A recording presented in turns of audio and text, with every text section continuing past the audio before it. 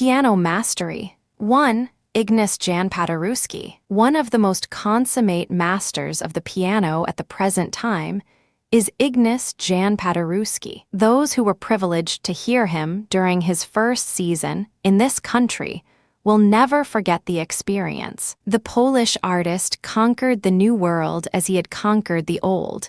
His name became a household word known from coast to coast.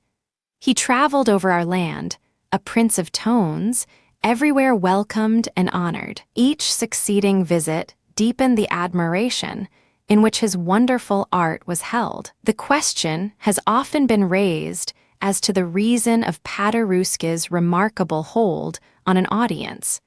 Wherein lay his power over the musical and unmusical alike? Whenever he played, there was always the same intense hush over the listeners, the same absorbed attention, the same spell. The superficial attributed these largely to his appearance and manner.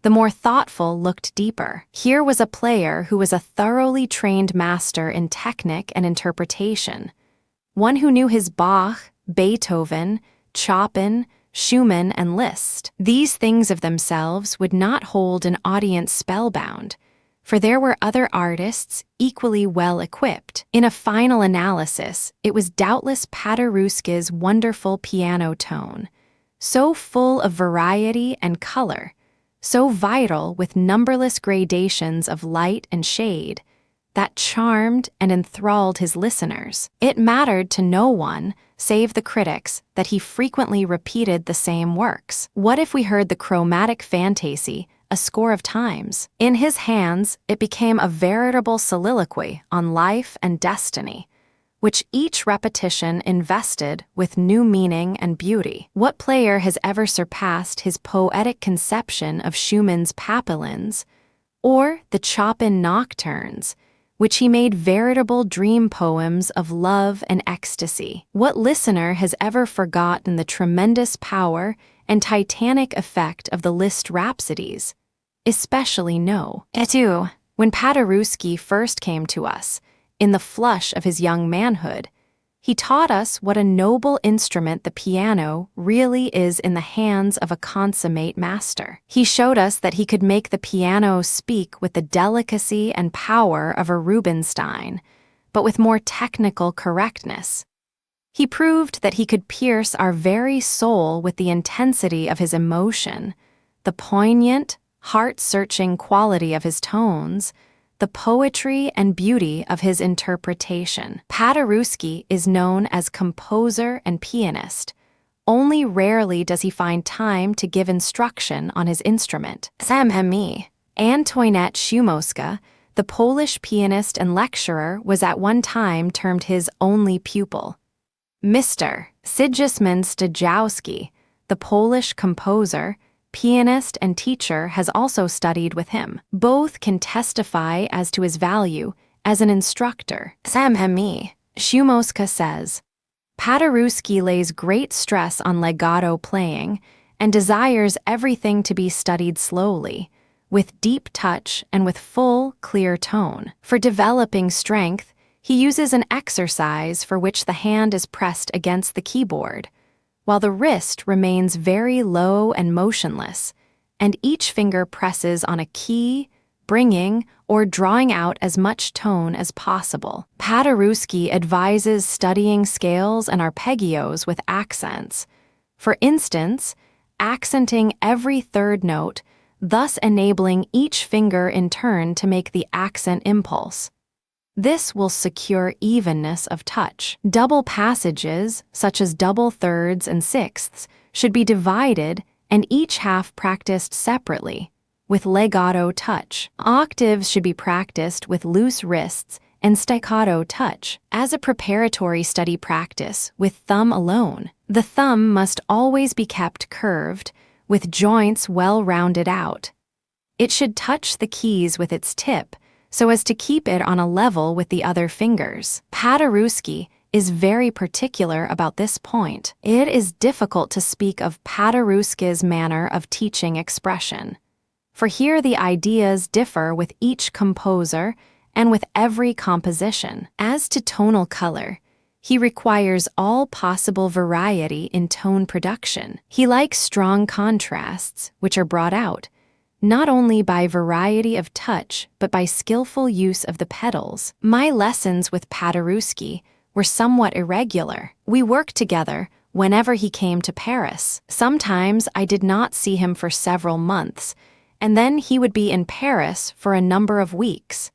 At such seasons, we worked together very often. Frequently, these lessons, which were given in my cousin's house, began very late in the evening around 10 o'clock and lasted till midnight or even till 1 in the morning. Paderewski, the teacher, is as remarkable as Paderewski, the pianist. He is very painstaking.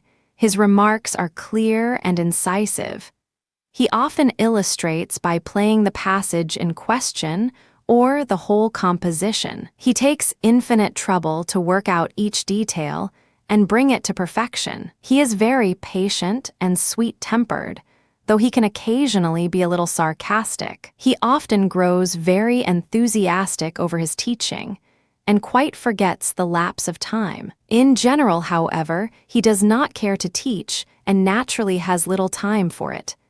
Mr. Stajowski, when questioned in regard to his work with the Polish pianist, said, "Paderewski is a very remarkable teacher. There are teachers who attempt to instruct pupils about what they do not understand or cannot do themselves. There are others who are able to do the thing, but are not able to explain how they do it. Paderewski can both do it and explain how it is done. He knows perfectly what effects he wishes to produce, how they are to be produced, the causes which underlie and bring them about.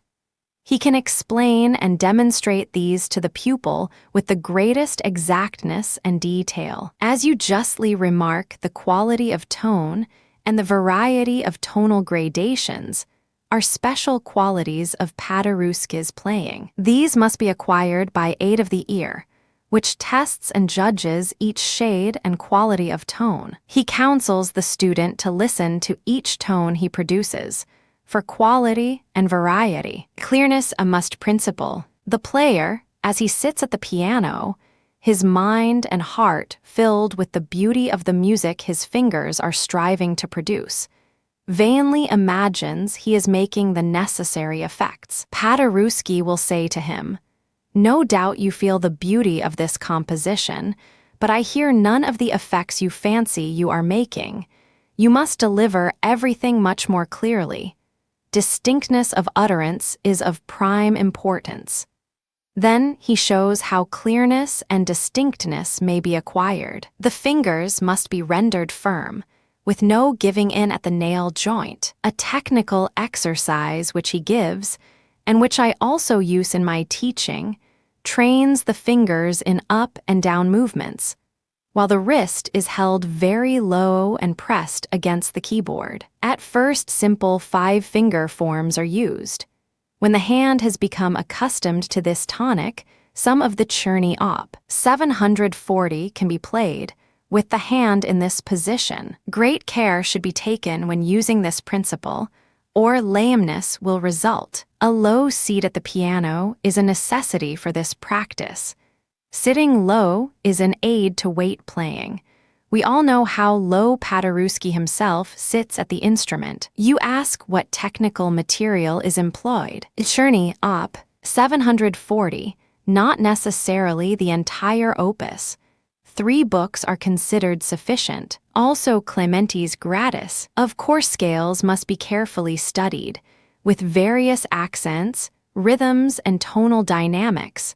Arpeggios also. Many arpeggio forms of value may be culled from compositions. There are, as we all know, certain fundamental principles that underlie all correct piano study, though various masters may employ different ways and means to exemplify these fundamentals. Paderewski studied with Leschetizky and inculcates the principles taught by that master, with this difference that he adapts his instruction to the physique and mentality of the student, whereas the Vorberators of Leschetizky prepare all pupils along the same lines making them go through a similar routine, which may not in every instance be necessary. Fingering. One point Paderewski is very particular about, and that is fingering. He often carefully marks the fingering for a whole piece.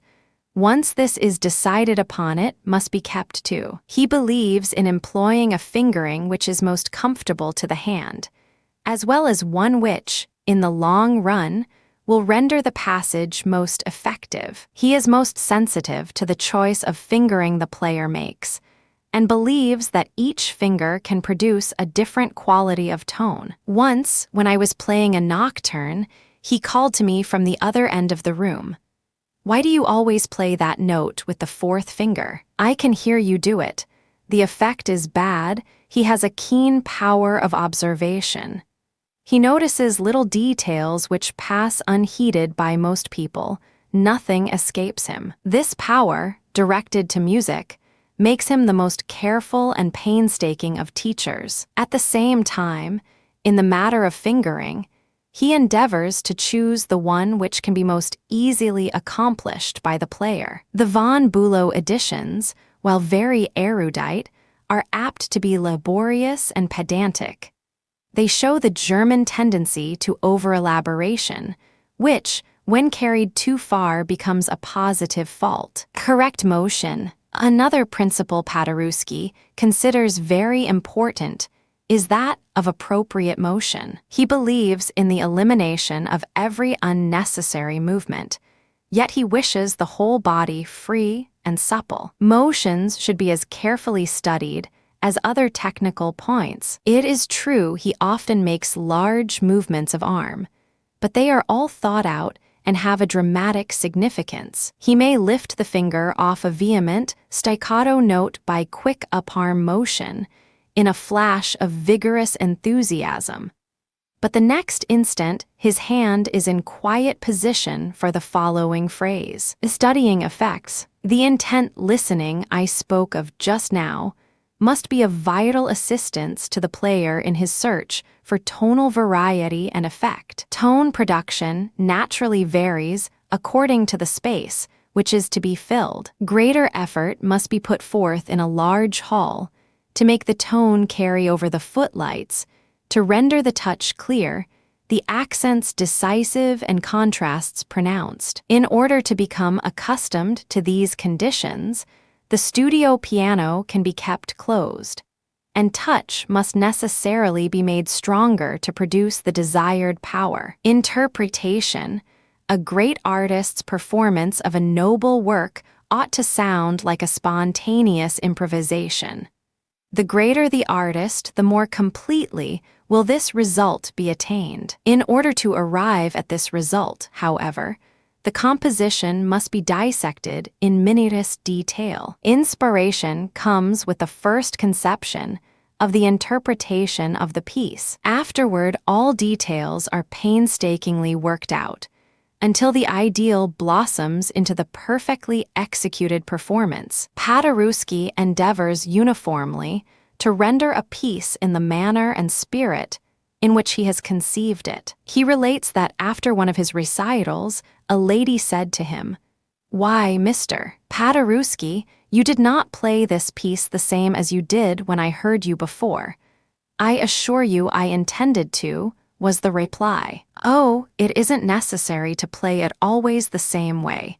You are not a machine," said the lady. This reply aroused his artist nature. "It is just because I am an artist that I ought at all times to play in the same way. I have thought out the conception of that piece, and am in duty bound to express my ideal as nearly as possible each time I perform it." Paderewski instructs, as he does everything else, with magnificent generosity. He takes no account of time. I would come to him for a stipulated half-hour, but the lesson would continue indefinitely, until we were both forced to stop from sheer exhaustion. I have studied with him at various times. One summer especially stands out in my memory, when I had a lesson almost every day. Speaking of the rarely beautiful character of Paderewski's piano compositions, Mr. Stajowski said, I feel that the ignorance of this music among piano teachers and students is a crying shame. What modern piano sonata have we today to compare with his? I know of none. And the songs, are they not wonderful? I love the man and his music so much that I am doing what lies in my power to make these compositions better known. There is need of pioneer work in this matter, and I am glad to do some of it. Etu. Ernest Schelling, the hand of a pianist. As I sat in the luxurious salon of the apartments near the park, where Mr. and Mrs. Ernest Schelling were spending the winter, sounds of vigorous piano practice floated out to me from a distant chamber. It was unusual music, and seemed to harmonize with the somewhat oriental atmosphere and coloring of the music room, with its heavily beamed ceiling of old silver, its paintings and tapestries. The playing ceased, and soon the artist appeared, greeting the visitor with genial friendliness of manner. He was accompanied by the lord of the manor, a beautiful white bull terrier with coat as white as snow. This important personage at once curled himself up in the most comfortable armchair, a quiet, profound observer of all that passed. In the midst of some preliminary chat, the charming hostess entered and poured tea for us. The talk soon turned upon the subject, in which I was deeply interested, the technical training of a pianist. Technique is such an individual matter, began Mr. Schelling, for it depends on so many personal things.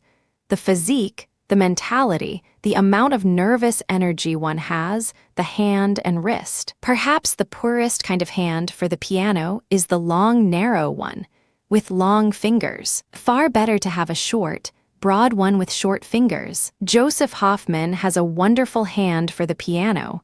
Rather small, yes, but so thick and muscular. The wrist, too, is a most important factor. Some pianists have what I call a natural wrist. That is, they have a natural control of it. It is no trouble for them to play octaves, for instance. Samhemi. Carino has that kind of wrist. She never had difficulty with octaves, they are perfect.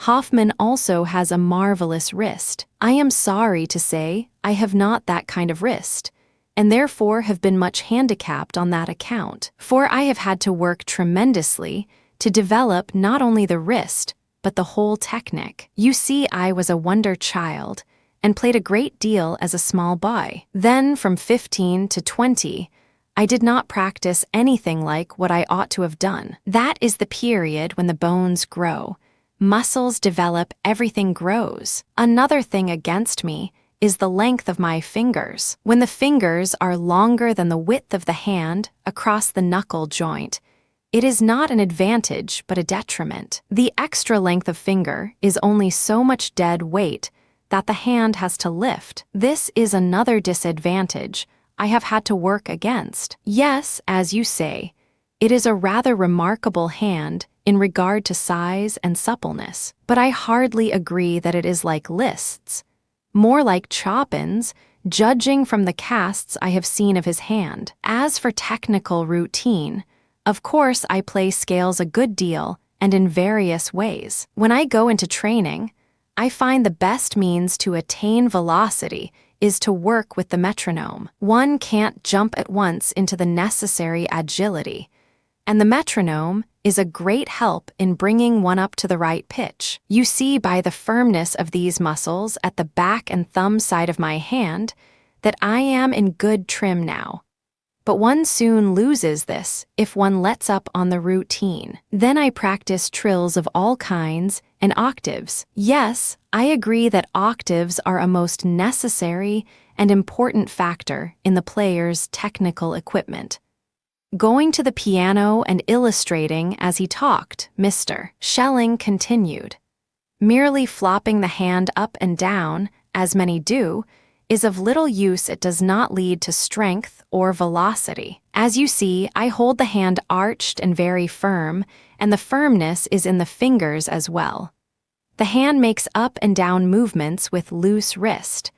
The result is a full, bright, crisp tone. One can play these octaves slowly, using weight or faster with crisp, staccato touch. I play diatonic or chromatic octave scales with 4 repetitions or more, on each note using 4th finger for black keys. I sit low at the piano as I get better results in this way, though it is somewhat more difficult to obtain them. I confess it is easier to sit high and bear down on the hands. Yes, I thoroughly approve of weight touch, and it is the touch I generally use. Sometimes it is a certain pressure on the key after it is played, using arm weight. You are right. The young teacher or player, in listening to the artist, and noticing he does not lift his fingers to any extent, and that he always plays with weight, hastily concludes these are the principles with which he must begin to study or teach the piano. It is a mistake to begin in that way. Very exact finger movements must be learned in the beginning. As I said before, technique is such an individual matter that after the first period of foundational training, one who has the desire to become an artist must work out things for himself. There should be no straight-laced methods. Only a few general rules can be laid down, such as will fit most cases. The player who would rise to any distinction must work out his own salvation. In regard to memorizing piano music, it may be said this can be accomplished in 3 ways, namely, with the eye, with the ear, and with the hand. For example, I take the piece and read it through with the eye, just as I would read a book. I get familiar with the notes in this way and see how they look in print. I learn to know them so well that I have a mental photograph of them, and if necessary, could recall any special measure or phrase so exactly that I could write it. All this time, my mental ear has been hearing those notes and is familiar with them. Then the 3rd stage arrives. I must put all this on the keyboard. My fingers must have their training. Impressions must pass from the mind to the fingers. Then all is complete. 3. Ernesto Consummate, making the piano a musical instrument. In a long conversation with Ernesto Consummate, the eminent pianist and instructor, many points of vital importance to the player and teacher were touched upon. Among other things, Mr. Consummate said, "It is absolutely necessary that the piano teacher should take his profession very seriously. In my opinion, there is most excellent instruction to be secured right here in America, with such teachers as are willing to take their work seriously. The time is not far away, I think, when America will enjoy a very prominent position in the matter of musical instruction, and perhaps lead the world in musical advantages. The time is not here just yet, but it is surely coming. You are still young in this country, though you are wonderfully progressive. If I have spoken of the serious aims of many teachers of piano, I cannot say as much for the students. They are often superficial and want to go too quickly. They are apt to be in a hurry and want to make a show, without being willing to spend the necessary years on preparation. No art can be hurried. Students of painting, sculpture, architecture, or music must all learn the technique of their art. They must all learn to go deep into the mysteries and master technique as the means to the end, and no one requires exhaustive preparation more than the executive musician. The person who would fence, box, or play baseball must know the technique of these things. How much more must the pianist be master of the technique of his instrument if he would bring out the best results? At the very bottom and heart of this subject of mastery lies concentration. Without that, little of value can be accomplished. Students think if they sit at the piano and practice a certain number of hours daily, it is sufficient. A small portion of that time, if used with intense concentration, will accomplish more. One player will take hours to learn a page or a passage, which another will master in a fraction of the time. What is the difference? It may be said one has greater intelligence than the other. The greater the intelligence, the stronger the power of concentration. If a pupil comes to me whose powers of concentration have not been awakened or developed, I sometimes give him music to read over very slowly, so slowly that every note, phrase, and finger mark can be distinctly seen. Not being used to thinking intently, mistakes occur in one hand or the other, showing that the mind was not sufficiently concentrated. It is the mind every time that wins. Without using our mental powers to their fullest extent, we fail of the best that is in us. In regard to technical equipment and routine, I do different work with each pupil. For each pupil is different. No two people have the same hands, physique, or mentality. So why should they all be poured into the same mold? One student, for example, has splendid wrists and not very good fingers. Why should I give him the same amount of wrist practice that I give his brother who has feeble wrists? It would only be a waste of time. Again, a pupil with limited ideas of tonal quality and dynamics is advised to study tone at the piano in some simple melody of Schubert or Chopin, trying to realize a beautiful tone playing it in various ways until such a quality is secured. The piano is a responsive instrument and gives back what you put into it. If you attack it with a hard touch, it will respond with a harsh tone. It rests with you whether the piano shall be a musical instrument or not. A student who comes to me with a very poor touch must, of course, go back to first principles and work up. Such an one must learn correct movements and conditions of hands, arms, and fingers, and these can be acquired at a table. Along with these, however, I would always give some simple music to play, so that the tonal and musical sense shall not be neglected. Of course, I advise comprehensive scale practice,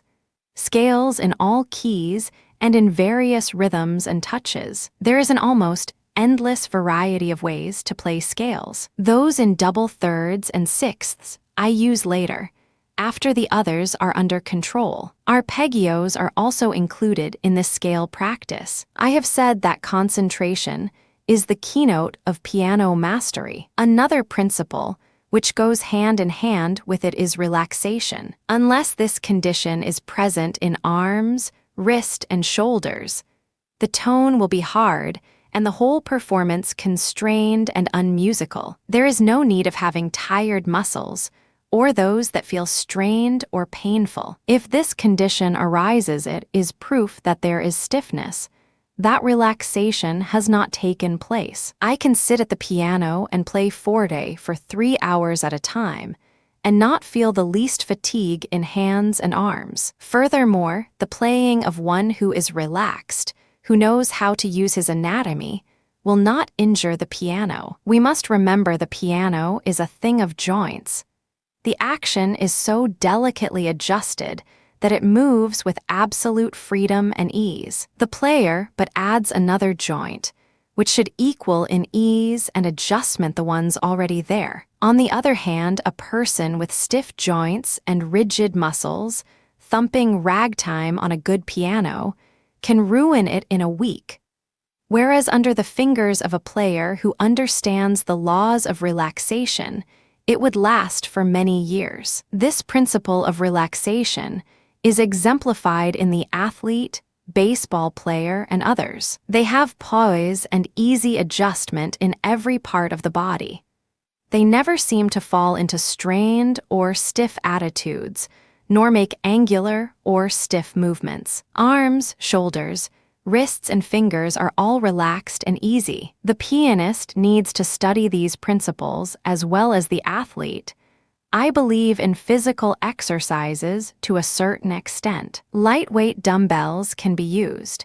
It is surprising how light a weight is sufficient to accomplish the result, but it must be one movement at a time, exercising one muscle at a time, and not various muscles at once. For memorizing piano music, I can say I have no method whatever. When I know the piece technically or mechanically, I know it by heart. I really do not know when the memorizing takes place. The music is before me on the piano.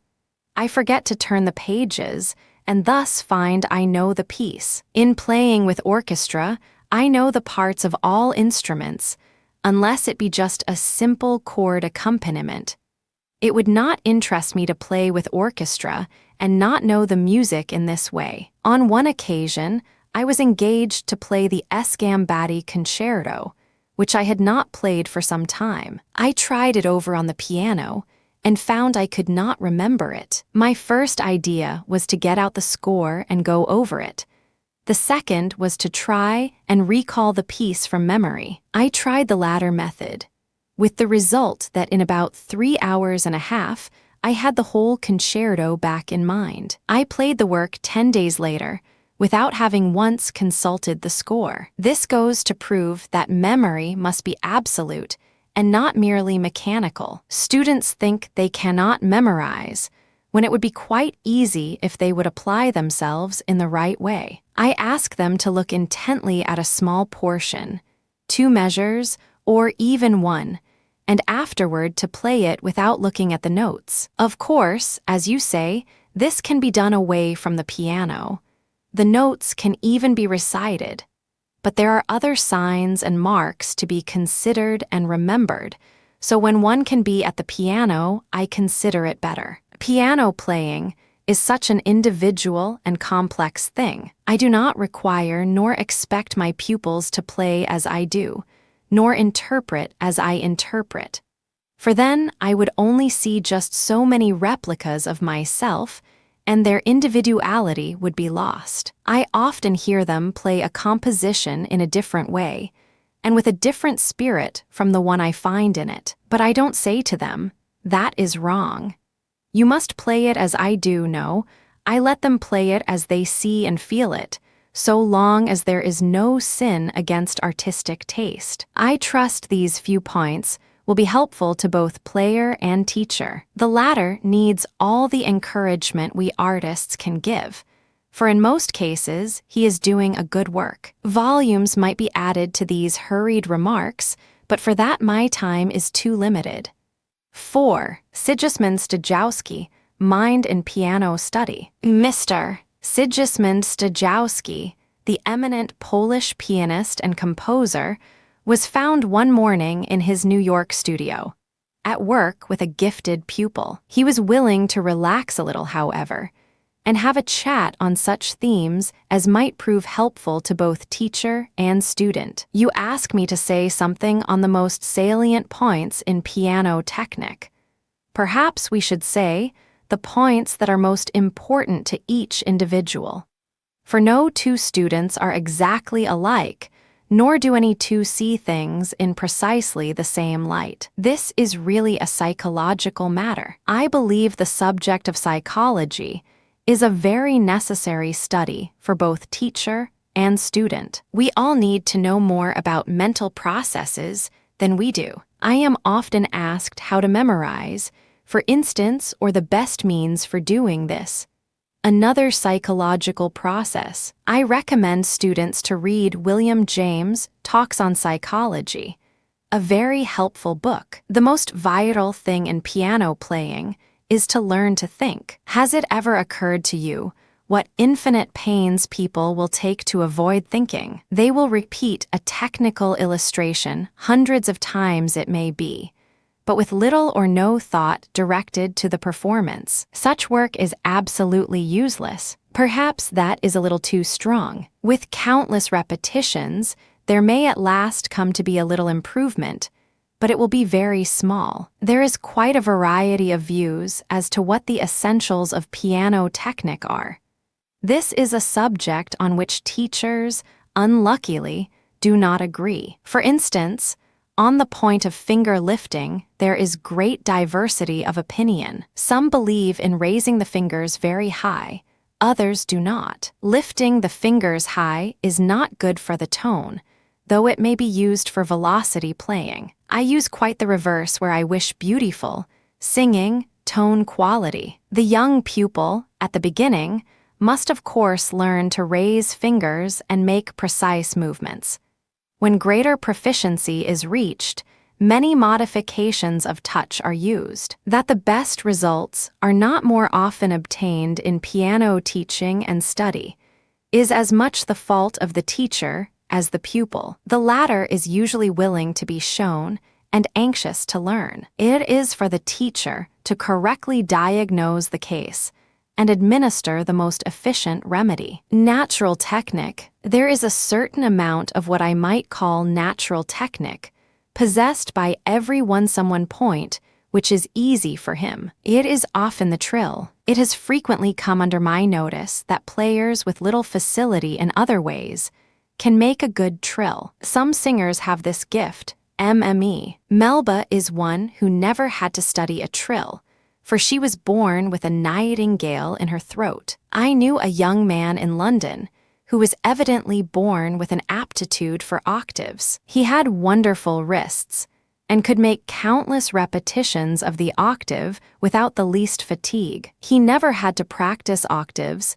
They came to him naturally. The teacher's work is both corrective and constructive. He must see what is wrong and be able to correct it. Like a physician, he should find the weak and deficient parts and build them up. He should have some remedy at his command that will fit the needs of each pupil. I give very few etudes, and those I administer in homeopathic doses. It is not necessary to play through a mass of etudes to become a good pianist. Much of the necessary technique may be learned from the pieces themselves, though scales and arpeggios must form part of the daily routine. Keeping up a repertoire. In keeping a large number of pieces in mind, I may say that the pianist who does much teaching is in a sense taught by his pupils. I have many advanced pupils, and in teaching their repertoire, I keep up my own. Of course, after a while, one grows a little weary of hearing the same pieces rendered by students. The most beautiful no longer seem fresh. My own compositions are generally exceptions, as I do not often teach those. To the thoughtful teacher, the constant hearing of his repertoire by students shows him the difficulties that younger players have to encounter and helps him devise means to aid them to conquer these obstacles. At the same time, there is this disadvantage. The pianist cannot fail to remember the places at which such and such a student had trouble, forgot, or stumbled. This has happened to me at various times. In my recitals, I would be playing ahead, quite unconscious that anything untoward could occur, wholly absorbed in my work. When, at a certain point, the recollection would flash over me, this is where such or such a pupil stumbled. The remembrance is sometimes so vivid that I am at some effort to keep my mental balance and proceed with smoothness and certainty. Yes, I go over my pieces mentally, especially if I am playing an entirely new program which I have never played before.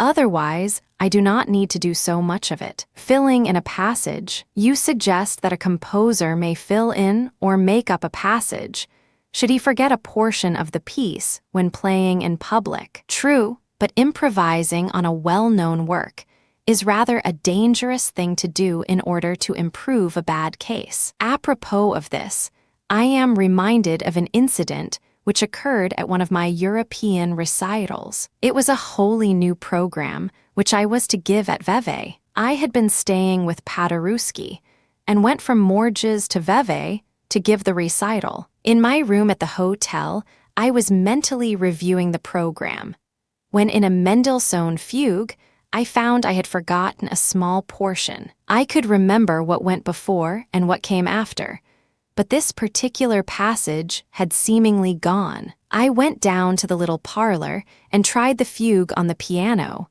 but could not remember the portion in question. I hastened back to my room and constructed a bridge which should connect the two parts. When the time came to play the fugue at the recital, it all went smoothly till I was well over the weak spot, which, it seems, I really played as Mendelssohn wrote it. As I neared the last page, the question suddenly occurred to me. What had I done with that doubtful passage? What had really happened, I could not remember.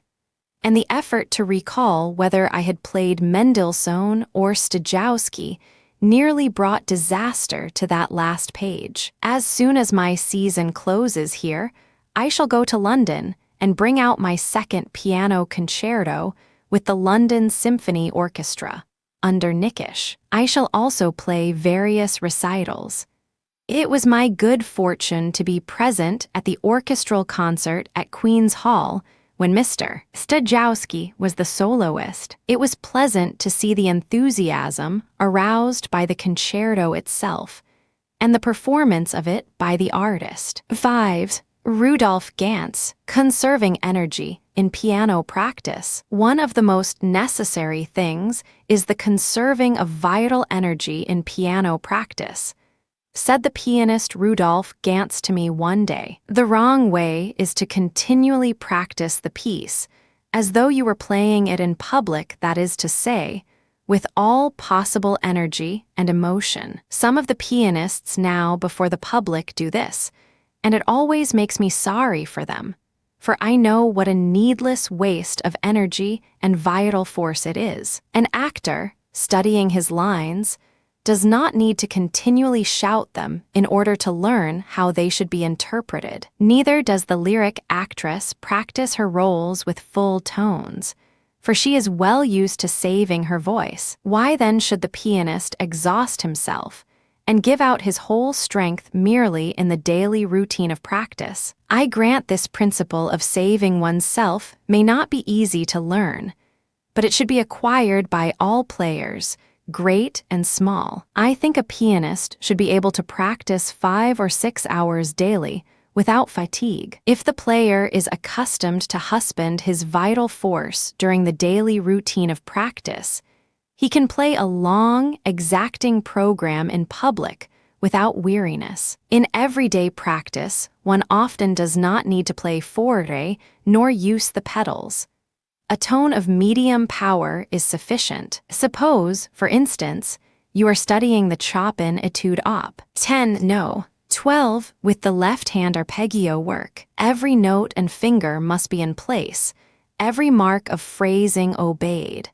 But during practice hours, you need not give the piece all its dashing vigor and bravura at every repetition. Such a course would soon exhaust the player. Yet every effect you wish to make must be thoroughly studied, must be in mind, and used at intervals whenever a complete performance of the piece is desired. As I said before, it is often difficult to control the impulse to let loose, if the work is an exciting one. At a recent rehearsal with the symphony orchestra, I told the men I would quietly run through the concerto I was to play, merely indicating the effects I wanted. We began, but in 5 minutes, I found myself playing with full force and vigor. In regard to methods in piano study, there seems to be a diversity of opinion, resulting, I think, from the various ways of touching the keys,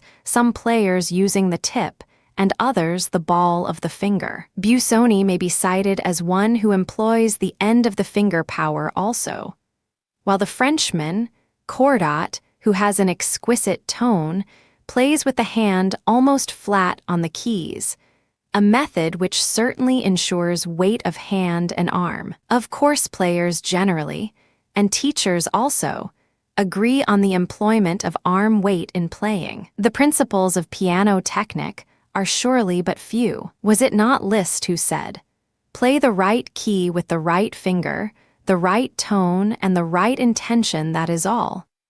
It seems to me piano technique has been pushed to its limit, and there must be a reversal.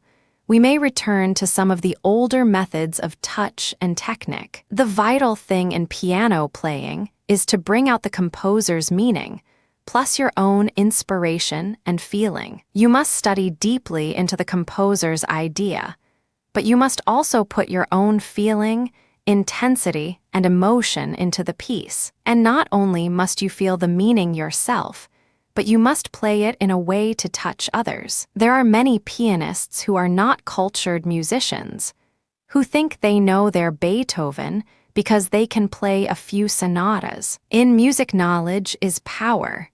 We need all possible knowledge, but we also need to feel the inspiration. One of the greatest teachers of our time holds that personal inspiration is not necessary, for the feeling is all in the music itself. All we have to do is to play with such a dynamic quality of tone. Like a country doctor measuring out his drugs, this master apportions so many grains of power for forte, for mezzo, for piano, and so on. This plan puts a damper on individuality and enthusiasm, for it means that everything must be coldly calculated. Such playing does not really warm the heart. I believe in teaching tonal contrasts and tone color even to a beginner. Why should not the child form a concept of forte and piano, and so get away from the deadly monotony of mezzo? I have written some little descriptive piano pieces, and my small boy learned one of them to play for me. There is a closing phrase like this, and Mr. Gantz illustrated at the piano. It is to be played forte, and is followed by a few notes to be touched very softly, like an echo. It was really beautiful to see how the little fellow reached out for the pedal to make the loud part more emphatic, and then played the echo very softly and neatly. He had grasped the first principle of tone color, namely tone contrast, and also a poetic idea. One of the most necessary things is the conserving of vital energy in piano practice, said the pianist Rudolf Gantz to me one day. The wrong way is to continually practice the piece, as though you were playing it in public, that is to say, with all possible energy and emotion. Some of the pianists now before the public do this, and it always makes me sorry for them, for I know what a needless waste of energy and vital force it is. An actor, studying his lines,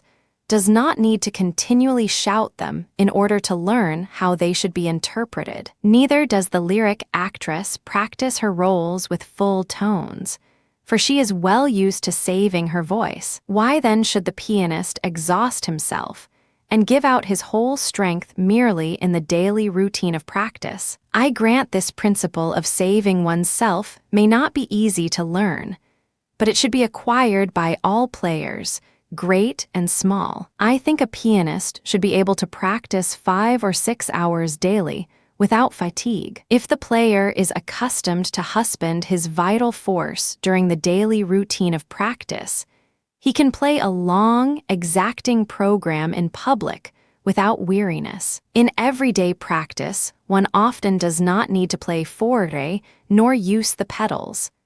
A tone of medium power is sufficient. Suppose, for instance, you are studying the Chopin Etude Op. 12 with the left hand arpeggio work. Every note and finger must be in place, every mark of phrasing obeyed. But during practice hours, you need not give the piece all its dashing vigor and bravura at every repetition. Such a course would soon exhaust the player. Yet every effect you wish to make must be thoroughly studied, must be in mind, and used at intervals whenever a complete performance of the piece is desired. As I said before, it is often difficult to control the impulse to let loose, if the work is an exciting one. At a recent rehearsal with the symphony orchestra, I told the men I would quietly run through the concerto I was to play, merely indicating the effects I wanted. We began, but in 5 minutes, I found myself playing with full force and vigor. In regard to methods in piano study, there seems to be a diversity of opinion, resulting, I think, from the various ways of touching the keys,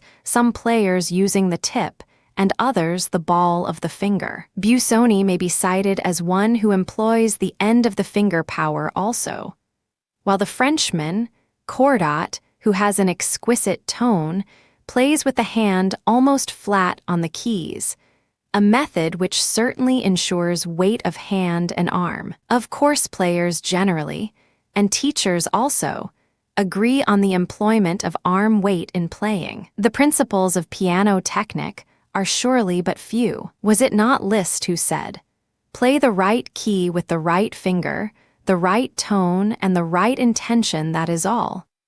It seems to me piano technique has been pushed to its limit, and there must be a reversal. We may return to some of the older methods of touch and technique. The vital thing in piano playing is to bring out the composer's meaning, plus your own inspiration and feeling. You must study deeply into the composer's idea, but you must also put your own feeling, intensity, and emotion into the piece. And not only must you feel the meaning yourself, but you must play it in a way to touch others. There are many pianists who are not cultured musicians, who think they know their Beethoven because they can play a few sonatas. In music, knowledge is power. We need all possible knowledge, but we also need to feel the inspiration. One of the greatest teachers of our time holds that personal inspiration is not necessary, for the feeling is all in the music itself. All we have to do is to play with such a dynamic quality of tone. Like a country doctor measuring out his drugs, this master apportions so many grains of power for forte, for mezzo, for piano, and so on. This plan puts a damper on individuality and enthusiasm, for it means that everything must be coldly calculated. Such playing does not really warm the heart. I believe in teaching tonal contrasts and tone color even to a beginner. Why should not the child form a concept of forte and piano, and so get away from the deadly monotony of mezzo? I have written some little descriptive piano pieces, and my small boy learned one of them to play for me. There is a closing phrase like this, and Mr. Gantz illustrated at the piano.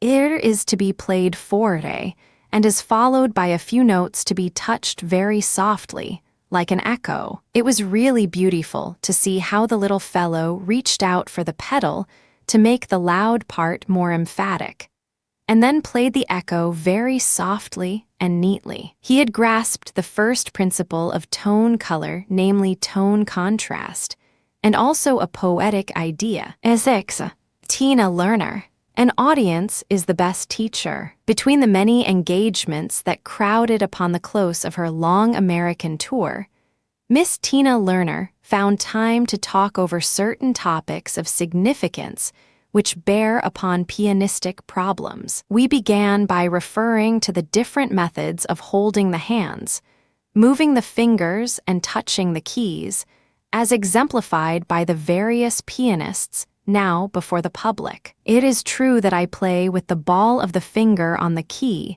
which necessitates a flat position of hand, with low wrist.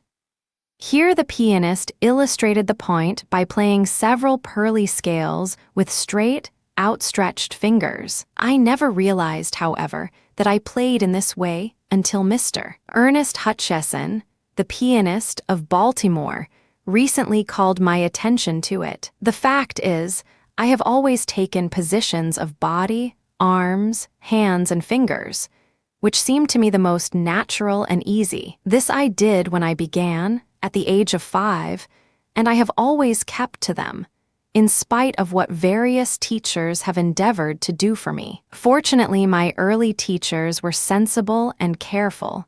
They kept me at the classics and did not give too difficult pieces. The principles followed by most great pianists, I believe, are correct, but I have always kept to my own natural way. In hand position, therefore, I am individual. Perhaps no one else plays with such a finger position, so in this I am unique. For some reason unknown to me, it has come to be imagined that I have studied with Leschetizky. This is entirely refuted when I say I have never been in Vienna. It seems we are getting away from the idea of helping ourselves out with the name of some great teacher. The question should be, what has the player in himself what can he accomplish, not whose pupil is he. We know of some of Leschetizky's famous pupils, but we never hear of the thousands he must have had who have come to nothing. A teacher can only do a certain amount for you. He can give you new ideas, which each pupil works out for himself in his own way. The piano student learns from so many different sources. He attends a piano recital and acquires many ideas of touch, tone, phrasing, and interpretation. He hears a great singer or violinist and absorbs a wholly new set of thoughts, or he listens to a grand orchestra and gains more than from all the others. Then there is life to study from. Experience, living, loving, all go into the work of the musician. A musical career is indeed the most exacting one that can be chosen. I have been asked whether I prefer to play for an audience of music lovers or one of music knowers. Perhaps an equal mixture is the happy medium. Of the two sorts, it seems to me the music knowers are preferable, for even if they are very critical, they also recognize the various points you make. They see and appreciate what you are striving for. They are not inclined to say, "I don't like such or such a player." For the music knower understands the vast amount of time and energy, labor and talent that go to make a pianist. He rather says, "I prefer the playing of such or such an artist." The word, like in connection with a great artist, seems almost an affront. What does it matter if his work is not liked by some? He knows it can stand for what it is, the utmost perfection of his powers of himself. And after all, the audience is the greatest teacher an artist can have.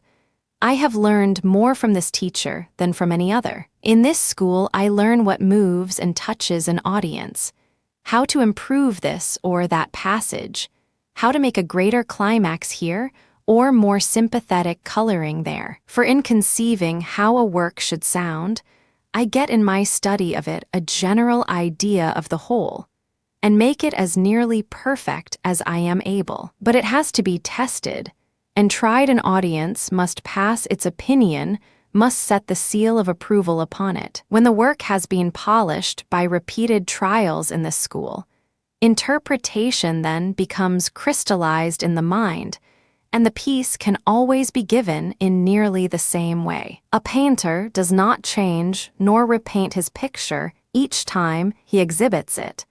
Why need the musician change his idea of the interpretation at each repetition? To trust too much to the inspiration of the moment might injure the performance as a whole. When I have my ideal of the interpretation worked out in mind, it becomes my sacred duty to play it always in this spirit, always to give my best. I can never think that because I am playing in Boston or New York, I must strive harder for perfection than if I play in a little town. No, I must give the highest that is in me, no matter where it may be. People sometimes ask me if I am nervous before a recital. It is not that I am afraid of people, but I am always anxious about being able to realize my ideal when the moment comes. I can say I prefer playing in America to anywhere else in the world, for there are more real appreciation and understanding here than in any other country. Of course, the great music centers all over the world are about the same, but the difference lies in the smaller cities, which in America are far more advanced musically than in Europe. I have proved this to be the case repeatedly. Not long ago, I was booked for a couple of recitals in a small town of not more than 2,000 inhabitants. When I arrived at the little place and saw the barn of a hotel, I wondered what these people could want with piano recitals. But when I came to the college where I was to play and found such a large, intelligent audience gathered, some of whom had traveled many miles to be present, it proved in what estimation music was held. The teacher of this school was a good musician who had studied 9 years with Leschetizky in Vienna.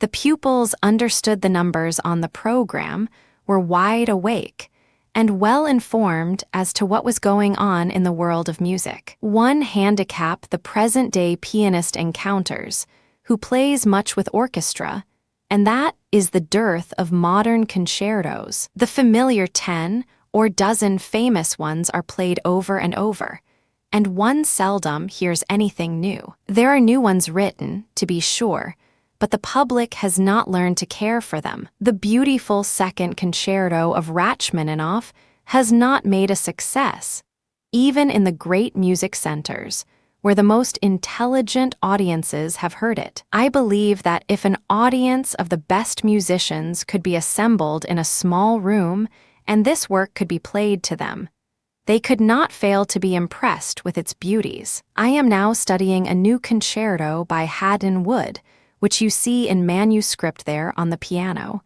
It is one I find very beautiful. A subsequent conversation with the artist elicited the following.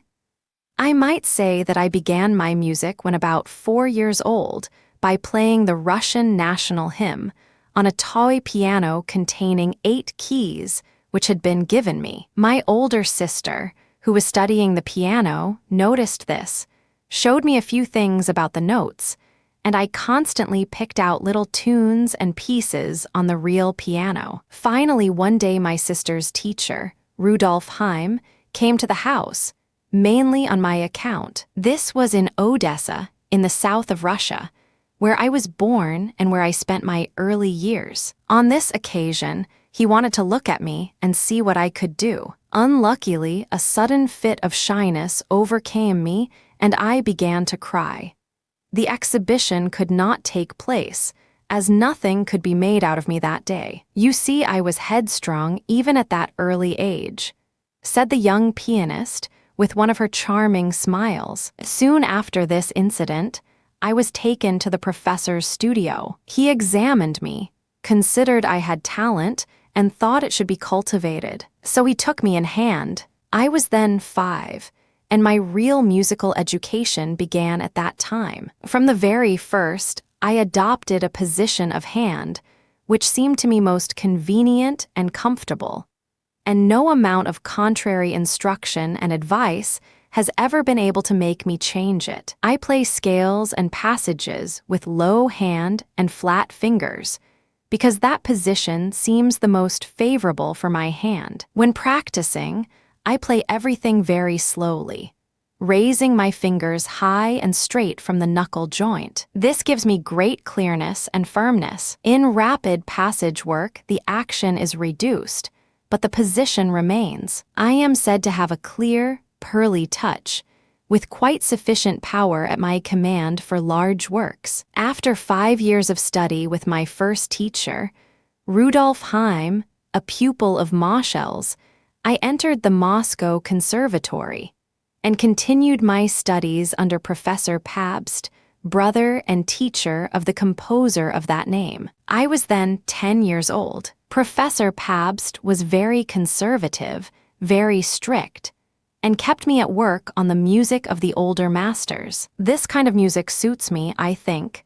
At least I enjoy it. Even here, I still clung to my ideas of holding my hands and of touching the keys, and always expect to do so. I remained with this professor about 6 years, and then began my public career. You ask about my present studies, and how I regulate my practice. During my periods of rest from concert work, I practice a great deal. I wish I could say all the time, but that is not quite possible. I give an hour or more a day to technical practice. As to the material, I use Chopin's etudes constantly, playing them with high-raised, outstretched fingers in very slow tempo. One finds almost every technical problem illustrated in these etudes: octaves, arpeggios, scales in double thirds and sixths, repeated notes, as in number 7, broken chords and passage work. I keep all these etudes in daily practice,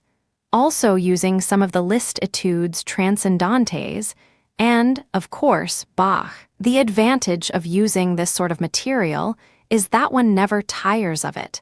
It is always interesting and beautiful. With this material well in hand, I am always ready for recital, and need only to add special pieces and modern music. In learning a new work, I first study it very slowly, trying to become familiar with its meaning. I form my concept of it and live with it for months before I care to bring it forward. I try to form an ideal conception of the piece, work this out in every detail, then always endeavor to render it as closely like the ideal as possible. 7. Ethel Ledzinska relaxation, the keynote of modern piano playing. The brilliant young pianist, Ethel Ledzinska, who is located for a time in America, was seen in her Carnegie Hall studio on her return from a concert tour. The young English girl is a petite brunette.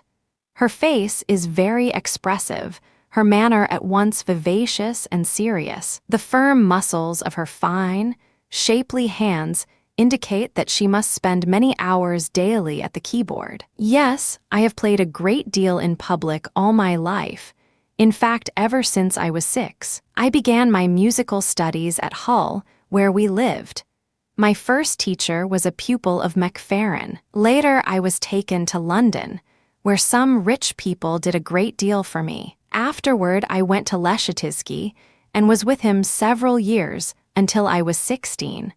I also studied in Berlin. Then I began my career and concertized all over Europe. Now I am in America for a time. I like it here. I am fond of your country already. The piano is such a wonderful instrument to me.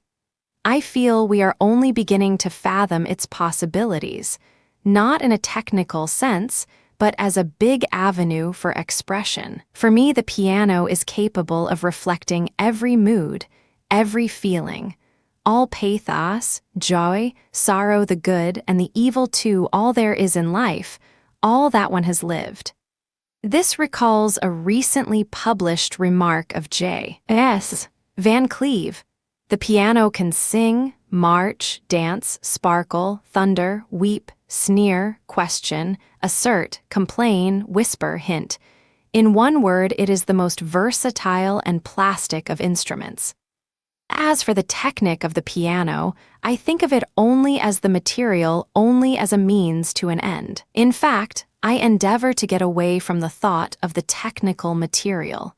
In order that I may get at the meaning of the music I wish to interpret, I am convinced there is a great future for the piano and its music. Even now, we are taking piano music very seriously, and are trying to interpret it in a far deeper and broader sense than the pianists of, say, 50 years ago ever thought of doing. I fancy if Clara Schumann, for instance, could return and play to us, or even Liszt himself, we should not find their playing suited to this age at all. Some of us yet remember the hand position, MME. Schumann had the lack of freedom in fingers and arms. It was not the fashion of her time to play with the relaxed freedom, with the breadth and depth of style which we demand of artists today. In those days, relaxation had not received the attention it deserved.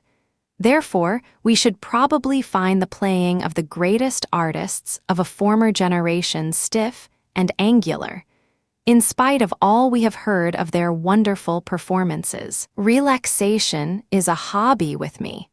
I believe in absolute freedom in every part of the arm anatomy, from the shoulder down to the fingertips. Stiffness seems to me the most reprehensible thing in piano playing, as well as the most common fault with all kinds of players. When people come to play for me, that is the thing I see first in them, the stiffness. While living in Berlin, I saw much of MME, Teresa Carreño, and she feels the same as I do about relaxation, not only at the keyboard, but when sitting, moving about, or walking. She has thought along this line so constantly that sometimes, if carrying something in hand, she will inadvertently let it drop, without realizing it from sheer force of the habit of relaxation. You ask how I would begin with a young pupil who never has had lessons. I use the principle of relaxation first of all,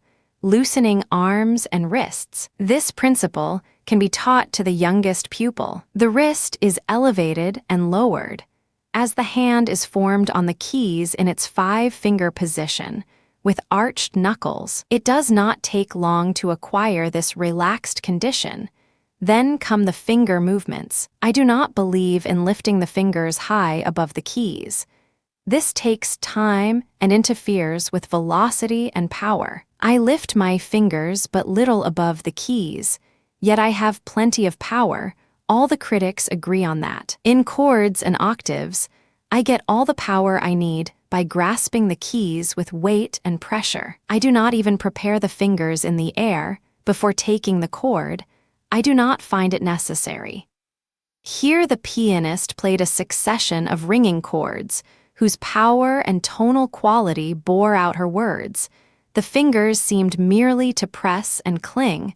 There was no striking nor percussion. To return to the beginning pupil, as for a book to start with, I often use the one by Dam, though any foundational work may be employed, so long as correct principles are taught. It is said by Leschetizky that he has no method. That may be understood to mean a book, for he certainly has what others would call a method. There are principles and various sets of exercises to be learned. But it is quite true that none of the Vorberators use a book. In teaching the piano, as you know, every pupil is different. Each has his or her own peculiar hand and a different degree of intelligence, so each pupil must be treated differently. This is really an advantage to the teacher, for it would be very monotonous if all pupils were alike. The piano is such a revealer of character. I need only to hear a person play to know what sort of character he has. If one is inclined to much careful detail in everything, it comes out in the playing. If one is indolent and indifferent, it is seen the moment one touches the keys.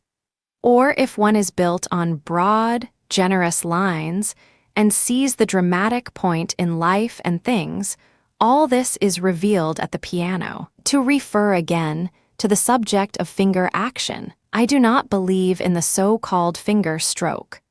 On the contrary, I advocate fingers close to the keys, clinging to them whenever you can. This is also Arthur Schnabel's idea. You should hear Schnabel. All Berlin is wild over him, and whenever he gives a concert, the house is sold out. He has quantities of pupils also, and is quite a remarkable teacher. One point I insist upon which he doesn't. I will not allow the joint of the finger next the tip to break or give in. I cannot stand that, but Schnabel doesn't seem to care about it. His mind is filled with only the big, broad things of music. In regard to memorizing piano compositions, I do it phrase by phrase, and at the instrument, unless I am traveling or unable to get to a piano, in which case I think it out from the notes. If the piece is very difficult, I take a short passage of 2 or 3 measures and play each hand separately and then together. But generally, I play the passage complete, say, 6 times with the notes, and then repeat it the same number of times from memory. Perhaps the next day I have forgotten it, so the work has to be done over again. The second time, however, it generally sticks. My great longing and ambition is to write music, to become a composer. With this end in view, I give whatever time I am able to the study of composition. I hope someday to create something that will be worthy the high aim I have before me. 8. Bertha Fearing Tapper. Mastering pianistic problems. If environment and atmosphere are inspirational aids to piano teaching and playing, the students of Mrs. Thomas Tapper have the incentives of both in their lesson hours. Her apartments on the Drive have the glory of sunlight all the long afternoons. Outside, the Hudson shimmers in blue and gold. Indoors, all is harmonious and homelike. In the large music room, facing the river, 2 grand pianos stand side by side. There are many portraits and mementos of the great in music, fresh flowers, books, everything to uplift thought, while in the midst of it all is Mrs. Tapper herself, the serious, high-minded, inspiring teacher, the mother confessor to a large number of young artists and teachers. Music study means so much more than merely exercising the fingers, she said. The student should have a good all-round education. When young people come to me for instruction, I ask what they are doing in school. If they say they have left school in order to devote their whole time to the piano, I say, go back to your school and come to me later when you have finished your school course. It is true that in rare cases it may be advisable for the student to leave school, but he should then pursue general or special studies at home. I often wish the music student's education in this country could be arranged as it is in at least one of the great music schools in Russia. There the mornings are given to music, while general studies are taken up later in the day. It is really a serious problem here in America, this fitting in music with other studies. Both public and private schools try to cover so much ground that there is very little time left for music or anything else. The music pupil also needs to know musical literature, history, and biography to be familiar with the lives and writings of the great composers. Take the letters and literary articles of Robert Schumann, for instance. How interesting and inspiring they are. In regard to methods in piano study, my principles are based wholly upon my observations of Leschetizky's work with me personally, or with others. What I know he has taught me, what I have achieved I owe to him. My first 8 weeks in Vienna were spent in learning, first, to control position and condition of hands and arms according to the law of balance. Secondly, to direct each motion with the utmost accuracy and speed. To accomplish this, I began with the most elementary exercises in 5-finger position, using 1 finger at a time. Then came the principles of the scale, arpeggios, chords, and octaves. All these things were continued until every principle was mastered. I practiced at first an hour a day, then increased the amount as my hands grew stronger and the number of exercises increased. Next came the study of tone production in various forms, a good quality invariably being the result of a free condition of the arm combined with strength of fingers and hands. The Leschetizky principles seem to me the most perfect and correct in every particular. Yes, there are several books of the method by different authors, but I teach the principles without a book. The principles themselves are the essential things. I aim to build up the hand, to make it strong and dependable in every part, to fill out the weak places and equalize it. That this may be thoroughly and successfully accomplished, I require that nothing but technical exercises be used for the first 9, 10, or 12 weeks. We begin with the simplest exercises, 1 finger at a time, then 2, 3, and so on through the hand. I believe in thus devoting all the practice time to technique for a certain period, so that the mind is free to master the principles, undisturbed by piece playing. When the principles have been assimilated, the attention can then be directed to the study of music itself. If any weak places appear in the hand from time to time, they can be easily corrected. If a pupil comes to me who has played a great deal, but with no idea of the principles of piano playing, who does not know how to handle herself or the keyboard, it is absolutely necessary to stop everything and get ready to play. If you attempt even a simple sonata with no legato touch, no idea of chord or scale playing, you cannot make the piece sound like anything. It is like a painter trying to paint without brushes, or an artist attempting to make a pen and ink drawing with a blunt lead pencil. To do good work, you must have the tools to work with. For application of all principles, the studies of Czerny, Op. 299, 740, and others offer unequaled opportunity. They are simple, direct, and give the student a chance for undivided attention to every position taken and to every motion made. What happens afterward is altogether according to the individual characteristics of the student. How to recognize these and deal with them to the best advantage is the interesting task of my great master, and those who try to follow in his steps. The man of keenest intelligence, of profound learning and experience. To learn this lesson from him has been my greatest aim, and to see him at work, as it has been my privilege to do for several summers, has been of the greatest influence and inspiration in my own work. My chief endeavor is to create a desire for good musicianship. To this end, I insist upon the study of theory, harmony, ear training, and analysis. In the piano lessons, I do not have sufficient time to teach these things. I have assistant teachers who help me with these subjects and also with the technical training. Once a month during the season, my assistant teachers bring their pupils to play for me, and we have a class in piano teaching. There are sometimes 18 or 20 students who come to a class. I can in this way supervise all the work done and keep in touch with my teachers, their work, and with all the students. On the first Saturday of the month, I have my own pupils here for a class. They play for me and for each other. Everything is played from memory.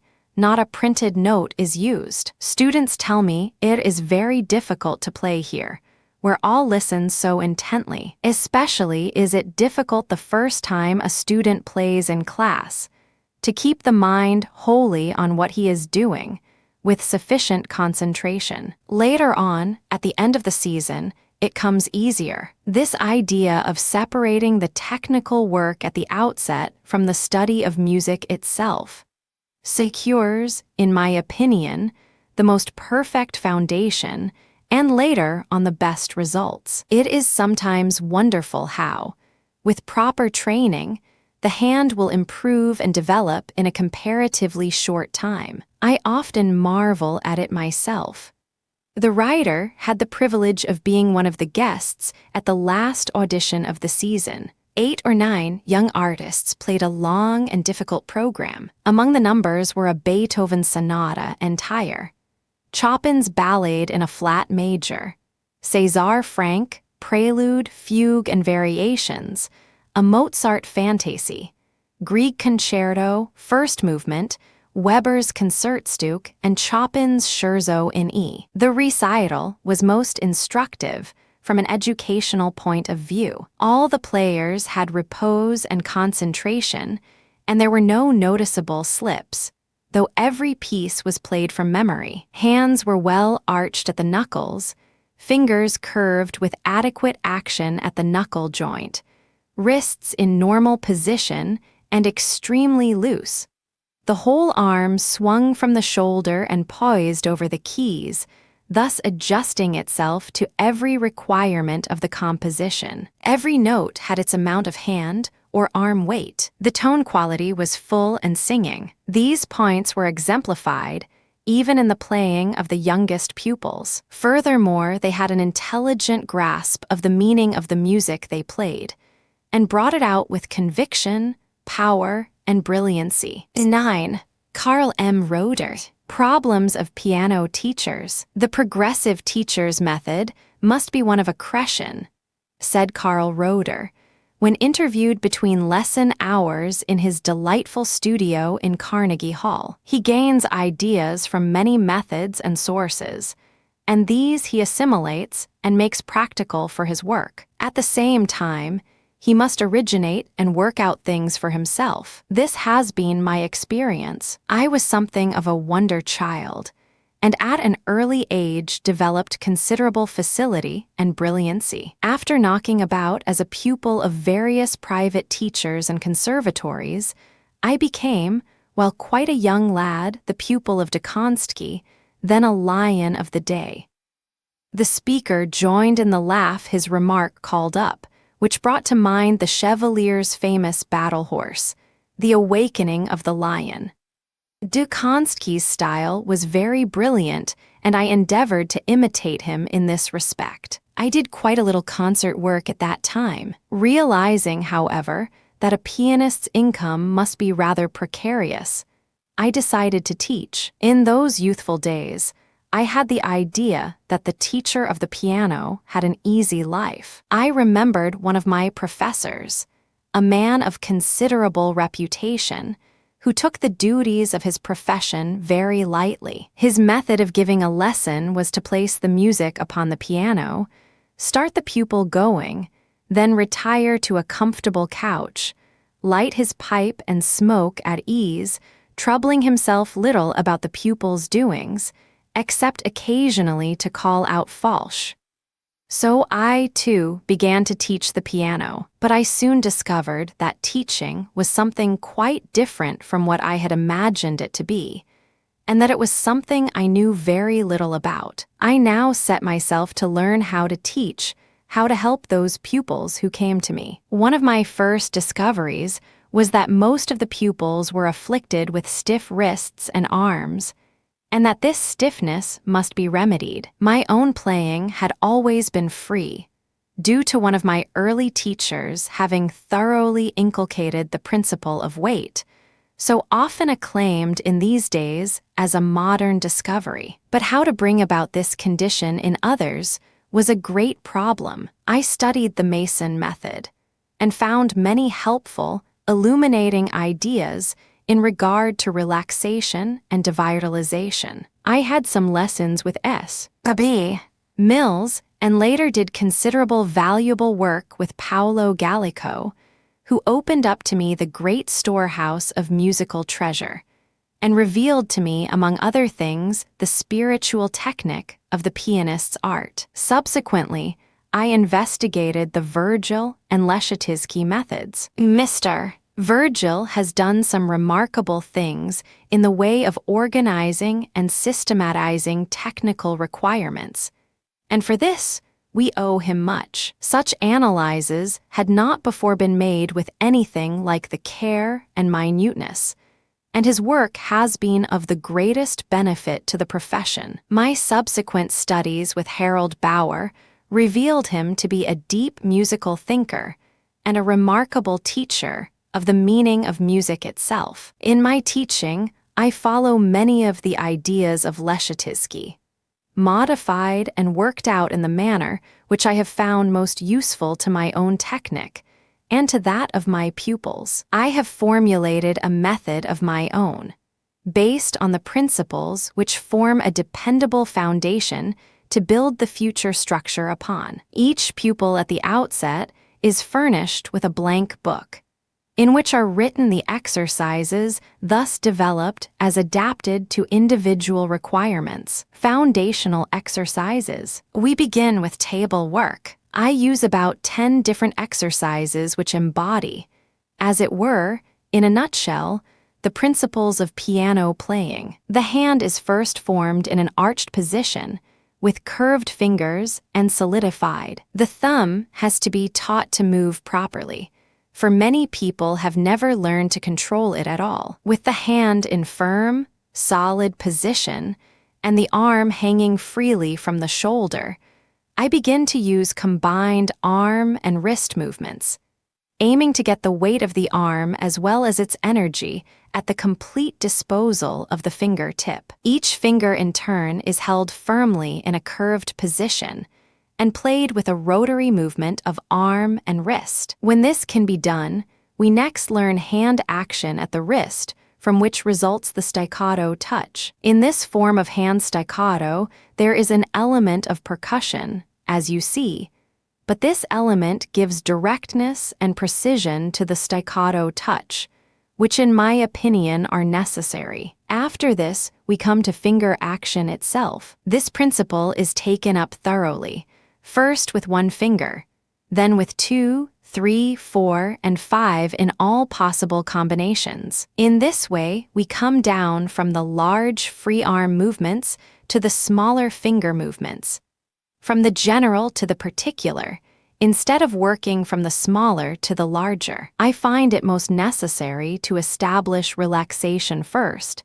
then strengthen and build up the hand, before finger action to any extent is used. When these foundational points have been acquired, the trill, scales, arpeggios, chords, octaves, and double notes follow in due course. At the same time, the rhythmic sense is developed, all varieties of touch and dynamics introduced, and harmonic and structural analysis dwelt upon. Use of studies. Above the 3rd or 4th grade, I make frequent use of studies, selecting them from various books. Duvernoy, Op. 120, Barron's Op. 61, Czerny Op. 740, I find far more interesting than the threadbare 299. Heller is indispensable, so melodious and musical. Arthur Foote studies, Op. 27, are very useful, also MacDowell's Op. 39 and 46. Sometimes I use a few of Kramer's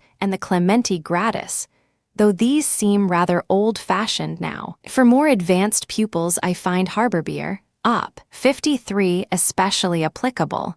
There is beautiful work in them. Kessler, Op. 20, and the Miskowski studies, Op. 72, have splendid material for the advanced player, and prepare for Henselt, Rubinstein, Chopin, and Liszt etudes. I find that studies are valuable for application of technical principles, for reacting purposes, and for the cultivation of all the refinements of playing. Some teachers believe in applying the technique directly to pieces and use almost no studies.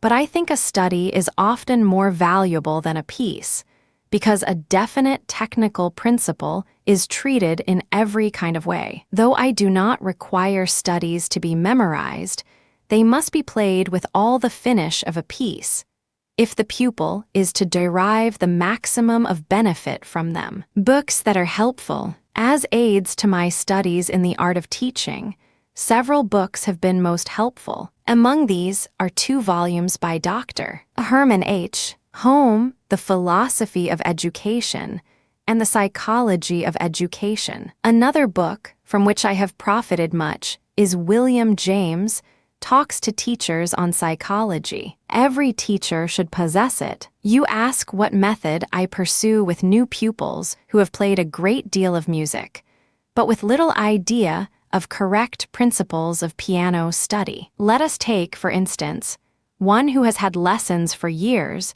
but is in ignorance of first principles. Arms and wrists are stiff, hands and fingers held in cramped position, no freedom anywhere. My first move is to have the pupil stand and learn to relax arms, shoulders, and body, then learn to breathe. But relaxation, even at first, is not the only thing. After devitalization comes organization, firmness, and solidity in the right places. It must be understood at the very beginning that piano playing is far more than sitting before the instrument working the fingers 6 or 7 hours a day. The mechanical side is only preliminary. Someone has said that the factors in playing are a trinity of H's head, hand, and heart. I try at once to awaken thought, to give a wider outlook, to show that piano playing is the expression, through the medium of tone, of all that the poet, painter, and philosopher are endeavoring to show through other means. To this end, I endeavor to stimulate interest in the wonders of the visible universe, the intellectual achievements of men, and the deep things of spiritual discernment. In regard to interpretation, on this subject I think we should avoid pedantry. Not to say to the pupil, you must play this piece a certain way, but rather say, I see or feel it in this way, and give the reasons underlying the conception. I believe the successful teacher should be a pianist. He should understand every point and be able to do the thing. Else how can he really show the manner of the doing? Many of the nuances, subtleties of color and phrase, effects of charm or of bravura, cannot be explained.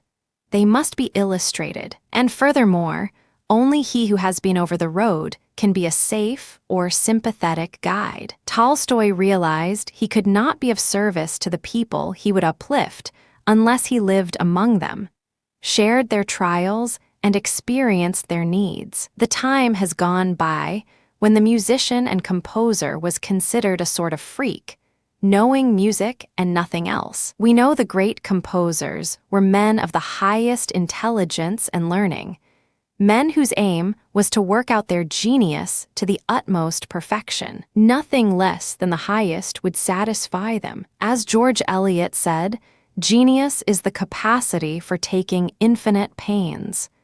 Think of the care Beethoven took with every phrase, how many times he did it over, never leaving it till he was satisfied. In speaking of the great European teachers, Mr. Roeder continued, "We hear much of the Leschetizky method, but with that master technique is quite a secondary matter over which, when once the principles are mastered, he troubles himself but little. It is the conception of the work as a whole which concerns him, how to project it, so to say, most effectively to an audience. He brings into prominence now this part, now that, accenting here, slightly exaggerating there, in order to make the picture more vivid to the listener. Harold Bauer is another illuminating master for those who have a technical equipment adequate to the performance of great works of piano literature. Some go to him who are not ready for what he has to give, but to those who can direct attention to the meaning of the music, he is a wonderful, inspirational force. First, he will point out a phrase here, another there, and so on through the piece, showing how the same idea takes on various aspects in the composer's thought. Then he shows how to gather up these different threads to form the perfect pattern which the author of the work had in mind.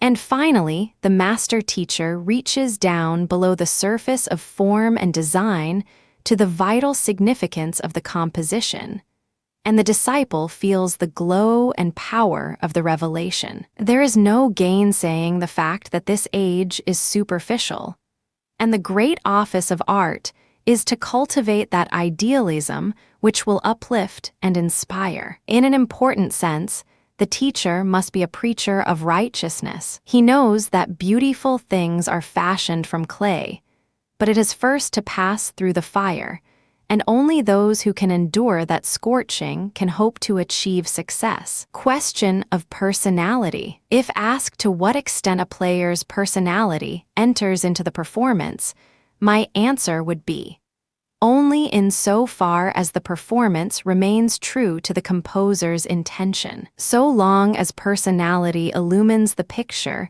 and adds charm, interest, and effectiveness to it, it is to be applauded.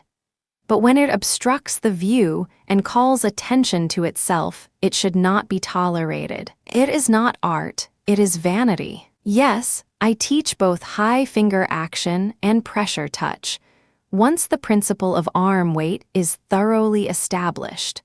Although I use high finger action only to develop finger independence and precision, and for passages where sharp delineation is required. I believe in freedom of body, arm, and wrist, a firm, solid arched hand and set fingers. That freedom is best which ensures such control of the various playing members as to enable the player to produce at will any effect of power, velocity, or delicacy desired, thereby placing the entire mechanical apparatus under complete subjection to the mind, which dominates the performance. In other words, I am neither an anarchist who wants no government, namely unrestrained devitalization, nor a socialist, whose cry is for all government that is, restriction and rigidity. In piano playing, as in all else, virtue is the happy mean between two vices. 10. Katharine Goodson, an artist at home. When one has frequently listened to a favorite pianist in the concert room and has studied impersonally, so to speak, the effects of touch, tone, and interpretation produced during a recital, it is a satisfaction and delight to come into personal touch with the artist in the inner circle of the home. To be able to speak face to face with one who has charmed thousands from the platform, and to discuss freely the points which impress one when listening to a public performance. It has been my recent privilege, thus, to come into intimate touch with the artist pair, Mr. and Mrs. Arthur Hinton, the latter being known all over the world as Catharine Goodson. They have a quiet, beautiful home in London, a true artist's home. One feels at once on entering and enjoying its hospitality that here at least is one instance where two musicians have perfect harmony in the home life. Mr. Hinton, as is widely known, is a composer and also a violinist and pianist. The beautiful music room, which has been added to one side of the house and leads into the garden, contains two grand pianos on its raised platform. This music room is Miss Goodson's own sanctum and workroom, and here piano concertos, with orchestral accompaniment supplied on the second piano, can be studied ad infinitum. Mr. Hinton has his own studio at the top of the house. The garden music room is lighted at one end by a great arched window, so placed that the trees of the garden are seen through its panes. It is easy to imagine oneself in some lovely sylvan retreat, which is indeed true. All the appointments of this room, and indeed of the whole house, every article of furniture, and each touch of color, betoken the artistic sense for fitness and harmony. Miss Goodson has a keen and exquisite sense for harmony in colors, as well as for color in the harmonies she brings from her instrument. "My coming tour will be the 5th I have made in America," she said. "I enjoy playing in your country immensely.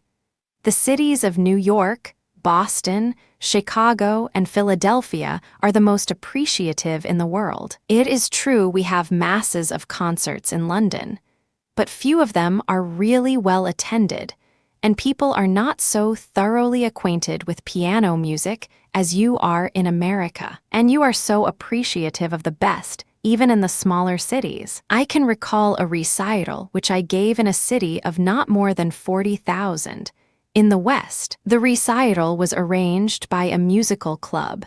They asked for the program some time in advance, studied it up, and thus knew every piece I was to play. There was an enormous audience, for people came from all the country round. I remember 3 little elderly ladies who greeted me after the recital.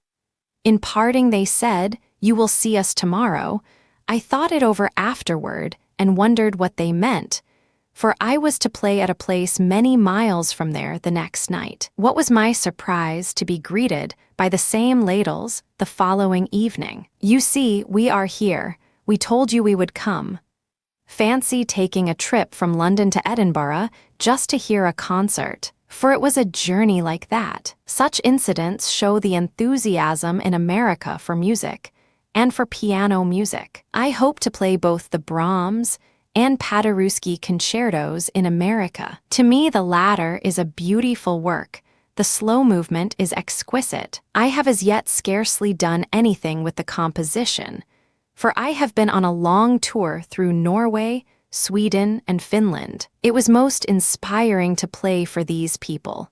They want me to come back to them now, but I cannot do so, nor can I go next season, but after that I shall go. I returned home greatly in need of rest. I shall now begin work in earnest, however, as summer is really the only time I have for study throughout the year. I shall have 6 full weeks now, before we take our usual holiday in the Grindelwald. On the way there we shall stop at Morges and visit Paderewski, and then I will go over the concerto with him and get his ideas as to interpretation. Memorizing by analysis. You ask how I memorize. First, I go over the work several times to get a general idea of the whole. Then I analyze it, for I feel it absolutely necessary to know keys, chords, and construction. A work should be so well understood along these lines that it can be played in another key, as well as in the one in which it is written. For the actual memorizing of the piece, I generally do it phrase by phrase, not always each hand alone, though occasionally I do this also. I remember learning the Bach, a minor prelude and fugue in this way. If I were now asked to play any measure or passage in any part of it, I could do so. It is mine forever, never to be forgotten. Asked about the different ways of teaching the Leschetizky method by various teachers, Miss Goodson said, "As we all know, people claim to understand and teach the Leschetizky principles who are not competent to do so. I do not recall, for instance, that the professor requires the tips of the fingers to form a straight line on the edge of the keys. I myself have never done this. I believe in a perfectly easy and natural position of hand at the keyboard. When this is the case, the fingertips form a curve, the middle fingers being placed a little farther in on the keys than is natural for the first and fifth. Of course, the hand takes an arched position, and the joints nearest the tip of the fingers must be firm. There should be no wavering nor giving in there. The whole arm, of course, is relaxed and swings easily from the shoulder. A piano hand. I have, as you say, a good hand for the piano. Much depends on that. I have always had a good deal of what is called a natural technique. Thus, when I am obliged to forego practicing, I do not lose my facility. An hour's work puts the hand in condition again. What do I do to accomplish this? Different things. First, some finger movements, perhaps with fingers in an extended chord position, then some scales and arpeggios, then a chop-in etude, and so on. When practicing regularly, I do not generally work at the piano more than 4 hours a day. It seems to me that amount is sufficient if used with absolute concentration.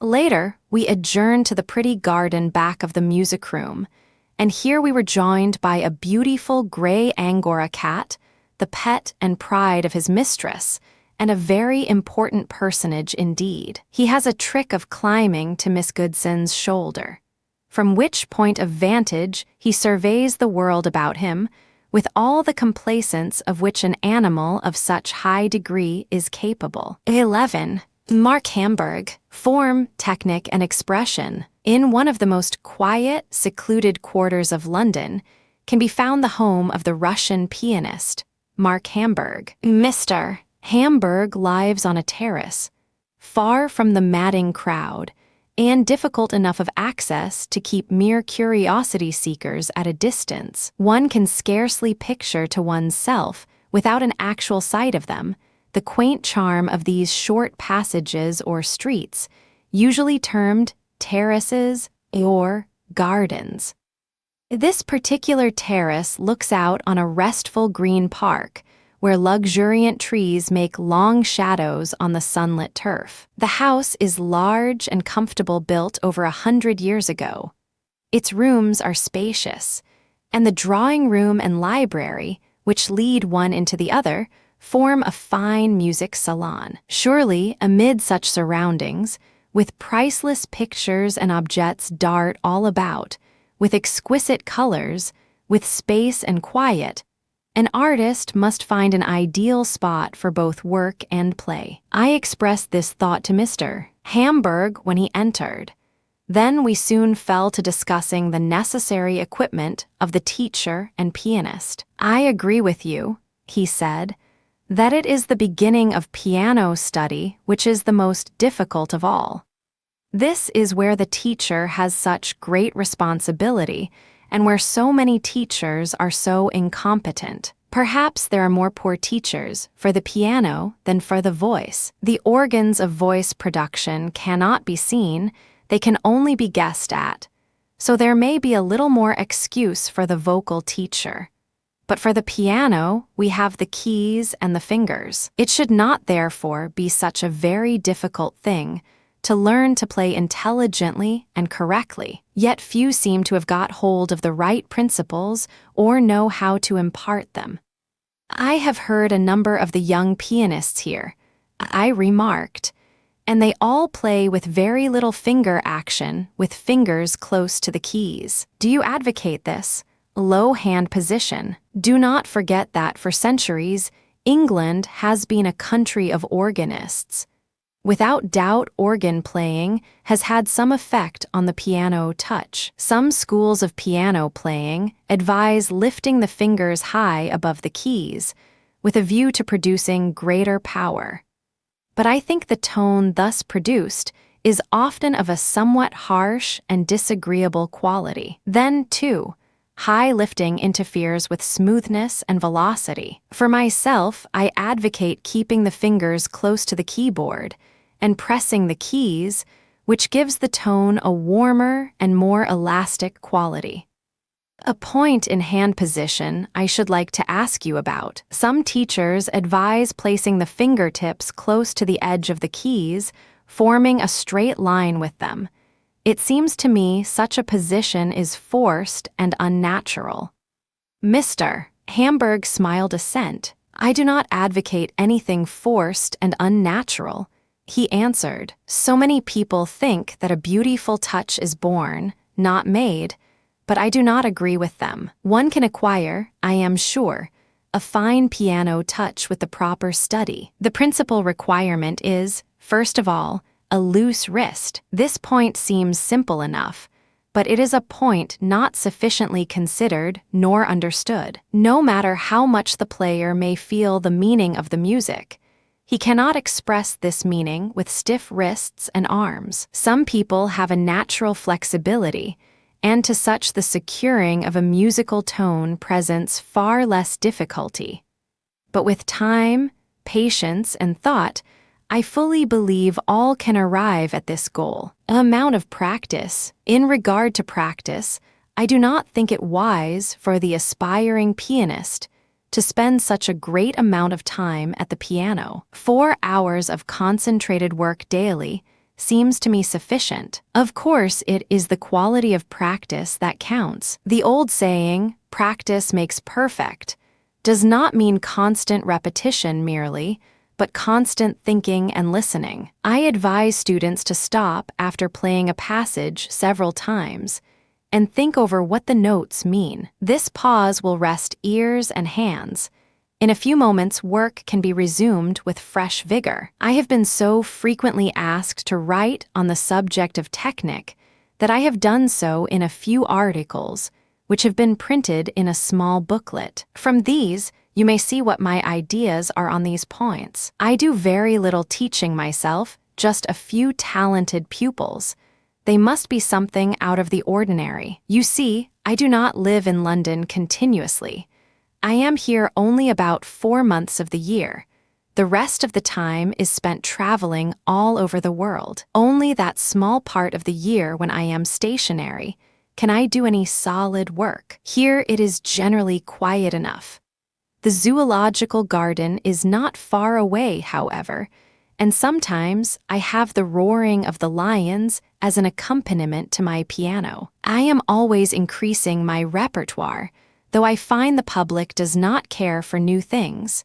It prefers the old. It may listen to the new if forced to, but it will not attend a recital unless various familiar things are on the program. I have made several tours in America. The rush of travel from place to place over there is fatiguing, but I feel that your people are very appreciative. You demand the best.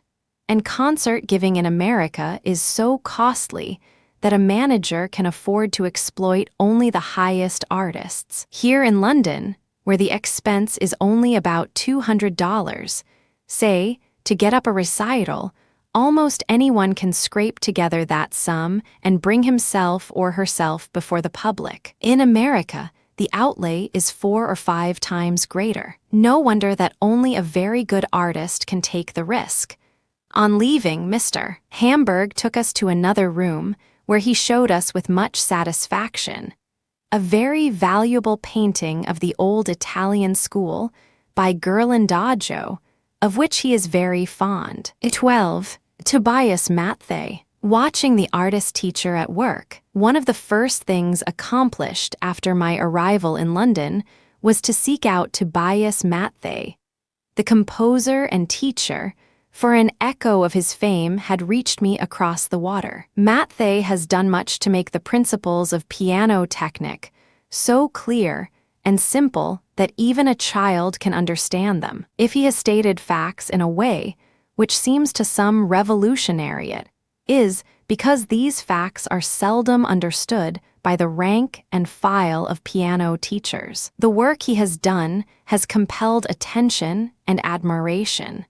His ideas are now accepted as undeniable truths by those who at first repudiated them. The writings of Mr. Matthey will doubtless be better known in America a little later on than they are at present. They consist in part of an exhaustive work on the act of touch in all its diversity, first principles of piano playing, relaxation studies, the child's first steps in piano playing, the principles of fingering and laws of pedaling, forearm rotation principle, and, in press, the principles of teaching interpretation. These very titles are inspiring and suggestive, and show Matthey to be a deep thinker along educational lines. Matthey's activities are enormous. He is professor of advanced piano playing at the Royal Academy of Music, also founder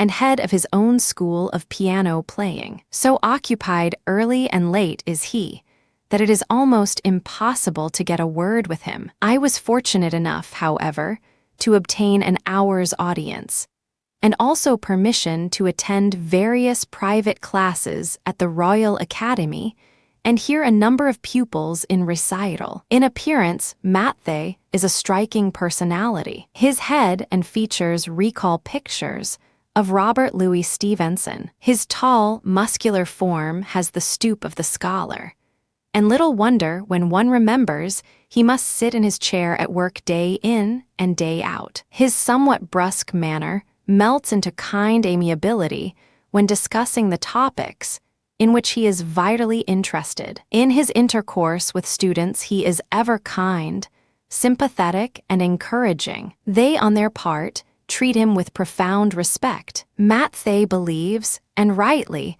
that the beginning pupil should learn essentials of note values, rhythm, time, ear training, and so on, before attempting to play anything at the piano. When first taken to the instrument, its mechanism is carefully explained to the learner, and what he must do to make a really musical tone. He says, child's first steps.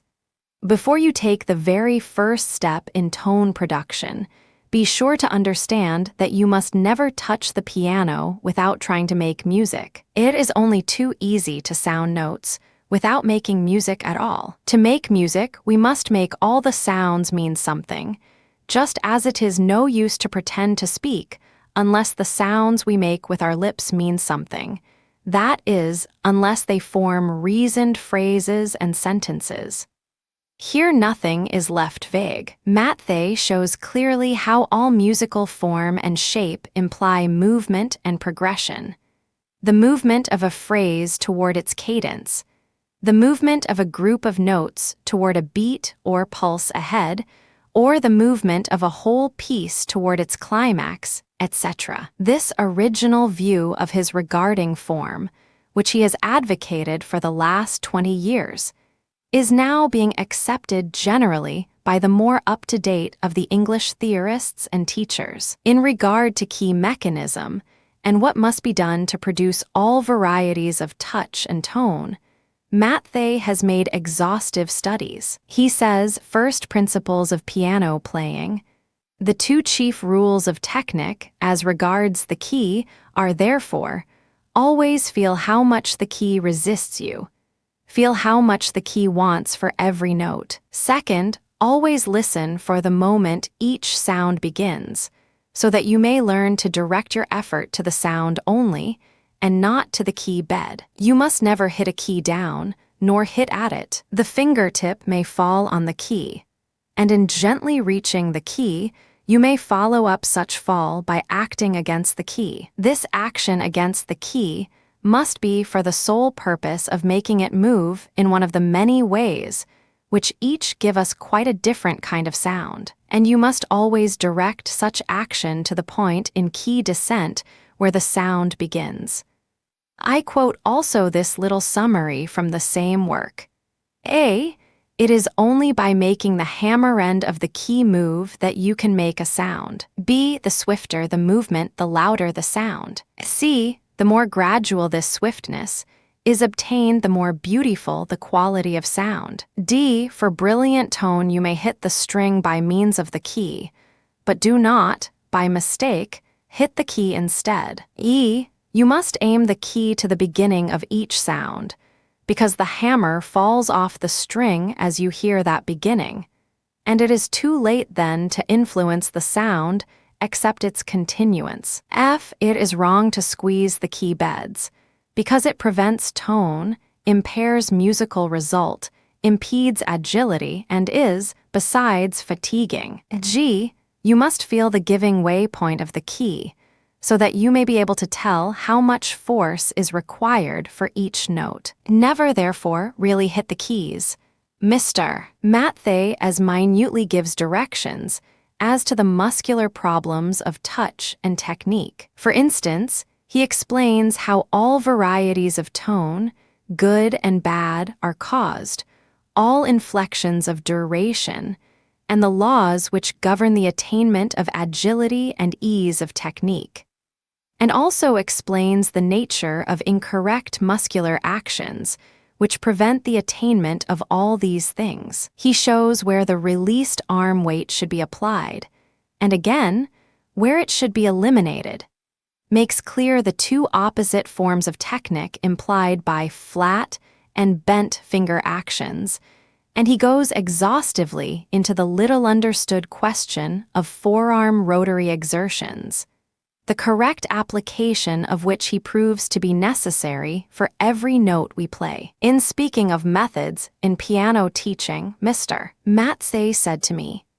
I can say I have no method of playing, and moreover I have not much faith in people who have. My teachings merely show how all playing, good or bad, is accomplished. There are certain principles, however, which every player should know, but which, I am sorry to say, are as yet scarcely apprehended even by the best teachers. The great pianists have experimented till they have hit upon effects which they can repeat if all conditions are favorable, and they are in the mood. As a rule, they do not know the laws underlying these effects. You may ask the greatest pianists, for example, how to play octaves. Oh, I play them, thus illustrating. Just what to do to attain this result, they cannot explain. In my own case, I have done much experimenting, but always with the view to discovering how things are done, the facts and laws governing actual tone production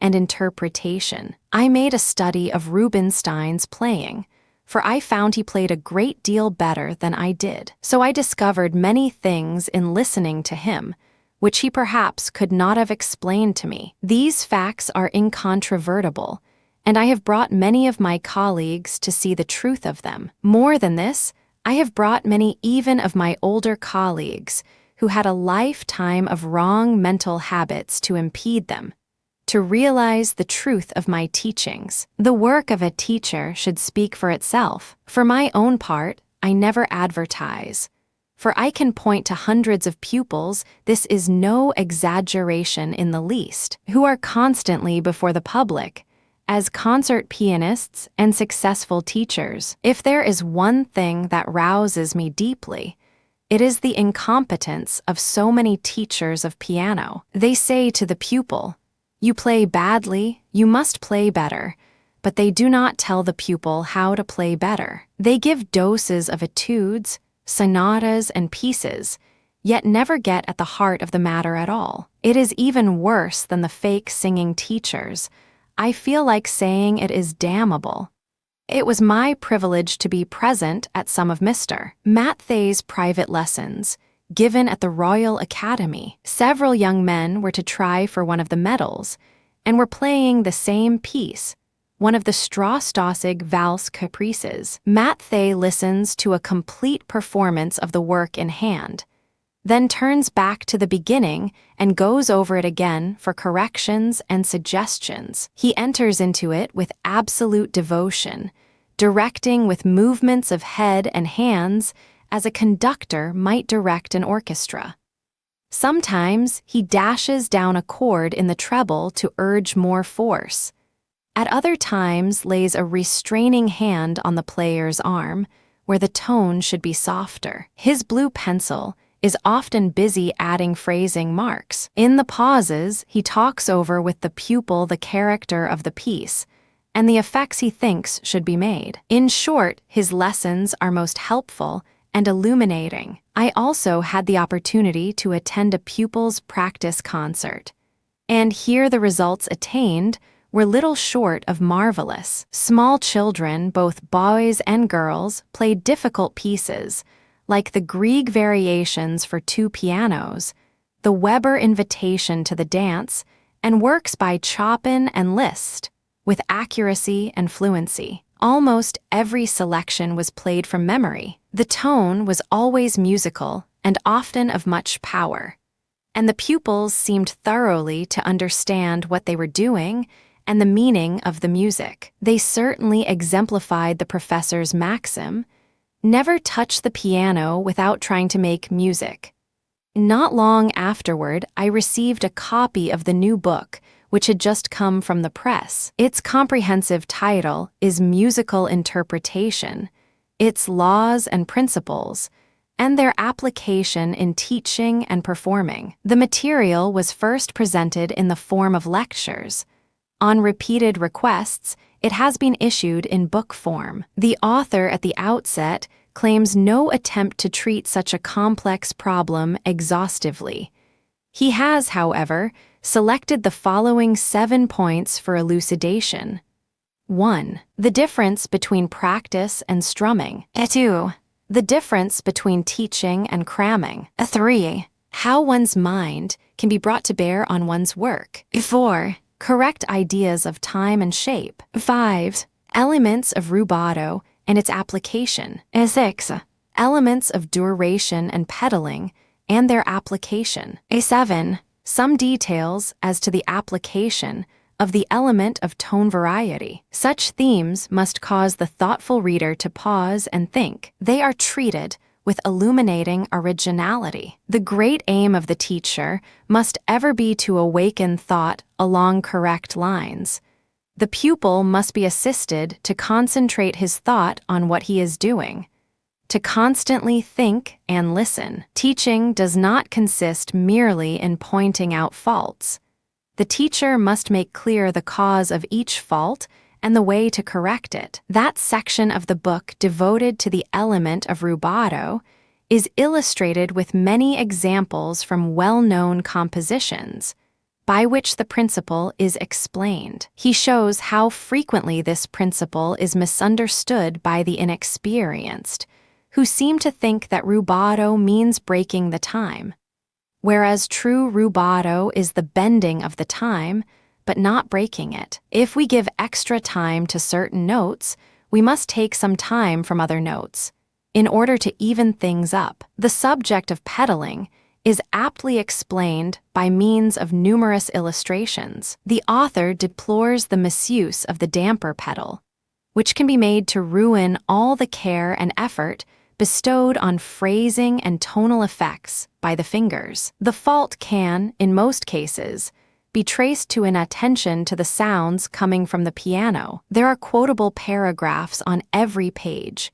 which in their sincerity and earnestness, their originality of expression, stamp themselves on the reader's imagination. Every teacher who is serious in his work and has the best interests of his pupils at heart should read and ponder these pages. 8. Harold Bauer. The question of piano tone, buried deep in the heart of old Paris, In one of the narrow, busy thoroughfares of the city stands the ancient house in which the master pianist, Harold Bauer, has made a home. One who is unfamiliar with Paris would never imagine that behind those rows of uninviting buildings lining the noisy, commercial street, there lived people of refined and artistic tastes. All the entrances to the buildings look very much alike.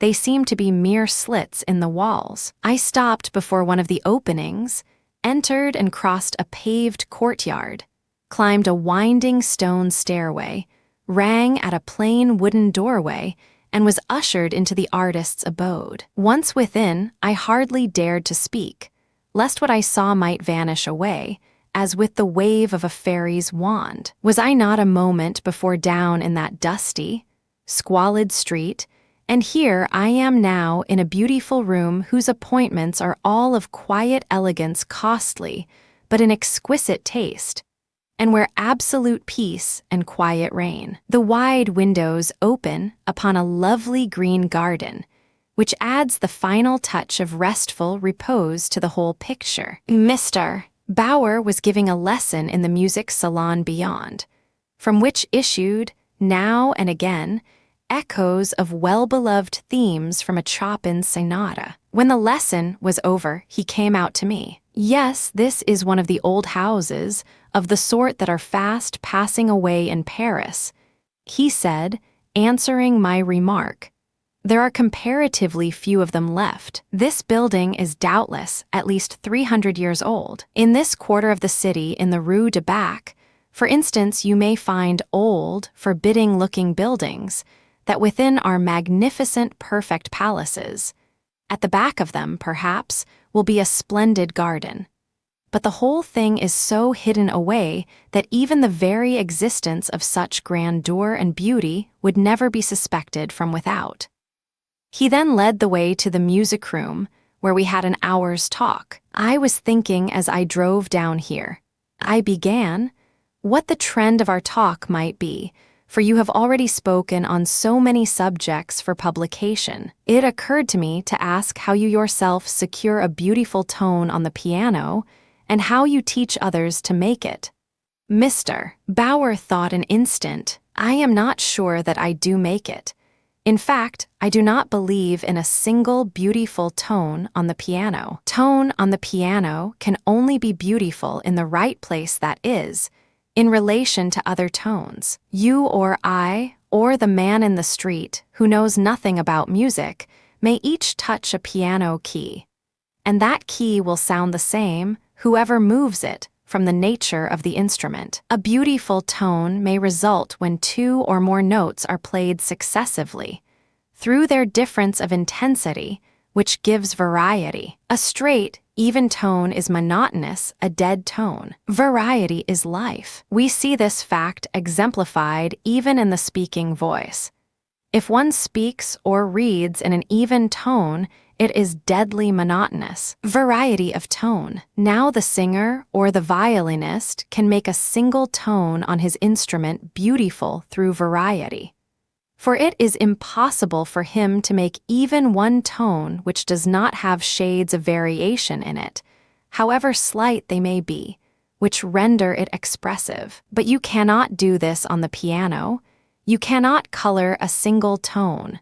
But you can do this with a succession of tones, through their difference, through their relation to each other. On the other hand, you may say any tone is beautiful if in the right place, no matter how harsh it may be. The singer's voice may break from emotion, or simulated emotion, in an impassioned phrase. The exact note on which it breaks may not be a beautiful one, it may even be very discordant, but we do not think of that, for we are moved by the meaning back of the tones. So on the piano, there may be one note in a phrase which, if heard alone, would sound harsh and unpleasant, but in its relation to other tones, it sounds beautiful, for it gives the right meaning and effect. Thus, it is the relation of tones, which results in a beautiful tone on the piano. The frequent trouble is that piano teachers and players generally do not understand their instrument. A singer understands his.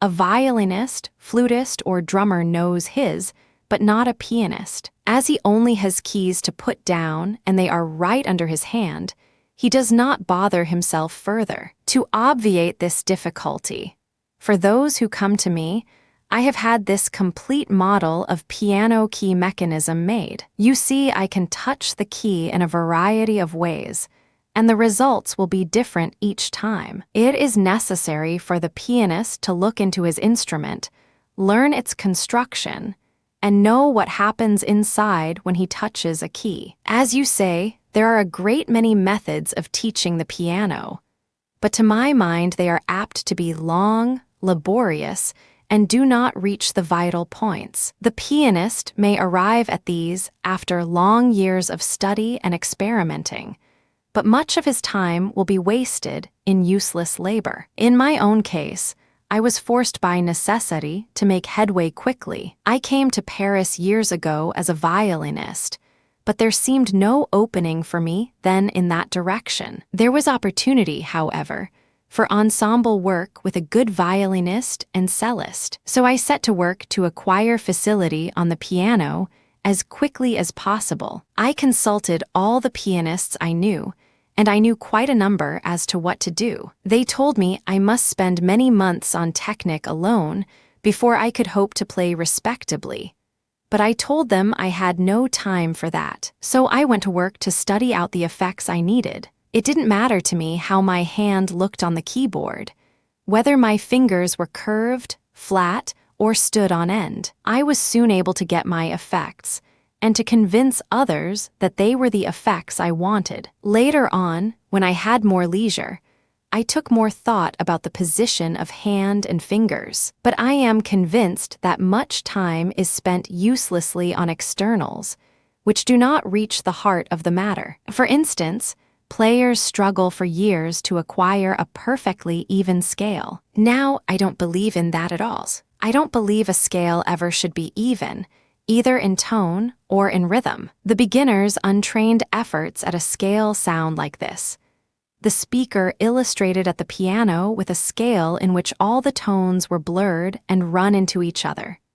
Then he continued, after a year's so-called correct training, his scale sounds like this. Again, he illustrated, playing a succession of notes with one finger, each tone standing out by itself. To my thinking, such teaching is not only erroneous, it is positively poisonous, yes, poisonous.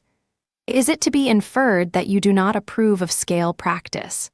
Oh, I advise scale playing surely, for facility in passing the thumb under and the hand over is very necessary. I do not, however, desire the even, monotonous scale, but one that is full of variety and life. In regard to interpretation, it should be full of tonal and rhythmic modifications. Briefly, it may be said that expression may be exemplified in 4 ways: loud, soft, fast, and slow. But within these crude divisions, what infinite shades and gradations may be made. Then the personal equation also comes in. Variety and differentiation are of supreme importance, they are life. I go to America next season, and after that to Australia. This will keep me away from my Paris home for a long time to come. I should like to give you a picture to illustrate this little talk. Here is a new one which was taken right here in this room, as I sat at the piano, with the strong sunlight pouring in at the big window at my left. On a subsequent occasion, Mr. Bauer spoke further on some phases of his art. As you already know, I do not believe in so-called piano technique, which must be practiced laboriously outside of pieces. I do not believe in spending a lot of time in such practice, for I feel it is time wasted and leads nowhere. I do not believe, for instance, in the struggle to play a perfectly even scale. A scale should never be even, for it must be full of variety and life. A perfectly even scale is on a dead level. It has no life, it is machine-made. The only sense in which the word even may be applied to a scale is for its rhythmic quality. But even in this sense, a beautiful scale has slight variations, so that it is never absolutely regular, either in tone or rhythm. Then I do not believe in taking up a new composition and working at the technical side of it first. I study it in the first place from the musical side. I see what may be the meaning of the music, what ideas it seeks to convey, what was in the composer's mind when he wrote it. In other words, I get a good general idea of the composition as a whole. When I have this, I can begin to work out the details. In this connection, I was interested in reading a statement made by Ruskin in his Modern Painters. The statement, which I think has never been refuted, is that while the great Italian painters, Raphael, Correggio, and the rest, have left many immature and imperfect pictures and studies in color, their drawings are much sure and finished, showing that they made many experiments and studies in color before they thought of making the finished black and white drawing. It seems they put the art thought first before the technical detail. This is the way I feel and the way I work. Avoid restricting rules. Because our ancestors were brought up to study the piano a certain way, and some of us have been trained along the same rigid lines, does not mean there are no better, broader, less limited ways of reaching the goal we seek. We do not want to limit ourselves or our powers. We do not need to say, "Now I have thought out the conception of this composition to my present satisfaction. I shall always play it the same way." How can we feel thus? It binds us at once with iron shackles. How can I play the piece twice exactly alike? I am a different man today from what I was yesterday, and shall be different tomorrow from what I am today. Each day is a new world, a new life. Don't you see how impossible it is to give two performances of the piece, which shall be identical in every particular? It is possible for a machine to make any number of repetitions which are alike, but a human, with active thought and emotion, has a broader outlook. The question as to whether the performer must have experienced every emotion he interprets is as old as antiquity. You remember in the dialogues of Plato, Socrates was discussing with another sage the point as to whether an actor must have felt every emotion he portrayed in order to be a true artist. The discussion waxed warm on both sides. Socrates' final argument was, if the true artist must have lived through every experience in order to portray it faithfully, then, if he had to act a death scene, he would have to die first in order to picture it with adequate fidelity.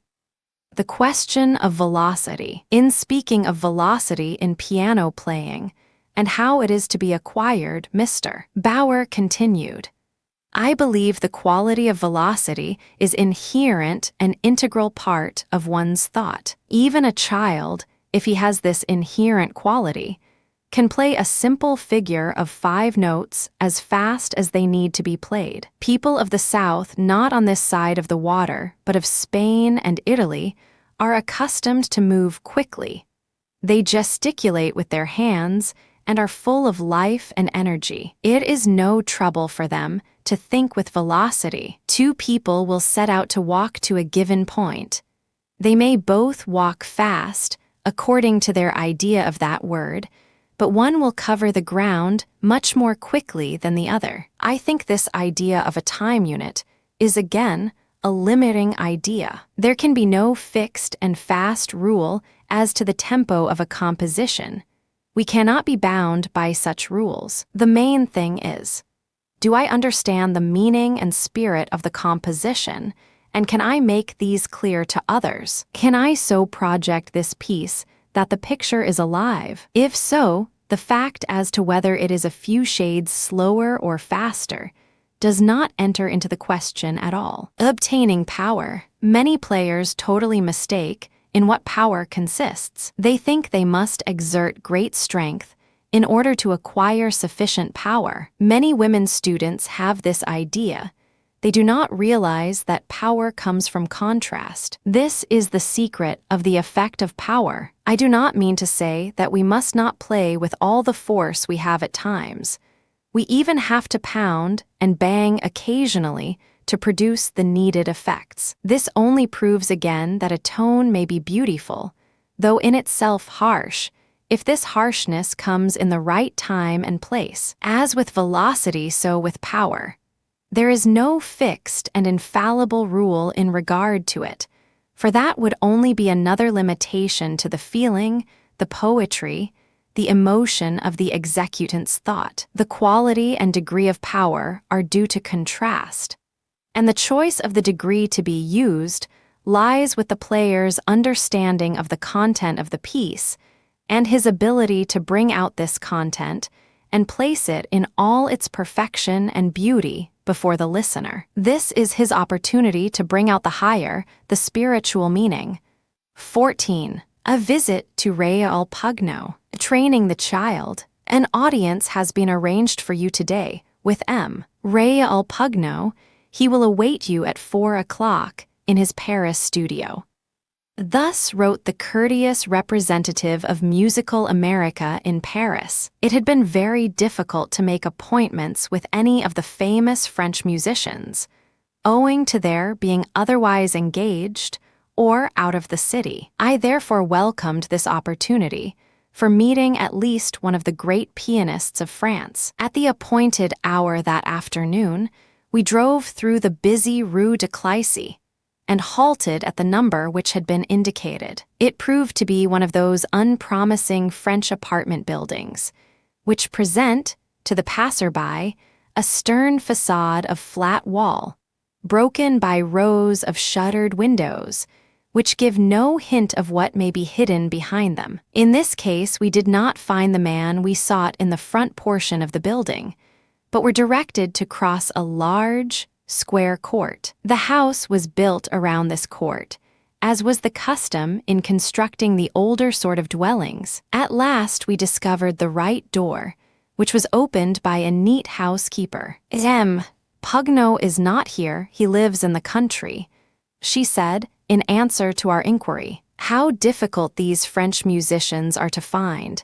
They seem to be one and all in the country. But, madam, we have an appointment with M. Pugno, will you not be good enough to see if he is not here after all? She left us standing, but returned almost immediately with the message that M. Pugno had only that moment entered his studio, to which she would conduct us. In another moment, we had crossed the tiny foyer and were standing within the artist's sanctuary. At first glance, one felt as though in an oriental chamber of some Eastern monarch. Heavy gold and silver Turkish embroideries hung over doors and windows. The walls were covered with many rare paintings. Rich objects d'art were scattered about in profusion.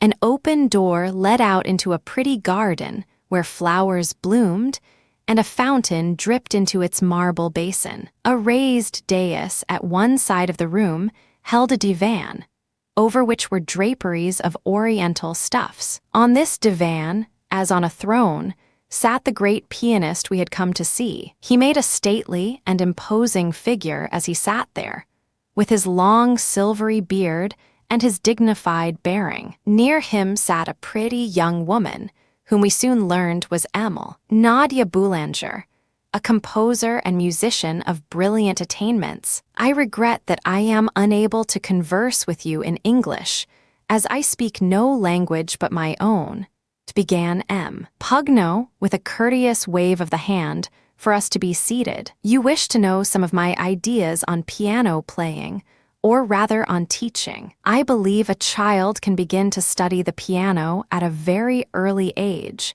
if he show any aptitude for it. Indeed, the sooner he begins the better, for then he will get over some of the drudgery by the time he is old enough to understand a little about music. Training the child, great care must be taken with the health of the child who has some talent for music, so that he shall not overdo in his piano study. After all, a robust physical condition is of the first importance, for without it one can do little. A child in good health can begin as early as 5 or 6 years. He must be most judiciously trained from the start. As the ear is of such prime importance in music, great attention should be paid to tone study, to listening to and distinguishing the various sounds, and to singing them, if possible, in solfeggio. At the outset, a good hand position must be secured, with correct finger movements. Then there must be a thorough drill in scales, arpeggios, chords, and a variety of finger exercises before any kind of pieces are taken up. The young student in early years is expected to play various etudes, as well as the technic studies I have mentioned: Czerny, Kramer, Clementi, and always Bach. In my position, as member of the faculty of the Conservatoire, a great many students pass before me. If I personally accept any pupils, they naturally must be talented and advanced, as I cannot give my time to the children. Still, it is interesting to see the child thought develop. The conversation turned upon the charming studio with its lovely garden, where absolute quiet could be secured in spite of the noise and bustle of one of the busiest quarters of Paris. The studio itself, we were told, had formerly belonged to the painter de Camps, and some of the pictures and furnishings were once his. A fine portrait of Pugno, life-size, filling the whole space above the piano, claimed our attention. He kindly rose as we admired the painting and sought a photograph copy. When it was found the last one he possessed, he presented it with his compliments. We spoke of Emile Boulanger's work in composition, a subject which seemed deeply to interest M. Pugno: yes, she is writing an opera. In fact, we are writing it together. The text is from a story of D'Annunzio. I will jot down the title for you. Taking a paper which I held in my hand, he wrote, La Ville Morte, 4 acts de D'Annunzio, Musique de Nadia Boulanger et Raoul Pugno. You will certainly have it performed in America when it is finished. I will tell them so, I said. The great pianist smiled blandly and accepted the suggestion with evident satisfaction. Yes, we will come to America and see the work performed when it is completed, he said. With many expressions of appreciation, we took our leave of the Oriental studio and its distinguished occupants. And, as we regained the busy, noisy Rue de Clichy, we said to ourselves that we had just lived through one of the most unique experiences of our stay in Paris. The above is the last interview ever taken from this great French artist, who passed away a few months later.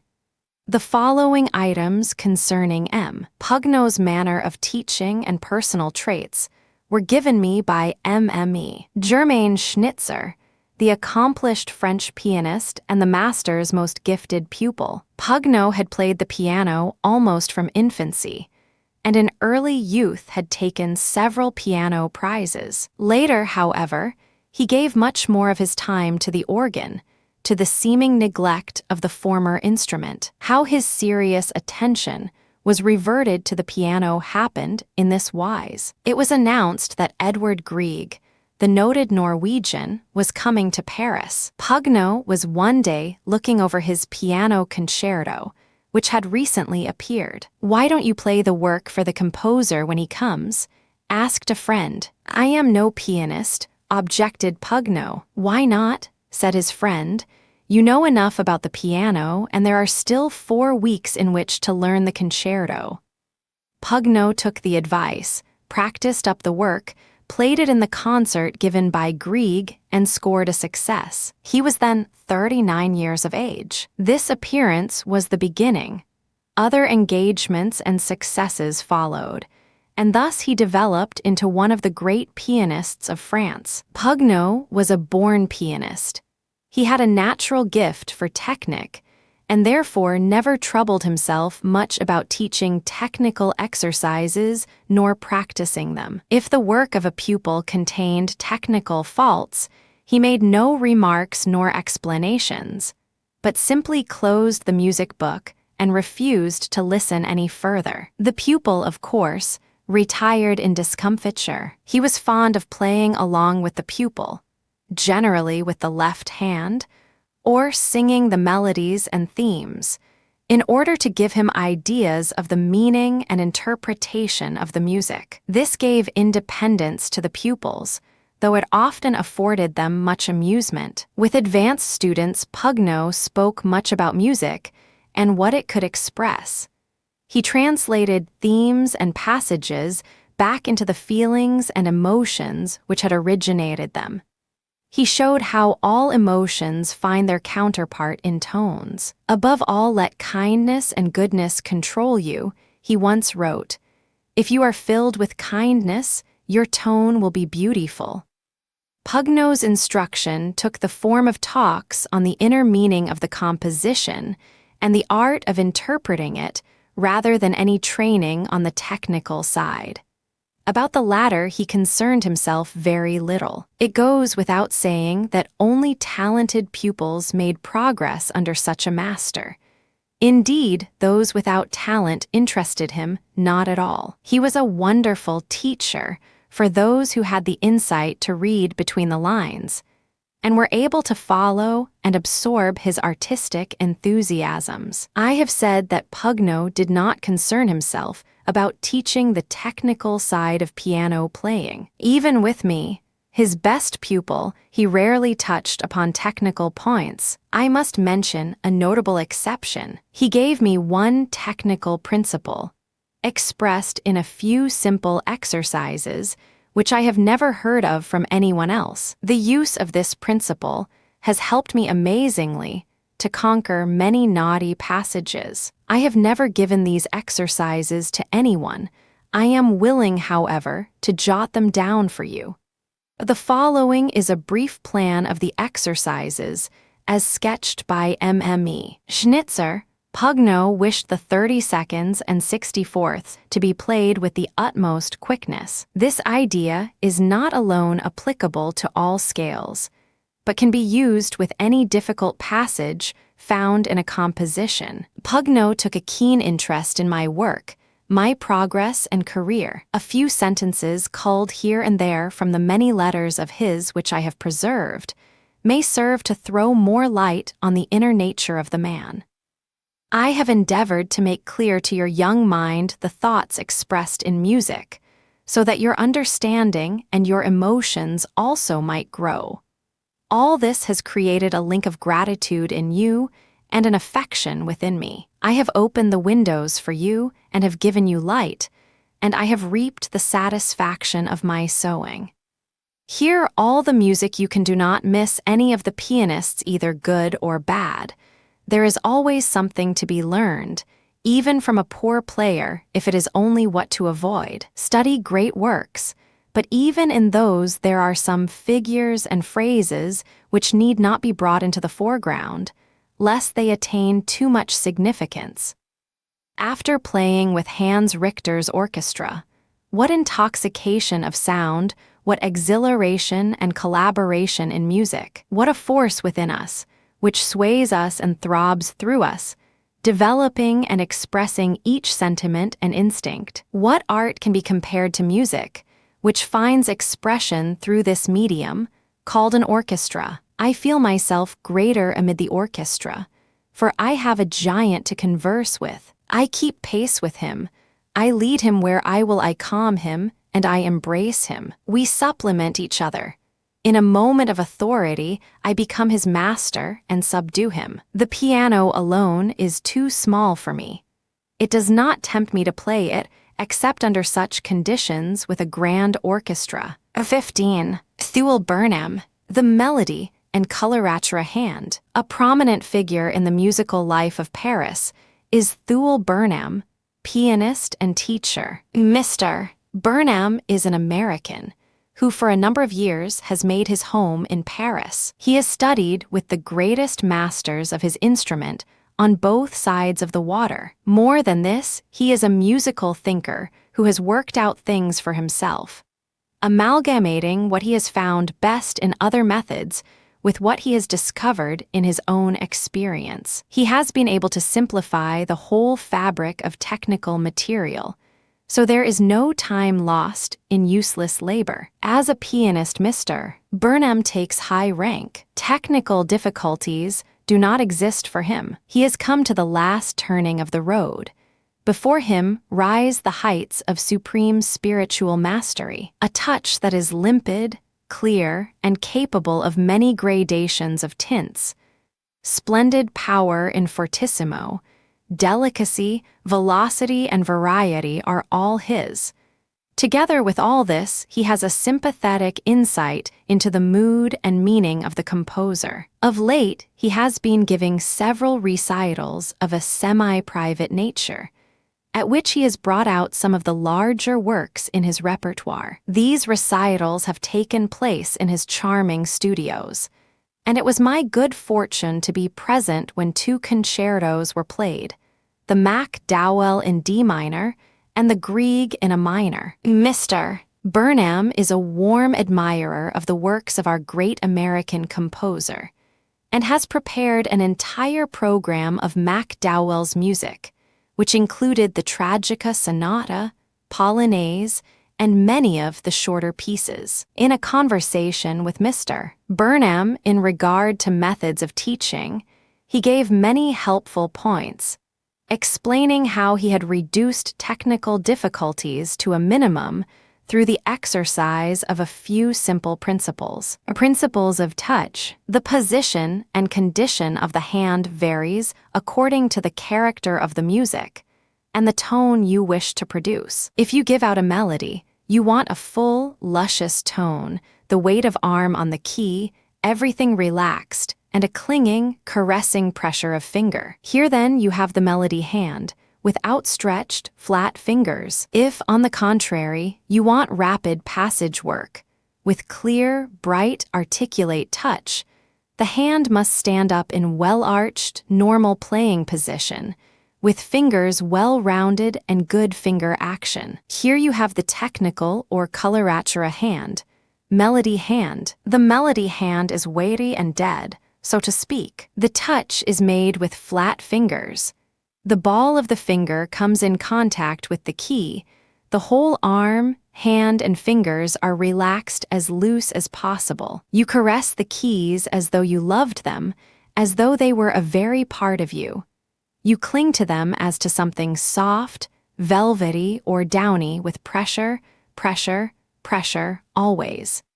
This illustration recalled to the listener's mind one of Kitty Cheatham's stories, the one about the little girl caressing a pet kitten. She was asked which she loved best, her mother or the kitten. "Of course, I love her best," was the rather hesitating answer. "But I love Kitty too, and she has fur."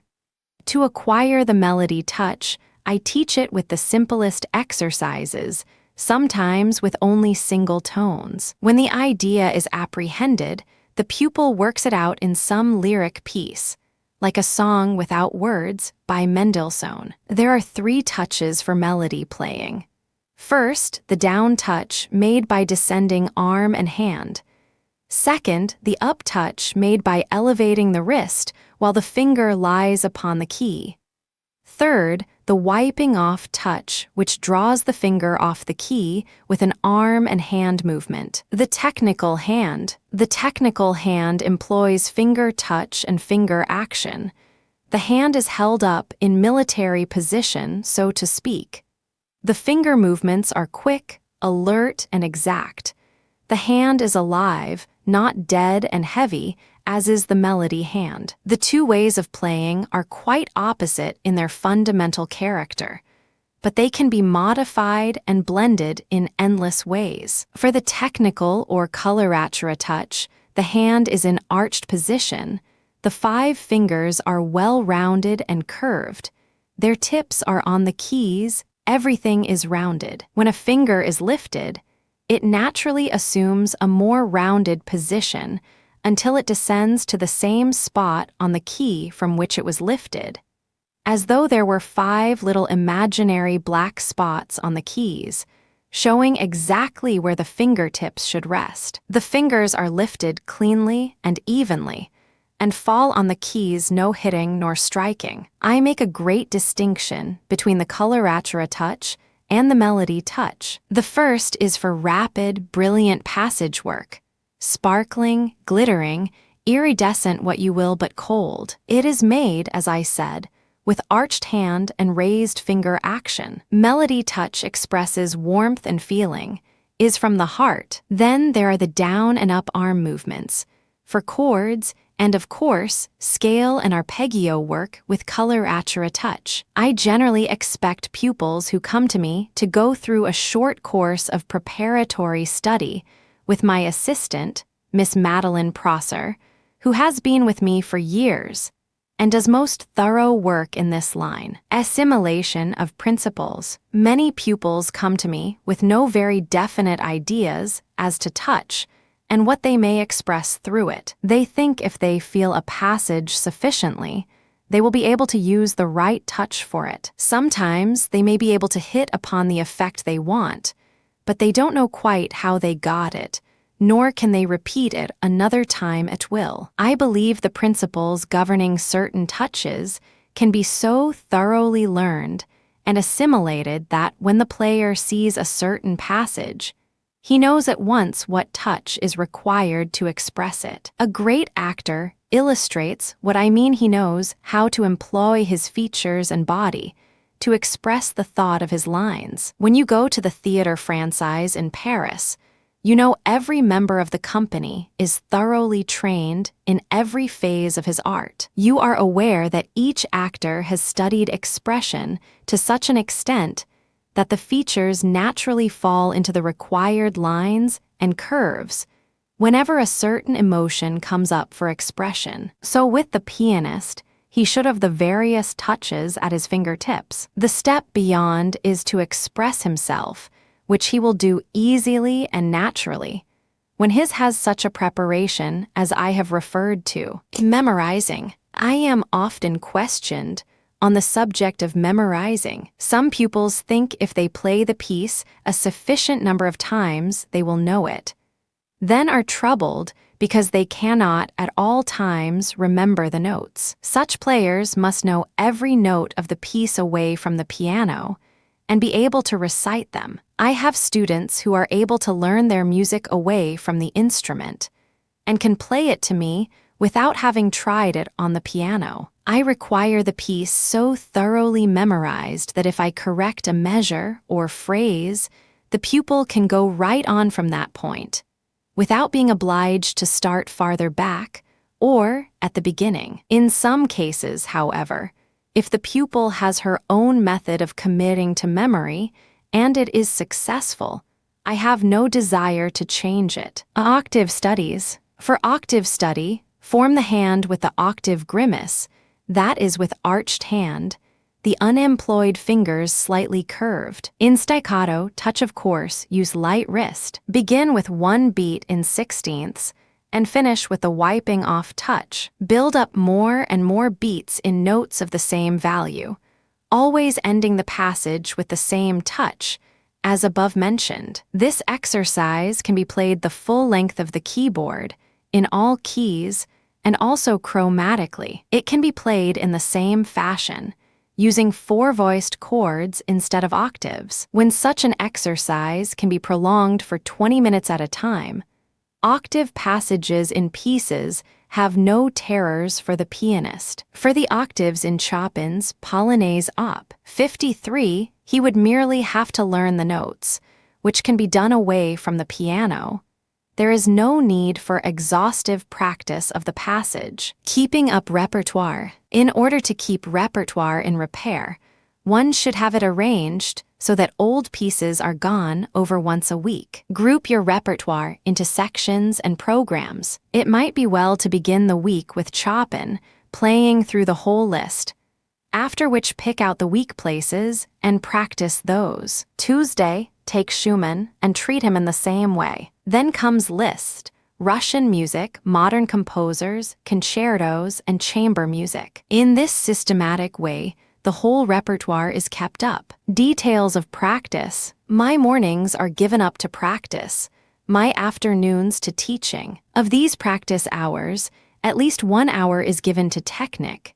Scales, arpeggios, octaves, chords, and Bach. I believe in taking one selection of Bach, say a two-voiced invention, and perfecting it, playing it in various ways, transposing it into all keys, and polishing it to the highest degree possible. The B-flat invention is a useful one for this treatment. So with etudes, instead of playing at so many, is it not better to perfect a few and bring them up to the highest degree of completeness? I am very susceptible to color, anywhere, in anything, especially in pictures. Music should express color. Certain compositions seem to embody certain colors. As you suggest, red is certainly the motif of Chopin's Great Polonaise, Op. 53. Mr. Burnham should certainly look forward to success in his visit to his native land. His fine touch and tone,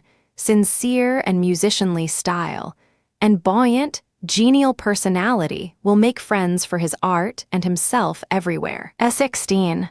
Edwin Hughes. Some essentials of piano playing. When one has read with pleasure and profit the published ideas of a musical worker and thinker, it is always an interesting experience to meet such an one personally, and have the opportunity to discuss points of special import, particularly when the meeting can take place in some ideal spot in the old world. Such was my thought in visiting Mr. Edwin Hughes, an American who has made a name and place for himself among the pianists and teachers of Europe. After years of study in Vienna with Leschetizky, where he also acted as one of the Vorbereiters, he has established himself in Munich, where he feels he has found a true home of music and art. Here, amid beautiful and artistic surroundings, he lives and works, dividing his time between teaching and concert playing. As a pianist, Mr. Hughes has met with gratifying success in the most important cities of Germany, while as a teacher, he has been sought by students from almost every state in America, from Maine to Texas, and also from Canada. What has given him special satisfaction is that during the past year, a number of pupils have come to him from the conservatory here in Munich. They have been greatly pleased with their progress, only regretting they had not come to him before. As to whether he uses the Leschetizky method in its entirety, Mr. Hughes testified in the affirmative. If you were to ask Leschetizky about the Leschetizky method, he would probably laugh and tell you he has no method. Or he would tell you his method consists of only two things: firm fingers and pliable wrist. These are the principles upon which I base the technical training of my pupils. I first establish an arched hand position, and then test the firmness of the fingers and knuckle joints by tapping them. At first, the joints, particularly the nail joints, are very apt to sink in when tapped by a lead pencil. But by having the pupil continue the tapping process at home, it is not long before he acquires the feeling of conscious firmness in his fingers. Along with this exercise, it is most important to begin at once with wrist exercises, as otherwise, from the effort to acquire firmness of finger, the wrist may become stiff and unwieldy. The wrist exercises consist in raising and lowering this joint, with the hand and arm supported first on each finger separately, then on 2, 3, 4, and 5 fingers. The wrist should not be so limp as to be incapable of resistance, but rather it should be like a fine steel spring, a spring wrist.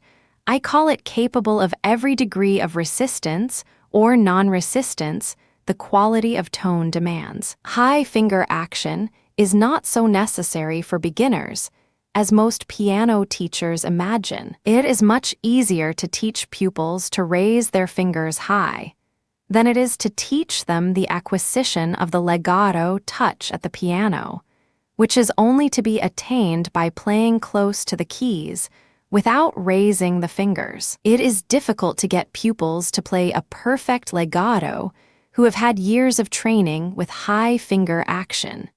Something which should be taken up for non-legato and staccato finger work after the more difficult legato touch has been mastered. Tone production. The subject of tone production is one which is much neglected by piano teachers. Viewed from this standpoint, the piano is an instrument apart from every other, except in some respects the organ. A young violinist, cellist, or flutist has to study for some time before he can produce a tone of good musical quality on his instrument. Think what the beginner on the violin has to go through before he can make a respectable middle C. But anybody, even a totally unmusical person, can play middle C on the piano without the least trouble. It is just this ease in tone production at the piano which leads to carelessness as to the kind of tone produced.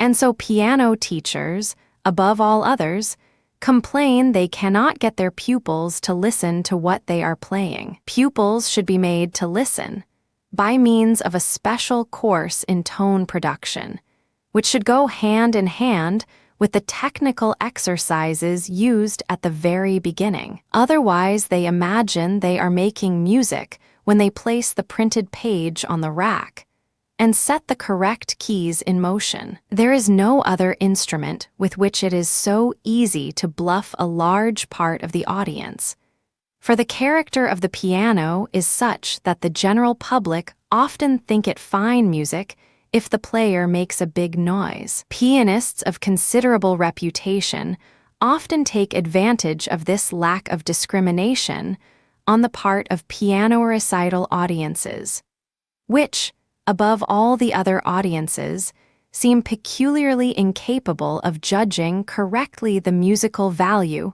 of a performance. Of the hundreds of piano recitals which take place yearly in the musical centers of Europe, only a comparatively small number are of real musical interest. In many cases, it seems as though the players were merely repeating something learned by rote in an unknown language, just as though I should repeat a poem in Italian. The words I might pronounce after a fashion, but the meaning of most of them would be a blank to me, so how could I make others understand them? Rhythm in piano playing. The subject of rhythm is an important one, and more attention should be given it. Leschetizky once said that tones and rhythm are the only things which can keep the piano alive as a solo instrument. I find in pupils who come to me so much deficiency in these two subjects that I have organized classes in ear training and rhythm. If pupils have naturally a poor sense of rhythm,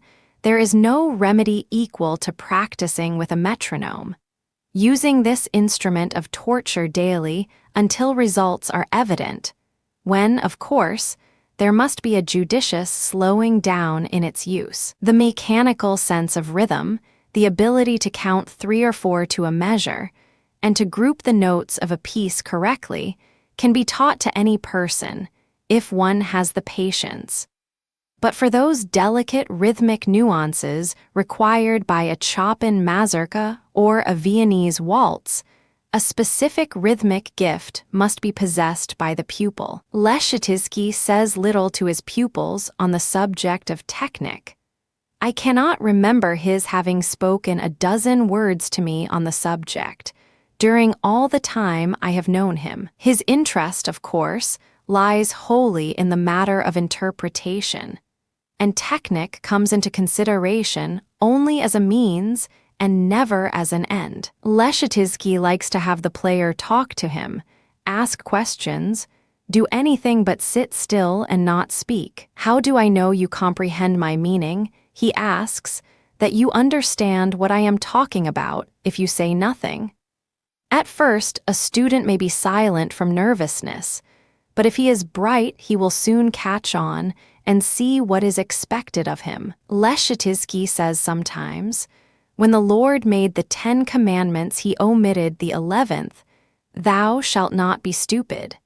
If one is not very quick, one may have a hard time with this master. As a high school in Technic, I use Josephi's School of Advanced Piano playing with my pupils. This work leads to the highest possible technical development at the keyboard, and I consider it the last word in piano technique. The hundreds of exercises have been devised with most wonderful ingenuity, and the musicianship of the author stands out on every page. The book is not a dry series of techniques, but has vital connection with all the big technical problems found in the literature of the piano. In teaching, I consider a second piano an absolute necessity. There are so many things in piano playing which cannot be put into words, and the teacher must constantly illustrate. How can one teach the interpretation of a Chopin nocturne, for instance, by merely talking about it? I can say, play loud here, soft there.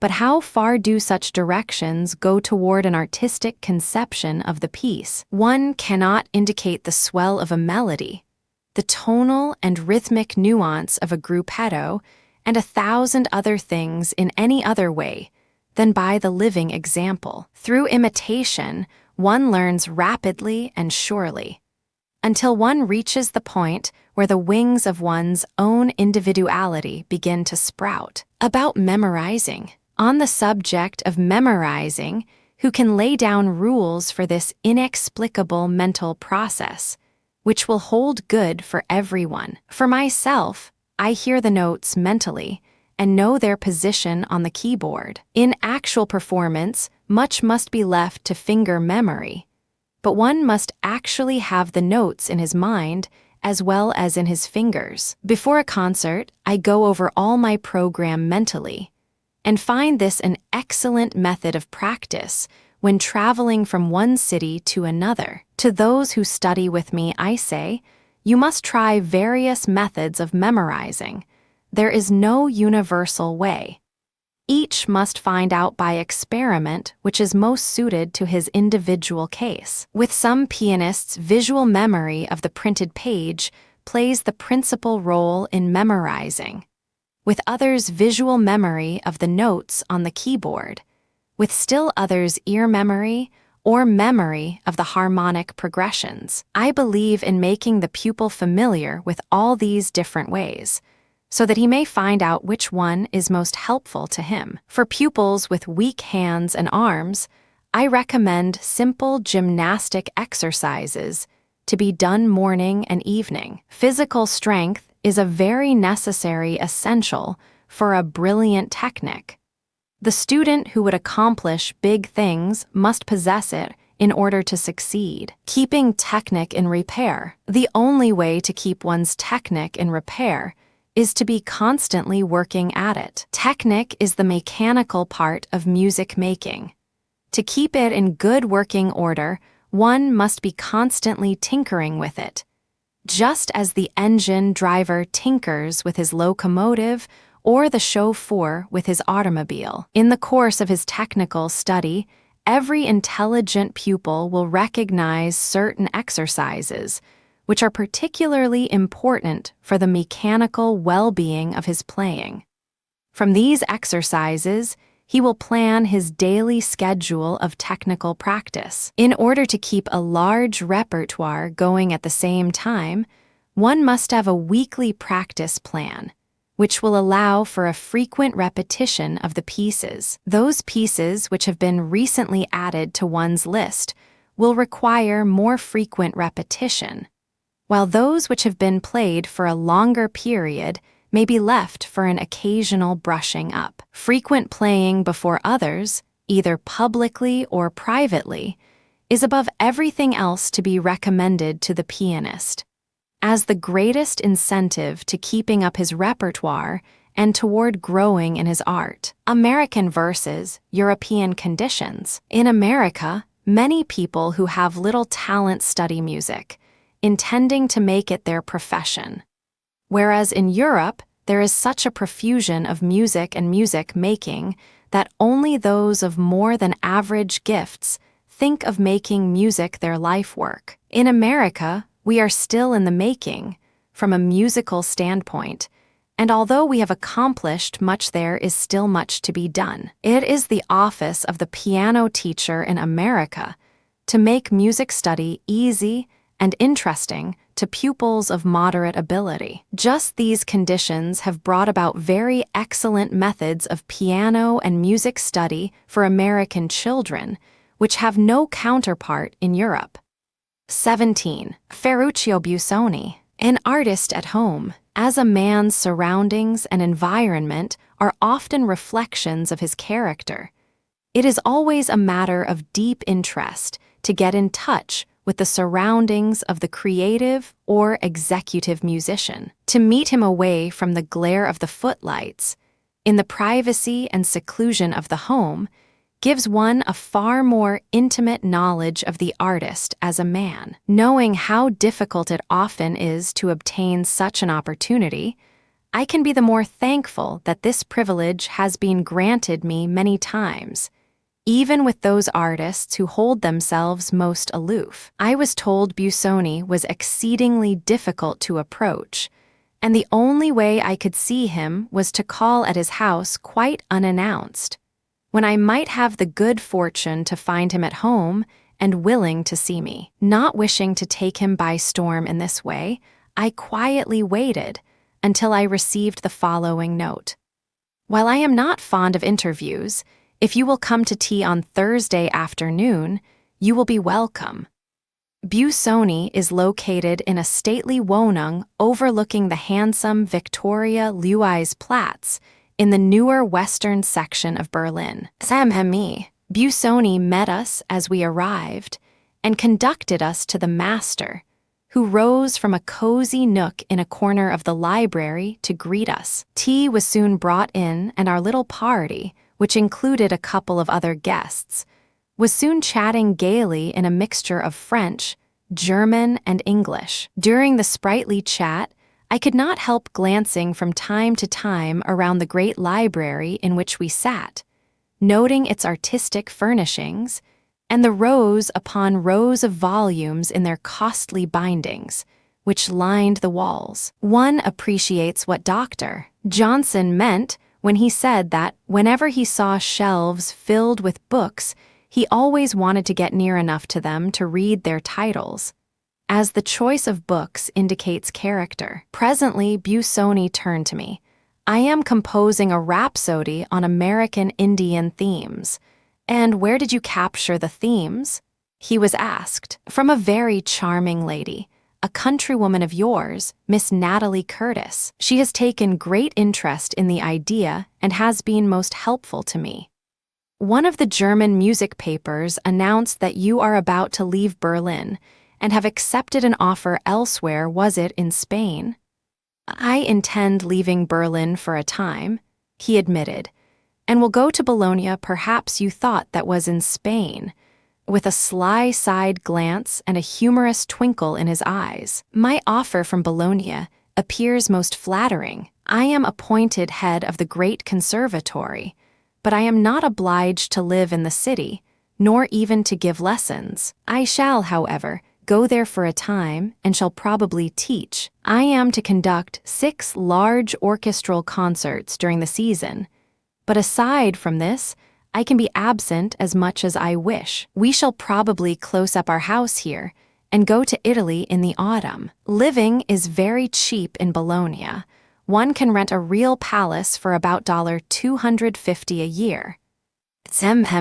Busoni now invited us to inspect other parts of the house. We passed to the adjoining room, which contains many rare old prints and paintings and quaint old furniture, everything old, as Busoni said with a smile. In this room stands a harpsichord, with its double keyboard and brilliant red case. It is not an antique, but an excellent copy made by Chickering. Farther on is a veritable musician's den, with upright piano, and with a large desk crowded with pictures and mementos. On the walls hang rare portraits chiefly of Chopin and Liszt. Beyond this room came the salon, with its 2 grand pianos side by side. This is the master's teaching and recital room, And here are various massive pieces of richly carved furniture. Samhemi. Busoni called our attention to the elaborate chandelier in old silver, of exquisite workmanship, which, she said, had cost her a long search to find. There are several portraits here of the composer-pianist in his youth, one as a boy of 12, a handsome lad Bildschirn, with his curls, his soulful eyes, and his big white collar. Busoni soon joined us in the salon, and the conversation was turned to his activities in the new field. When you have finished the new rhapsody, you will come and play it to us in America and in London also. He was urged. Ah, London. I am almost homesick for London. It is beautiful there. I am fond of America, too. You know, I lived there for some years. My son was born there. He is an American citizen. Yes, I will return, though just when I do not yet know, and then I will assuredly play the rhapsody. 18. Adelos der Oath. Another artist at home. Another opportunity to see the home of an artist was afforded me when FRL Os der Oath invited me to visit her in her Berlin home. She also lives in the newer western portion of the city, where so many other artists are located. One feels on entering the spacious rooms that this home has the true German atmosphere. Adele Os der Oath, whose personality is well remembered in America on account of her various pianistic tours, now wears her brown hair softly drawn down over her ears in Madonna fashion, a mode which becomes her vastly. My time is divided between playing in concert, composing, and my own studies, began the artist. I give almost no lessons, for I have not time for them. I never have more than a couple of pupils studying with me at one time. They must be both talented and eager. The amount of time I consider necessary for practice depends, of course, on quickness of comprehension. In general, I may say 4, or at most 5 hours are quite sufficient, if used with absolute concentration. The quality of practice is the great essential. If the passage under consideration is not understood, 1,000 times going over it will be only vain repetitions.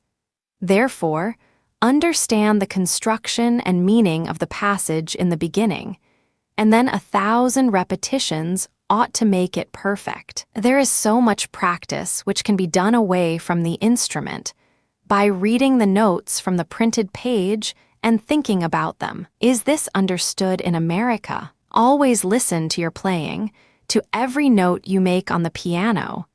I consider this point of the very first importance. My pupils are generally well advanced, or are those who intend making music a profession. I have, however, occasionally taken a beginner. This point of listening to every note, of training the ear, should stand at the very foundation, letting the hand find itself. In regard to hand position, I endeavor not to be narrow and pedantic. If pupils play with good tone and can make reasonably good effects, I take them at the point where they are and try to bring them forward, even if the hand position is not just what I would like. If I stop everything and let them do nothing but hand position, they will be discouraged and think they are beginning all over again. This beginning again is sometimes detrimental. To take a pupil at his present point and carry him along was also Liszt's idea. He did not like to change a hand position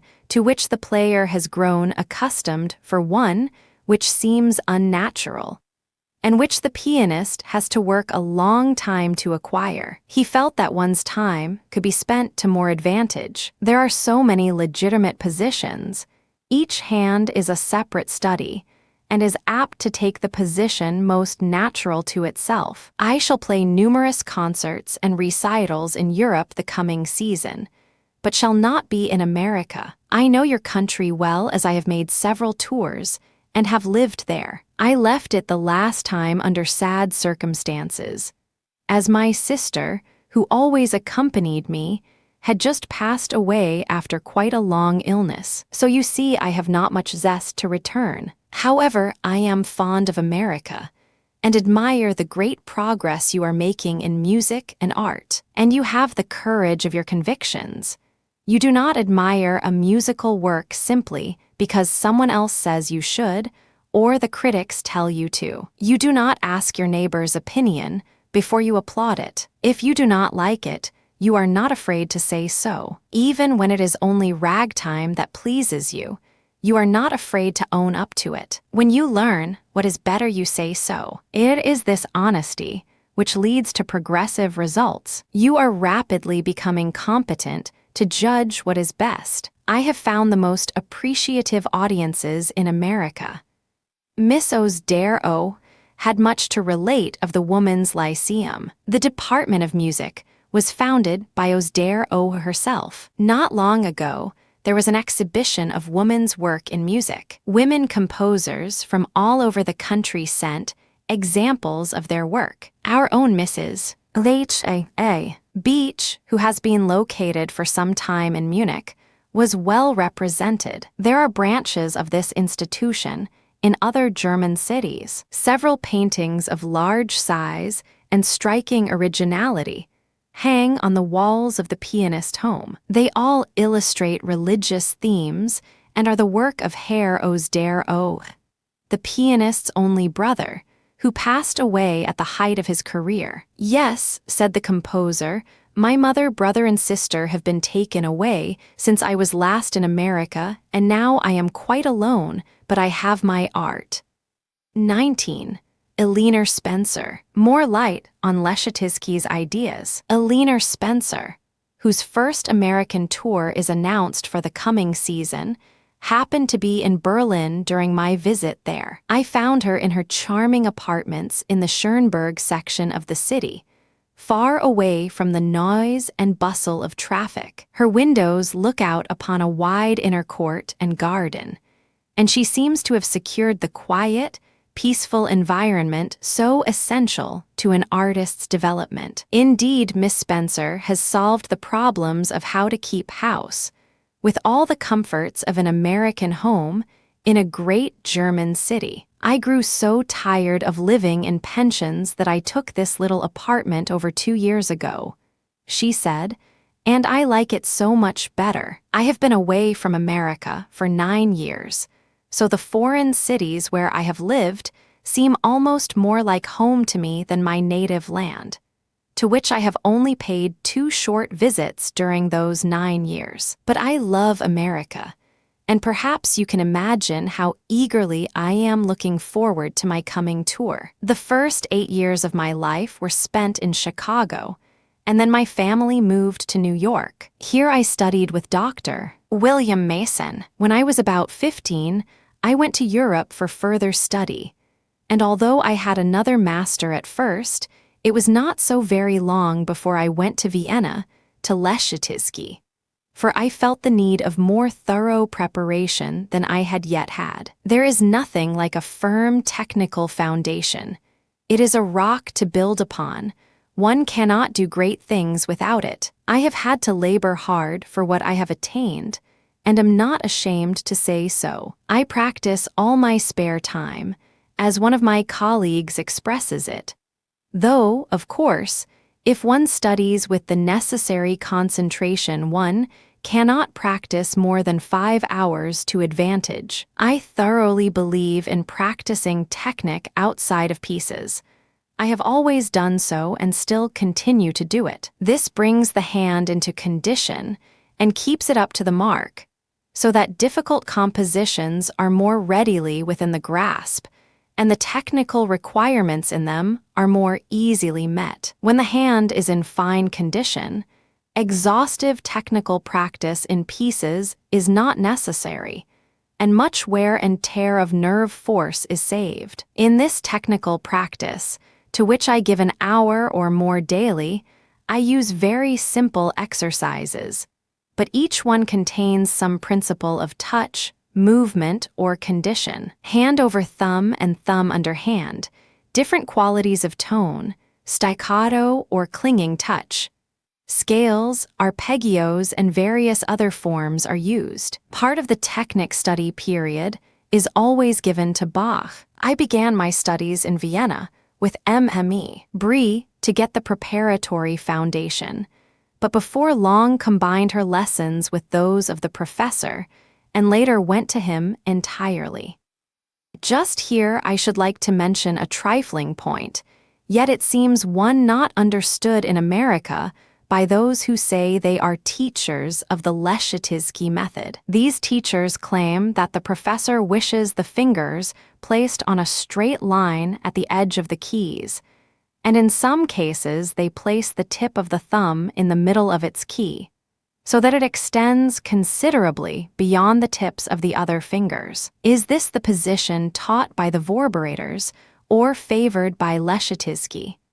Miss Spencer's laugh rang out merrily. This is the first I have ever heard of the idea. Such a position must seem very strained and unnatural. Leschetizky, on the contrary, wishes everything done in the most easy, natural way. Of course, at first, when one is seeking to acquire strength and firmness of hand and fingers, one must give time and thought to securing an arched hand and steady first joints of fingers. Later, when these conditions have been thoroughly established, the hand can take any position required. Leschetizky's hand often lies quite flat on the keys. He has a beautiful piano hand. The first joints of the fingers have so long been held firmly curved that they always keep their position, no matter what he is doing.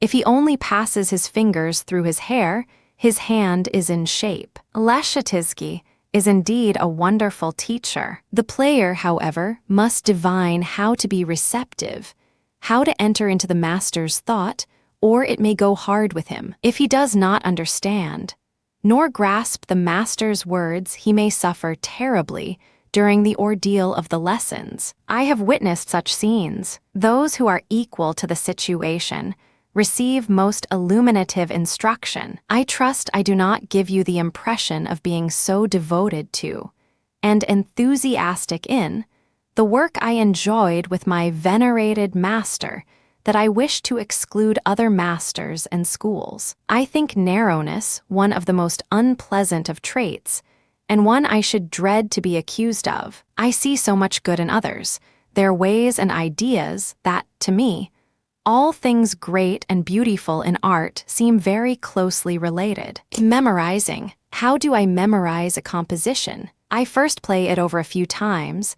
to become somewhat familiar with its form and shape. Then I begin to analyze and study it, committing it by phrases or ideas, one or two measures at a time. I do not always take each hand alone, unless very intricate.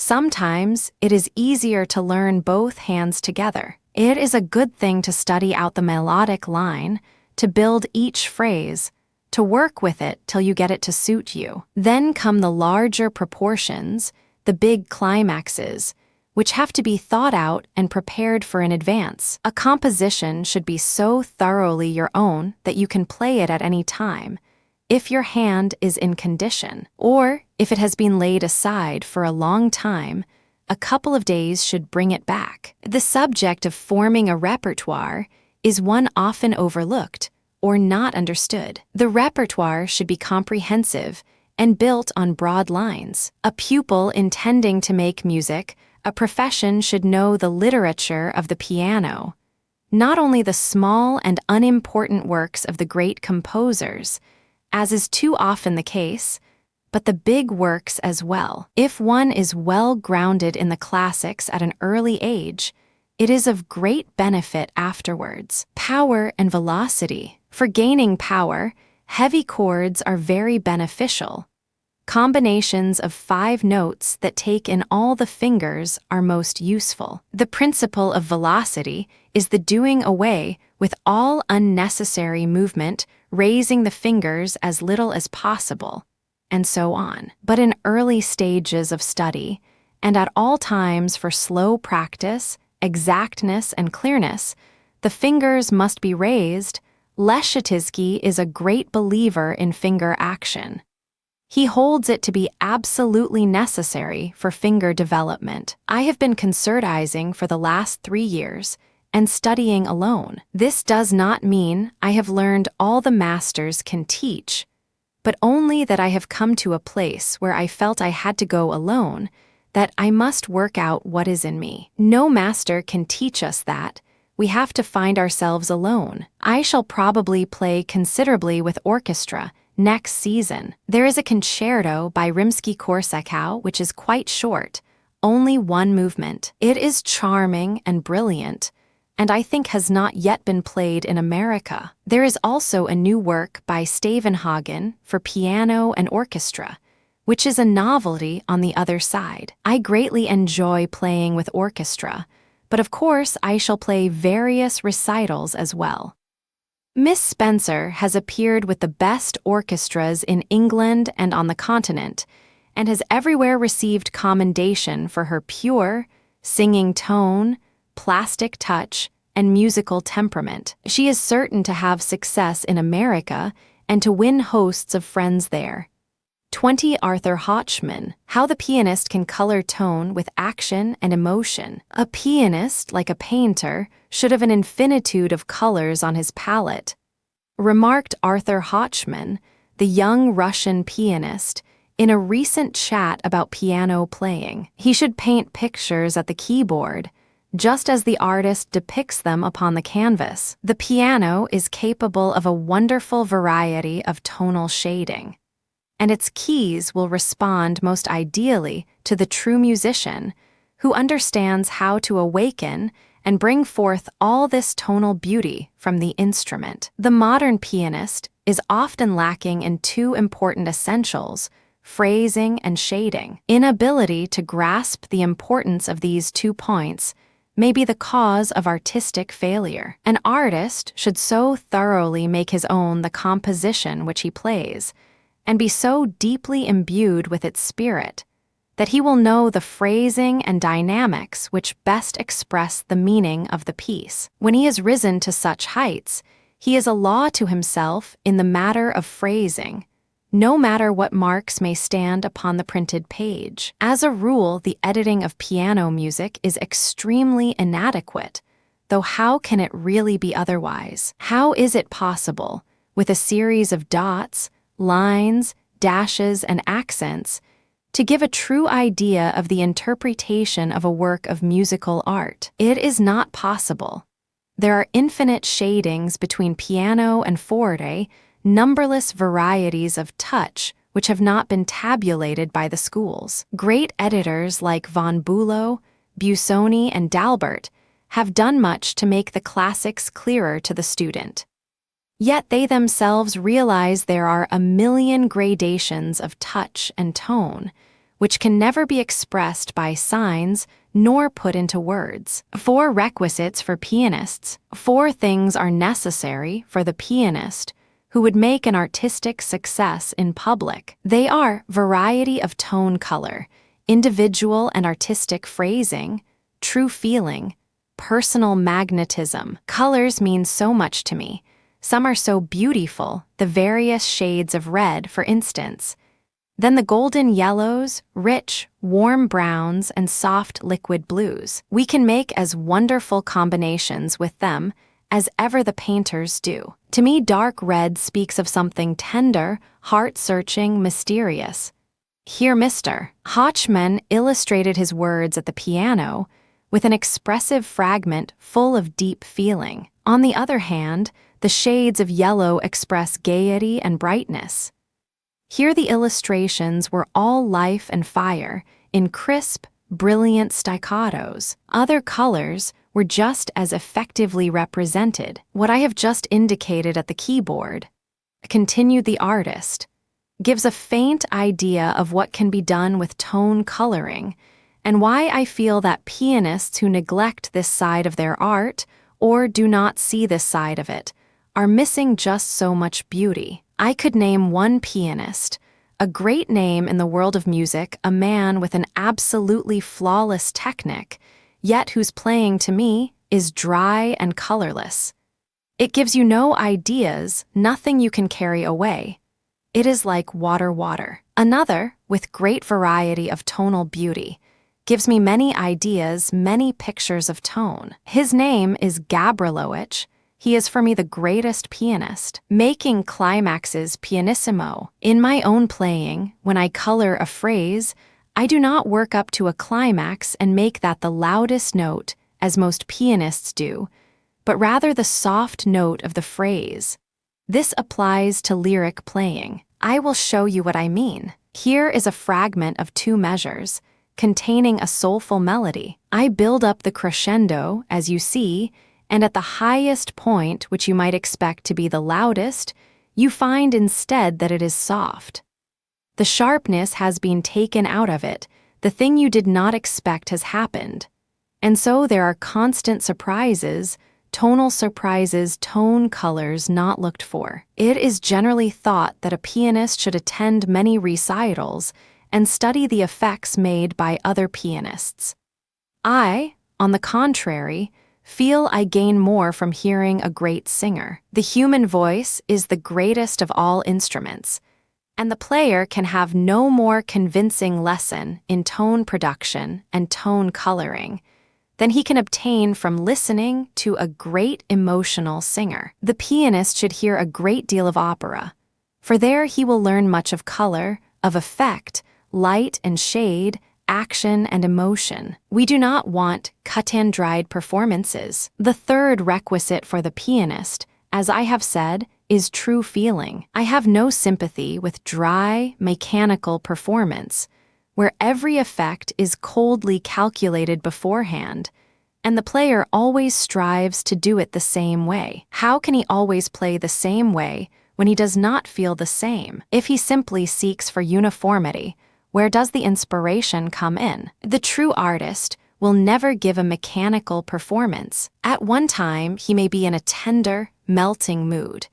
At another, in a daring or exalted one. He must be free to play as he feels, and he will be artist enough never to overstep bounds. The pianist who plays with true feeling and heart can never play the same composition twice exactly alike, for he can never feel precisely the same twice. This, of course, applies more especially to public performance and playing for others. Another essential is breath control. Respiration must be easy and natural, no matter how much physical strength is exerted. In fortissimo and all difficult passages, the lips must be kept closed and respiration taken through the nostrils, as it always ought to be. Dissection of details. Yes, I do a great deal of teaching, but prefer to take only such pupils as are intelligent and advanced. With pupils, I am very particular about hand position and touch. The ends of the fingers must be firm,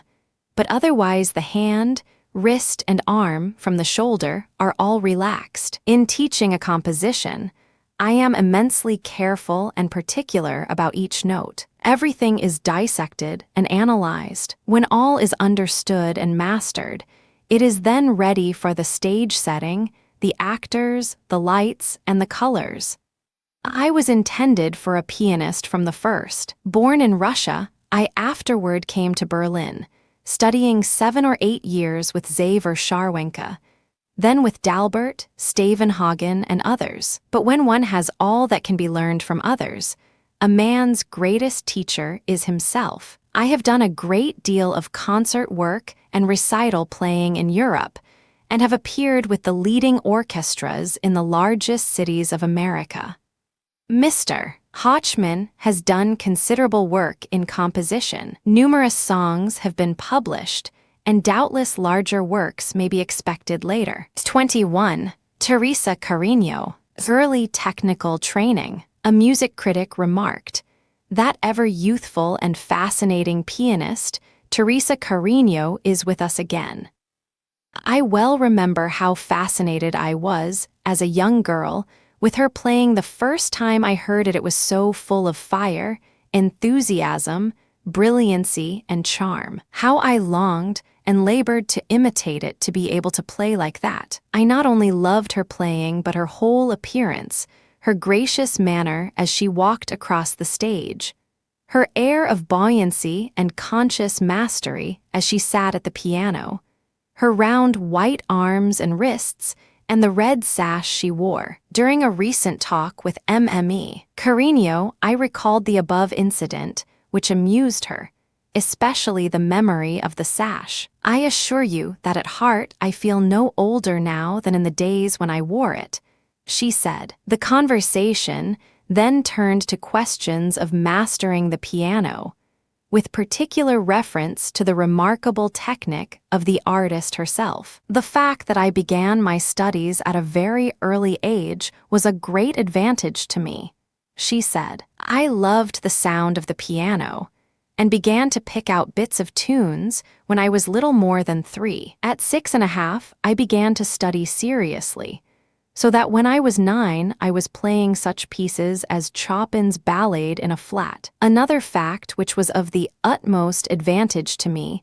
was that I had an ideal teacher in my father. He saw that I loved the piano and decided I must be properly taught. He was passionately fond of music, and if he had not been a statesman, laboring for the good of his country, he would undoubtedly have been a great musician. He developed a wonderful system for teaching the piano, and the work he did with me, I now do with my pupils. For one thing, he invented a series of stretching and gymnastic exercises which are splendid. They did wonders for me, and I use them constantly in my teaching. But like everything else, they must be done in the right way, or they are not beneficial. 580 technical exercises. My father wrote out for me a great many technical exercises. To be exact, there were 580 of them. Some consisted of difficult passages from the great composers, perhaps originally written for one hand, which he would arrange for 2 hands, so that each hand had the same amount of work to do. Thus both my hands had equal training, and I find no difference between them. These 580 exercises took just 3 days to go through. Everything must be played in all keys and with every possible variety of touch: legato, staccato, half staccato, and so on. Also with all kinds of shading. Think of such a drill in pure technique, O ye teachers and students, who give little or no time to such matters outside of etudes and pieces. Part of my training consisted in being shown how to criticize myself. I learned to listen, to be critical, to judge my own work. For if it was not up to the mark, I must see what was the matter and correct it myself. The earlier this can be learned, the better. I attribute much of my subsequent success to this ability. I still carry out this plan, for there on the piano you will find all the notes for my coming recitals, which I work over and take with me everywhere. This method of study I always try to instill into my pupils. I tell them anyone can make a lot of noise on the piano, but I want them to make the piano speak. I can do only a certain amount for them. The rest they must do for themselves. Value of transposing. Another item my zealous teacher insisted upon was transposing. I absorbed this idea almost unconsciously, and hardly know when I learned to transpose, so natural did it seem to me. My father was a tactful teacher. He never commanded, but would merely say, "You can play this in the key of C, but I doubt if you can play it in the key of D." This doubt was the spur to fire my ambition and pride. I would show him I could play it in the key of D or in any other key, and I did. With all the technic exercises, I had many etudes also, a great deal of churny. Each etude must also be transposed, for it would never do to play an etude twice in the same key for my father. So I may say that whatever I could perform at all, I was able to play in any key. For 1 year I did nothing but technic, and then I had my first piece, which was nothing less than the Capriccio of Mendelssohn, Op. At 22, so you see I had been well grounded. Indeed, I have been grateful all my life for the thorough foundation which was laid for me. In these days we hear of so many short cuts, so many new methods, mechanical and otherwise, of studying the piano. But I fail to see that they arrive at the goal any quicker, or make any more thorough musicians than those who come by the royal road of intelligent, well-directed hard work.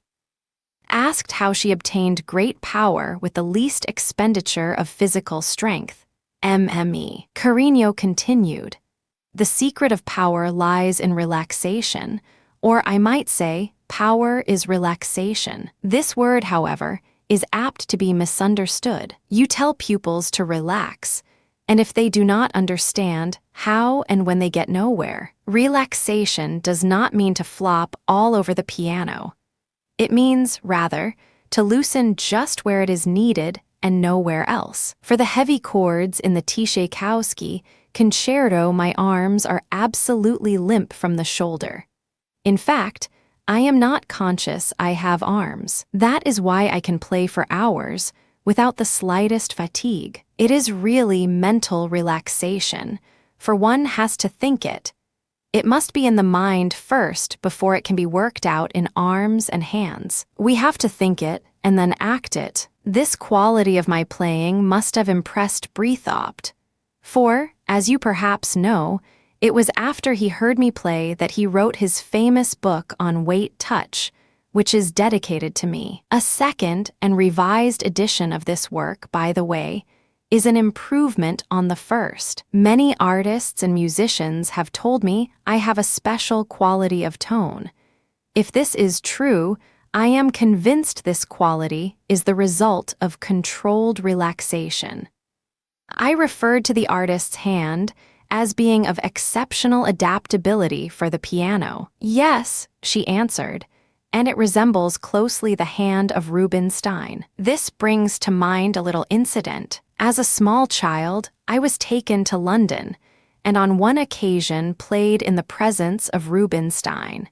He was delighted, took me under his wing, and introduced me all about as his musical daughter. Years afterward, we came to New York, and located at the old Clarendon Hotel, which has housed so many men of note. The first day at lunch, my aunt and I were seated at a table mostly occupied by elderly ladies who stared at us curiously. I was a shy slip of a girl and hardly ventured to raise my eyes after the first look around the room. Beside me sat a gentleman. I glanced at his hand as it rested on the table, then I looked more closely. How much it reminded me of Rubinstein's hand. My eyes traveled slowly up to the gentleman's face. It was Rubinstein. He was looking at me, then he turned and embraced me before all those observing ladles.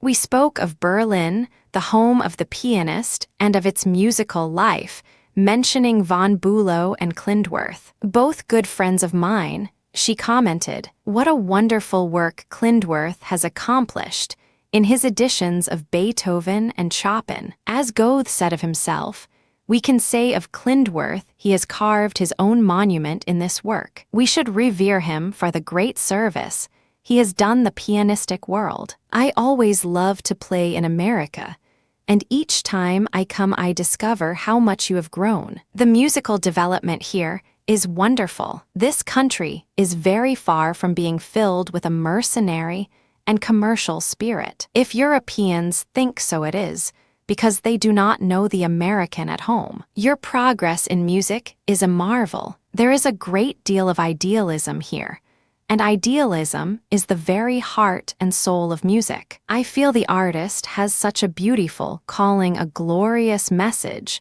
to educate a people to see the beauty and grandeur of his art of the ideal. At 22, Wilhelm Bachhaus, technical problems discussed. How do I produce the effects which I obtain from the piano? The young German artist, Wilhelm Bachhaus, was comfortably seated in his spacious apartments at the Ritz, New York, when this question was asked. A grand piano stood close at hand, and the pianist ran his fingers lightly over its keys from time to time, or illustrated some technical point as he talked. In answer, I would say I produce them by listening, criticizing, judging, working over the point. until I get it as I want it. Then I can reproduce it at will if I want to make just the same effect. But sometimes I want to change and try another. I am particular about the seat I use at the piano, as I sit lower than most amateurs, who in general are apt to sit too high. My piano stool has just been taken out for a few repairs, or I could show you how low it is. Then I am old-fashioned enough to still believe in scales and arpeggios. Some of the players of the present day seem to have no use for such things, but I find them of great importance. This does not necessarily mean that I go through the whole set of keys when I practice the scales, but I select a few at a time and work at those. I start with ridiculously simple forms, just the hand over the thumb, and the thumb under the hand, a few movements each way, especially for arpeggios. The principle I have referred to is the difficult point. A few doses of this remedy, however, bring the hand up into order again. The pianist turned to the keyboard and illustrated the point very clearly. As you see, I slant the hand considerably across the keys, he said. But this oblique position is more comfortable, and the hand can accommodate itself to the intervals of the arpeggio or to the passing of the thumb in scales. Some may think I stick out the elbow too much, but I don't care for that, if by this means the scale becomes smooth and even. Overhauling one's technique. I have to overhaul my technique once or twice a week to see that everything is all right, and of course, the scales and arpeggios come in for their share of criticism. I practice them in legato, staccato, and in other touches, but mostly in legato, as that is somewhat more difficult and more beautiful than the others. Perhaps I have what might be called a natural technique.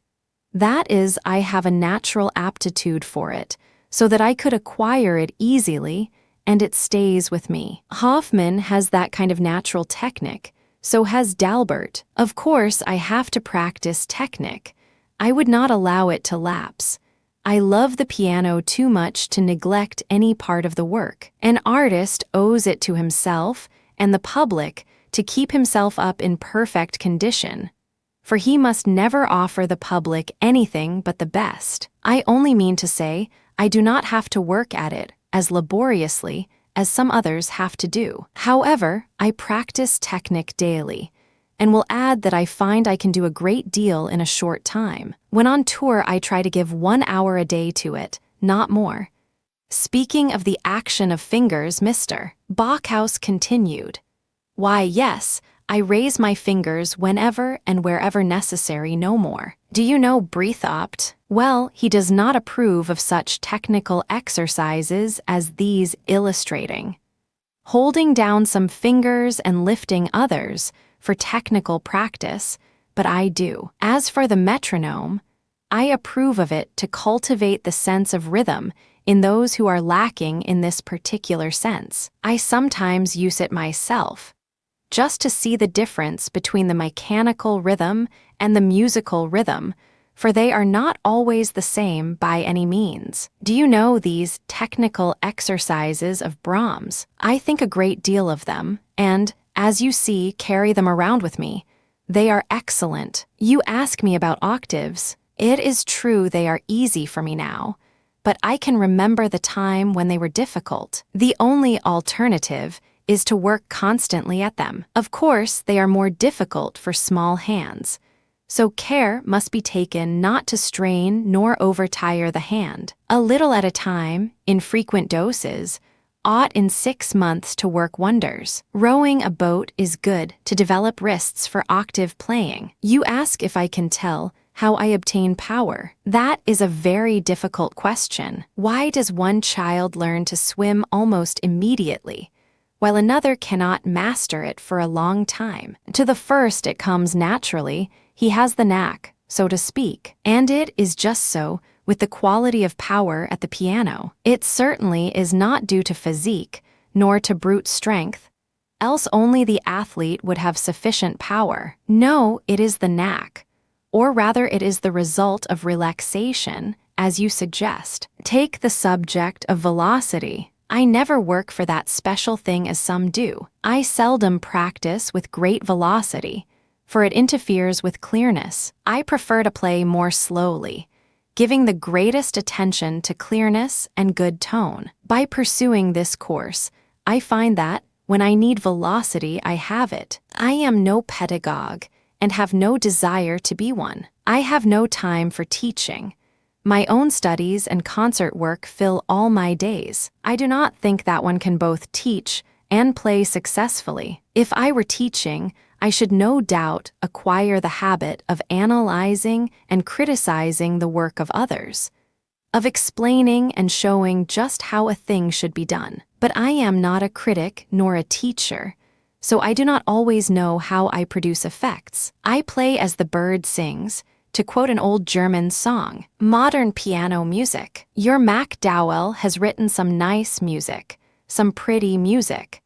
I am familiar with his concerto in D minor, some of the short pieces, and the sonatas. As for modern piano concertos, there are not many. It is quite true. There is the Rachmaninoff, the MacDowell I mentioned, the D minor of Rubinstein, and the Saint-Saëns in G minor. There is also a concerto by Neitzel, which is a most interesting work. I do not recall that it has been played in America. I have played it on the other side, and I may bring it out here during my present tour. This concerto is a fine work into which the author has put his best thought, feeling, and power. A Brahms concerto. As I listened to the eloquent reading of the Brahms Second Concerto, which Mr. Bachhaus gave soon afterward with the New York Symphony, I was reminded of a memorable event which occurred during my student days in Berlin. It was a special concert, at which the honored guest and soloist was the great Brahms himself. Von Bülow conducted the orchestra, and Brahms played his second concerto. The Hamburg master was not a virtuoso in the present acceptance of the term. His touch on the piano was somewhat hard and dry, but he played the work with commendable dexterity and made an imposing figure as he sat at the piano with his grand head and his long beard. Of course, his performance aroused immense enthusiasm.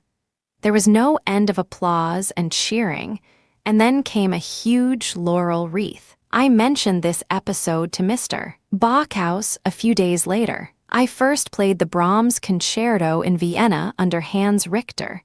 He had counseled me to study the work. The Americans are beginning to admire and appreciate Brahms. He ought to have a great vogue here. In studying such a work, for piano and orchestra, I must not only know my own part, but all the other parts what each instrument is doing. I always study a concerto with the orchestral score so that I can see it all before me. 23. Alexander Lambert. American and European teachers. Among American teachers, Alexander Lambert takes high rank. For over 25 years, he has held aloft the standard of sound musicianship in the art of teaching and playing. A quarter of a century of thorough, conscientious effort along these lines must have left its impress upon the whole rising generation of students and teachers in this country, and made for the progress and advancement of American art. It means much to have a native-born teacher of such high aims living and working among us. A teacher whom no flattery nor love of gain can influence nor render indifferent to the high aim ever in view. There is no escaping a sound and thorough course of study for those who come under Mr. Lambert's supervision. Scales must be, willingly or unwillingly, the daily bread of the player. The hand must be put in good shape, the finger joints rendered firm, the arms and body supple, before pieces are thought of. Technical study must continue along the whole course, hand in hand with piece playing. Technic for its own sake, outside the playing of compositions. And why not? Is the technic of an art ever quite finished? Can it ever be laid away on the shelf and considered complete. Must it not always be kept in working order? Have you not seen many changes in the aims of students and in the conditions of piano teaching in New York during the years you have taught here? I asked Mr. Lambert in the course of a recent conversation. Some changes, it is true, I have seen, he answered. But I must also say that the conditions attending piano teaching in America are peculiar. We have some excellent teachers here, teachers who can hold their own anywhere and are capable of producing finished artists. Yet let a pupil go to the best teacher in this country, and the chances are that he or she is still looking forward to finishing with some European artist. They are not satisfied until they have secured the foreign stamp of approval. While this is true of the advanced pianist, it is even more in evidence in the mediocre player. He, too, is dreaming of the superior advantages, as he calls them, of European study. He may have no foundation to build upon, may not even be able to play a scale correctly, but still thinks he must go abroad. You ask if I think students can obtain just as good instruction here as in Europe. That is a little difficult to answer offhand. I fully believe we have some teachers in America as able as any on the other side. In some ways, they are better. For one thing, they are morally better, I repeat, morally better. For another, they are more thorough. They take more interest in their pupils and will do more for them. When such a teacher is found, he certainly deserves the deep respect and gratitude of the American student. But alas, he seldom experiences the gratitude. After he has done everything for the pupil, fashioned him into a well-equipped artist, the student is apt to say, "Now I will go abroad for lessons with this or that famous European master." What is the result? He may never amount to anything, may never be heard of afterward. On the other hand, I have pupils coming to me who have been years with some of the greatest foreign masters, yet who are full of faults of all kinds, faults which it takes me years to correct. Some of them come with hard touch, with tense position and condition of arms and body, with faulty pedaling, and with a lack of knowledge of some of the fundamental principles of piano playing. Power without effort. How do I teach them to acquire power with little effort? Relaxation is the whole secret. Your arm is really quite heavy. It weighs considerable. Act on this principle, then. Let the arms fall with their full weight on the keys, and you will have all the power you need, provided the fingers are rounded and firm. That is the other half of the secret. The finger joints must be firm, especially the third joint. It stands to reason there can be no power, no brilliancy when this joint is wavering and wobbling. I teach arched hand position and, for children and beginners, decided finger action. The fingers are to be raised in the beginning, though not too high. Some teachers may not teach finger action because they say artists do not use it. But the artist, if questioned, would tell you he had to learn finger action in the beginning. There are so many stages in piano playing. The beginner must raise his fingers in order to acquire finger development and a good, clear touch. In the middle stage, he has secured enough finger control to play the same passage with less action and still perform it with sufficient clearness. While in the more finished stage, the passage may be played with scarcely any perceptible motion. So thoroughly do the fingers respond to every mental requirement. Sometimes pupils come to me who do not know scales, though they are playing difficult compositions. I insist on a thorough knowledge of scales and arpeggios, and a serious study of Bach. I use almost everything Bach ever wrote for the piano, the 2- and 3-part inventions, French and English suites, well-tempered clavichord, and the organ preludes and fugues arranged by Liszt.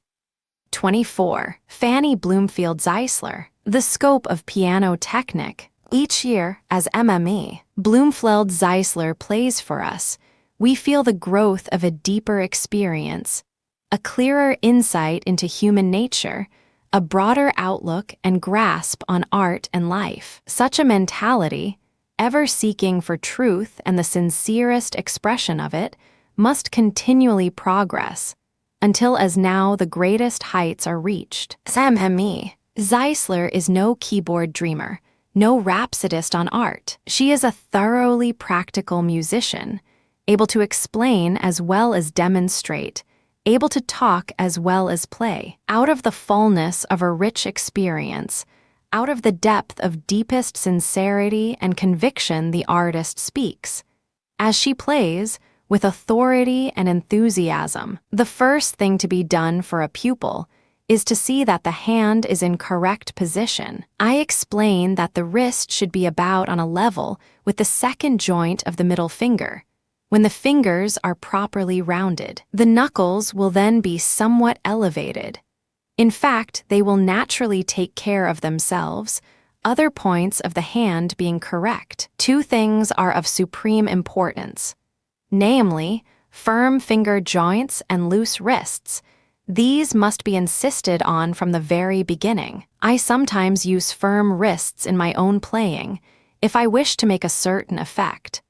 But I can safely affirm, I think, that no one has ever seen me play with weak, bending fingers. What technique includes? Piano technique includes so much. Everything goes into it: arithmetic, grammar, diction, language study, poetry, history, and painting. In the first stages, there are rules to be learned, just as in any other study. In school, we had to learn the rules of grammar and mathematics. Just such rules are applicable to musical performance. I must know the rules of versification in order to scan poetic stanzas. So I must know the laws of rhythm and meter to be able to punctuate musical phrases and periods. Pupils who have long passed the stage of division and fractions do not seem able to determine the time values of the various notes and groups of notes used in music. They do not know what must be done with triplets, dotted notes, and so on. So you see, just technique includes a multitude of things. It is a very wide subject. Each pupil a different problem. Each pupil presents a different problem as to physical formation of hand and body, intelligence and talent. Those who are the most talented do not always prove the most satisfactory students. They grasp the composer's ideas quickly enough.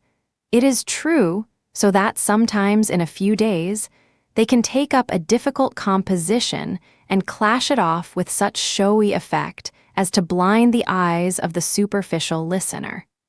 But these students are not willing to work out the fine points of the piece and polish it artistically. Neither are they willing to get right down to the bedrock of technique and work at that seriously and thoroughly. If this course is suggested, they grow restive, think they are being held back, and sometimes prefer to study with a more superficial teacher. The consequence is they never really amount to anything. Whereas if these same players possessed perseverance along with their talent, they could become great artists. I would rather have an intelligent, earnest, serious pupil who is obedient and willing to work than a very gifted pupil. The two seldom go together. When you find both in one person, a marvelous musician is the result, if assisted by the right sort of training. Harmony study. One thing a teacher should insist upon, and that is that the pupil should study harmony. He should have a practical working knowledge of keys, chords, and progressions. There may be no need for him to study orchestration or composition, but he must know the foundation and structure of the material of music. My pupil must be familiar with the various chords of the scale and know how to analyze them before I can make clear to him the rules of pedaling. Without this knowledge, my words about the use of the pedals are as so much Greek to him. He must go and learn this first before coming to me. According to rule, experience counts for much with the teacher, but much more with the pianist. The beginner must go according to rule, until he has thoroughly mastered the rules. He must not think, because he sees a great artist holding his hands a certain way at times, turning under his unemployed fingers for octaves perhaps, or any other seeming eccentricity, that he himself is at liberty to do the same things. No, he must learn to play in a normal, safe way before attempting any tricks. What may seem eccentric to the inexperienced student may be quite a legitimate means of producing certain effects to the mature artist, who through wide experience and study knows just the effect he wants and the way to make it. The artist does many things the pupil should not attempt. The artist knows the capabilities of his own hand. His technique is, in a certain sense, individual. It should not be imitated by the learner of little or no experience. If I play a chord passage with high wrist, that I may bring out a certain effect or quality of tone at that point, the thoughtless student might be under the impression that a high wrist was habitual with me, which is not true. For this reason, I do not give single lessons to anyone, nor coach on single pieces. In the case of the interpretation of a piece, a student can get the ideas of it from hearing it in recital, if he can grasp and assimilate them. On interpretation, that is a wide subject. How can it be defined? I try to arouse the imagination of the student first of all. We speak of the character of the piece and try to arrive at some idea of its meaning. Is it largo, then it is serious and soulful. Is it scherzo, then it should be blithe and gay. We cannot depend on metronome tempi, for they are not reliable. Those given in Schumann are generally all wrong. We try to feel the rhythm of the music, the swing of it, the spirit of it. In giving out the opening theme or subject, I feel it should be made prominent, to arrest attention, to make it clear to the listener. When it appears at other times in the piece, it can be softened or varied. Variety of effect we must have. But whether a passage is played with decreasing or increasing tone, whether this run is soft and the next loud, or vice versa, does not matter so much as to secure variety and individuality. I may look at it one way, another player an opposite way. One should be broad-minded enough to see the beauty of each interpretation. I do not expect my pupils to copy me or do things just as I do them. I show them how I do it, then leave them to work it out as they see it. Pianissimo is one of the later things to teach. A beginner should not attempt it too soon, for then it will only result in flabbiness. A true pianissimo is not the result of weakness, but of strength. Musical conditions in America has made marvelous progress in the understanding and appreciation of music. Even the critics, many of them, know a great deal about music. The audiences, even in small towns, are a pleasure and delight to play to. I am asked sometimes why I attempt the last sonata of Beethoven in a little town. But just such audiences listen to that work with rapt attention. They hang on every note. How are they to learn what is best in music unless we are willing to give it to them? The trouble with America is that it does not at all realize how much it knows, how much talent is here. We are so easily tricked with a foreign name and title. Our serious and talented musicians are constantly being pushed to the wall by some unknown with a name ending in ski. These are the people who tour America, for one season at least, who get the best places in our music schools and colleges, crowding out our native musicians. It makes me very bitter against this utterly mistaken and fallacious idea of ours. I have many talented students who come to me from all over the country. Some of them become most excellent concert artists. If I recommend them to managers or institutions, should not my word count for something? Ought I not to know what my students can do and what is required of a concert artist? But instead of their securing an engagement with such a recommendation, A foreigner with the high-sounding name is the one invariably chosen. When I first started on my career, I endeavored in every way to get a proper hearing in America. But not until I had made a name for myself in Europe was I recognized here, in my own land. All honor to those who are now fighting for the musical independence of America. A group of questions, not long after the above conversation with MME Zeisler, I jotted down some questions, leading to further elucidation of her manner of teaching and playing, and sent them to her. The artist was then fully occupied with her long and arduous tours, and later went to Europe. My questions remained unanswered for nearly a year. When she next played in New York, she sent for me to come to her hotel. As she entered the room to greet me, she held in her hand the paper containing the questions. I expressed surprise that she had preserved the bit of paper so long. "I am very conscientious," she answered. "I have kept this ever since you sent it, and now we will talk over the topics you suggest.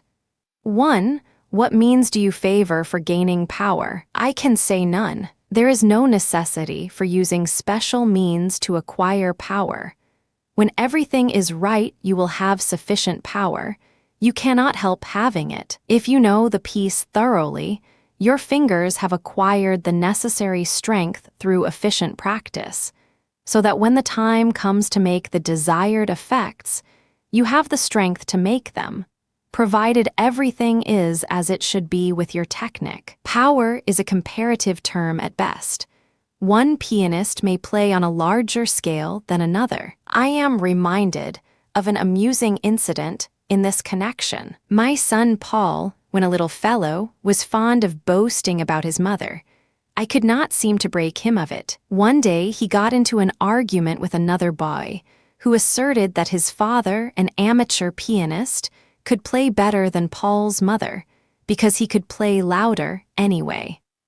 I don't know whether they fought it out or not, but my boy told me about the dispute afterward. "What do you think makes a great player?" I asked him. "If you play soft enough and loud enough, slow enough and fast enough, and it sounds nice," was his answer. It is the whole thing in a nutshell, and he was such a little fellow at the time. As I said, you must have everything right with your technique, then both power and velocity will come almost unconsciously.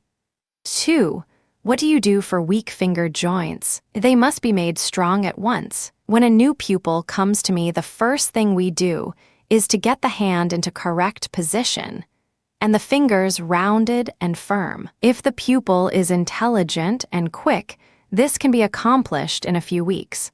Sometimes it takes several months, but it must be done. Of what use is it to attempt a Beethoven sonata when the fingers are so weak that they cave in? The fingers must keep their rounded position and be strong enough to bear up under the weight you put upon them. As you say, this work can be done at a table, but I generally prefer the keyboard. Wood is so unresponsive. I think, for this work, children are easier to handle than their elders. They have no faults to correct. They like to hold their hands well and make them look pretty. They ought to have a keyboard adapted to their little delicate muscles, with action much less heavy than 2 ounces, the minimum weight of the clavier. As they grow and gain strength, the weight can be increased. If they should attempt to use my instrument with its heavy action, they would lame the hand in a few moments, or their little fingers could not stand up under the weight. 3. Do you approve of finger action? Most emphatically, finger action is an absolute essential in playing the piano. We must have finger development. As you say, we can never make the fingers equal in themselves. We might practice 500 years without rendering the 4th finger as strong as the thumb. Rather, let us learn to so adjust the weight and pressure of each finger that all will sound equal whenever we wish them to do so. I tell my pupils that in regard to strength, their fingers are in this relation to each other. And the pianist drew with her pencil 4 little upright lines on the paper, representing the relative natural weight of the 4 fingers. The 5th finger, she said, figures very little in scale or passage playing. By correct methods of study, the pupil learns to lighten the pressure of the stronger fingers and proportionately increase the weight of the weaker fingers. 4. Do you approve of technique practice outside of pieces? I certainly do. The amount of time given to technique study varies with the pupil's stage of advancement. In the beginning, the whole 4 hours must be devoted to technique practice. When some degree of facility and control have been attained, the amount may be cut down to 2 hours. Later, 1 hour is sufficient, and when one is far advanced, a very short time will suffice to put the hand in trim. Some rapid, brilliant arpeggios, or an etude with much finger work, may be all that is necessary. The player gains constantly in strength and technical control while studying pieces, provided correct methods are pursued. Every piece is first of all a study in technique. The foundation must be rightly laid. The principles can then be applied to etude and piece. 5. What do you consider the most vital technical points? That is a difficult question, involving everything about piano playing. There are the scales of all kinds, in single and double notes. Arpeggios are of great importance, because, in one form or another, they constantly occur. Octaves, chords, pedaling, and so on. The trill, too, I suggested. Yes, the trill. But after all, the trill is a somewhat individual matter. Some players seem to have it naturally, or have very little trouble with it.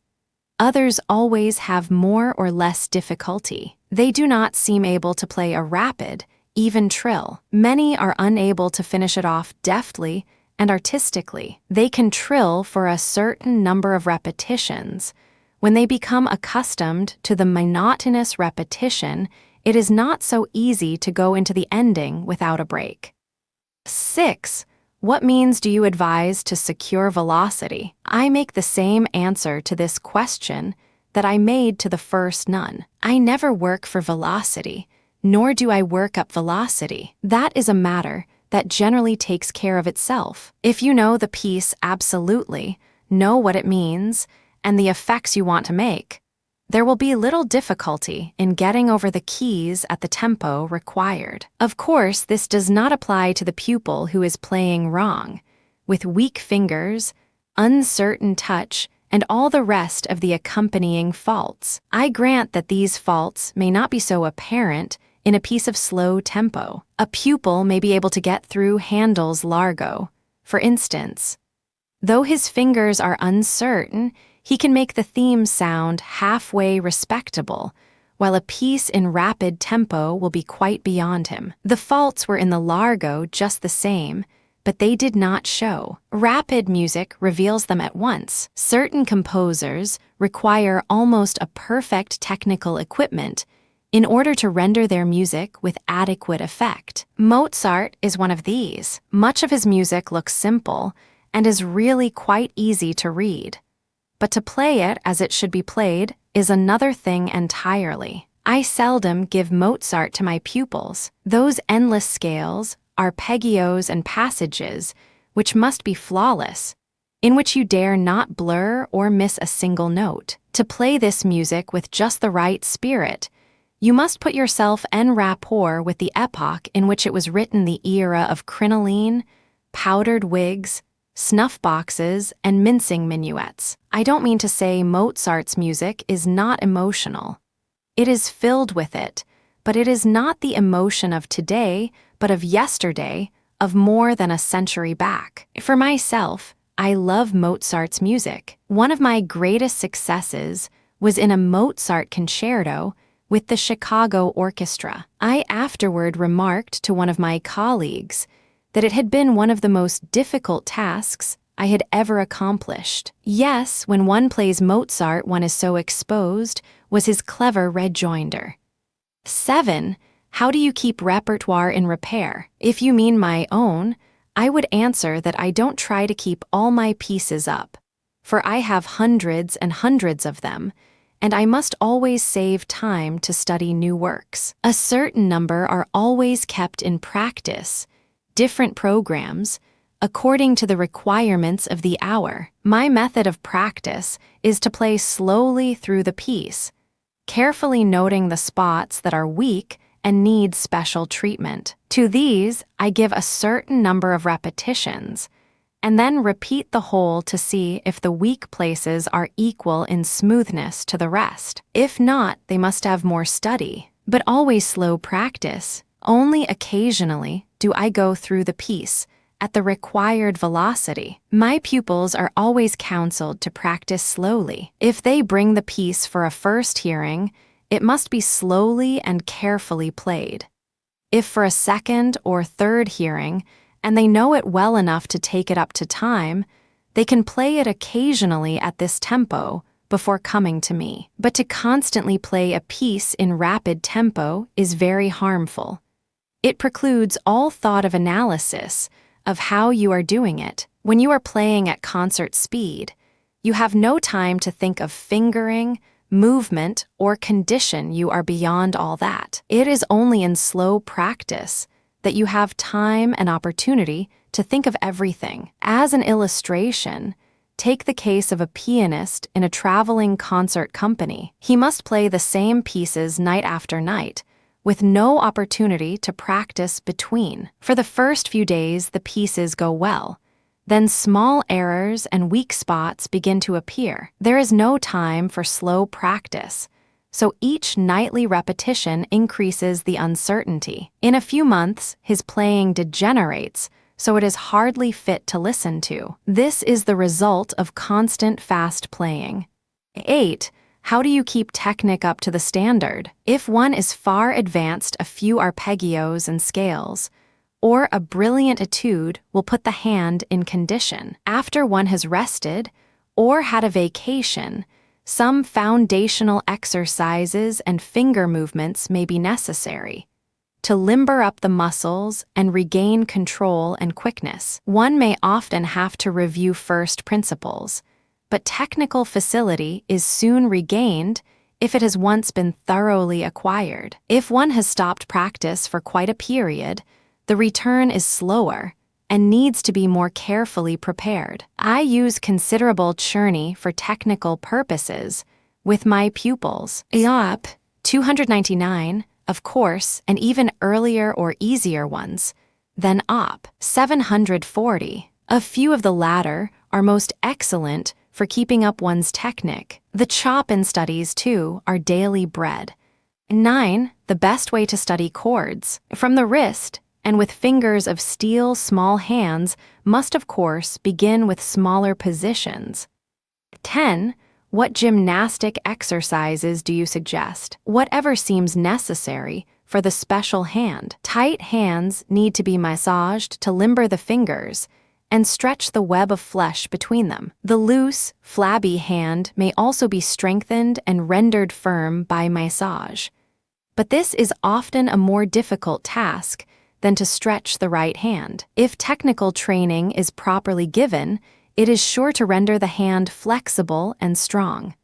25. Agnes Morgan, Simplicity in Piano Teaching. One of the busiest of New York piano teachers, whose list of students taking private lessons in a season almost touches the 100 mark, is Mrs. Agnes Morgan. Mrs. Morgan has been laboring in this field for more than 2 decades, with ever-increasing success. And yet so quietly and unobtrusively is all this accomplished, that the world only knows of the teacher through the work done by her pupils. The teacher has now risen to the point where she can pick and choose her own pupils, which is a great comfort to her, for it dispels much of the drudgery of piano teaching, and is one of the reasons why she loves her work. When one teaches from 9 in the morning till after 6 every day of the season, it is not easy to find a leisure hour in which to discuss means and methods. By a fortunate chance, however, such an interview was recently possible. The questions had been borne in upon me. By what art or influence has this teacher attracted so large a following? What is it which brings to her side not only the society girl, but the serious art student and young teacher? What is the magnet which draws so many pupils to her, that 5 assistants are needed to prepare those who are not yet ready to profit by her instruction? When I came in touch with this modest, unassuming woman, who greeted me with simple cordiality and spoke with quiet dignity of her work, I felt that the only magnet was the ability to impart definite ideas in the simplest possible way. Dr. William Mason, with whom I studied, began Mrs. Morgan, used to say that a musical touch was born, not made. But I have found it possible to so instruct a pupil that she can make as beautiful a tone as can be made. Even a child can do this. The whole secret lies in arm and wrist relaxation, with arched hand and firm nail joint. Inspiration from an American teacher. I feel that Dr. Mason himself was the one who made me see the reason of things. I had always played more or less brilliantly, for technique came rather easy to me. I had studied in Leipzig, where I may say I learned little or nothing about the principles of piano playing, but only crammed a great number of difficult compositions. I had been with Miskowski also, but it was really Dr. Mason, an American teacher, who first set me thinking. I began to think so earnestly about the reason for doing things that I often argued the points out with him, until he would laugh and say, "You go one way and I go another, but we both reach the same point in the end." And from that time, I have gone on and on until I have evolved my own system of doing things. A teacher cannot stand still. I would be a fool not to profit by the experience gained through each pupil, for each one is a separate study. This has been a growth of perhaps 25 years as the result of my effort to present the subject of piano technique in the most concise form. I have been constantly learning what is not essential and what can be omitted. Simplicity is the keynote of my work. I try to teach only the essentials. There are so many etudes and studies that are good. Czerny, for instance, is splendid. I believe in it all, but there is not time for much of it. So with Bach, I approve of studying everything we have of his for piano, from the little pieces up to the big preludes and fugues. Whenever I can, I use Bach. But here again, we have not time to use as much of Bach as we should like. Still, I do the best I can. Even with those who have not a great deal of time to practice, I get in a Bach invention whenever possible. When a new pupil comes who is just starting or has been badly taught, she must of course begin with hand formation. She learns to form the arch of the hand and secure firm finger joints, especially the nail joint. I form the hand away from the piano, at a table. Nothing can be done toward playing till these things are accomplished. I often have pupils who have been playing difficult music for years,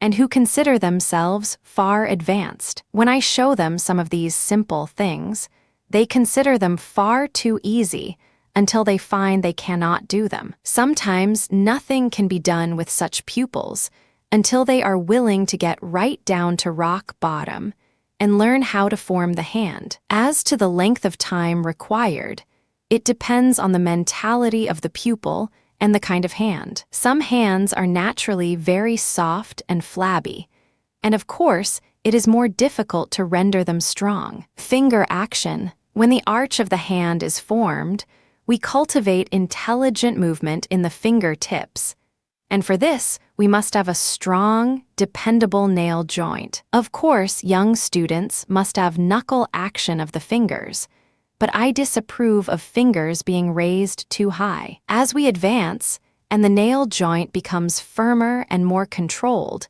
there is not so great need for much finger action. Velocity is acquired by less and less action of the fingers. Force is gained by allowing arm weight to rest on the fingers. lightness and delicacy by taking the arm weight off the fingers holding it back. I use no instruction books for technical drill, but give my own exercises or select them from various sources. Certain principles must govern the daily practice from the first. When they are mastered in simple forms, later work is only development. Loose wrist exercises in octaves, sixths, or other forms should form a part of the daily routine. So should scale playing, for I am a firm believer in scales of all kinds. Chords are an important item of practice. How few students, uninstructed in their principles, ever play good chords. They either flap the hand down from the wrist with a weak, thin tone, or else they play with stiff, high wrists and arms, making a hard, harsh tone. In neither case do they use any arm weight. It often takes some time to make them see the principles of arm weight and finger grasp. Questions of pedaling. Another point which does not receive the attention it deserves is pedaling. Few students have a true idea of the technique of the foot on the pedal. They seem to know only one way to use the damper pedal, and that is to come down hard on it, perhaps giving it a thump at the same time. I give special preparatory exercises for pedal use. Placing the heel on the floor and the forepart of the foot on the pedal, they learn to make one depression with every stroke of the metronome. When this can be done with ease, then 2 depressions to the beat, and so on. In this exercise, the pedal is not pressed fully down. On the contrary, there is but a slight depression. This vibration on the pedal has the effect of a constant shimmering of light upon the tones, which is very beautiful. Here the artist illustrated most convincingly with a portion of a Chopin prelude. One needs a flexible ankle to use the pedal properly.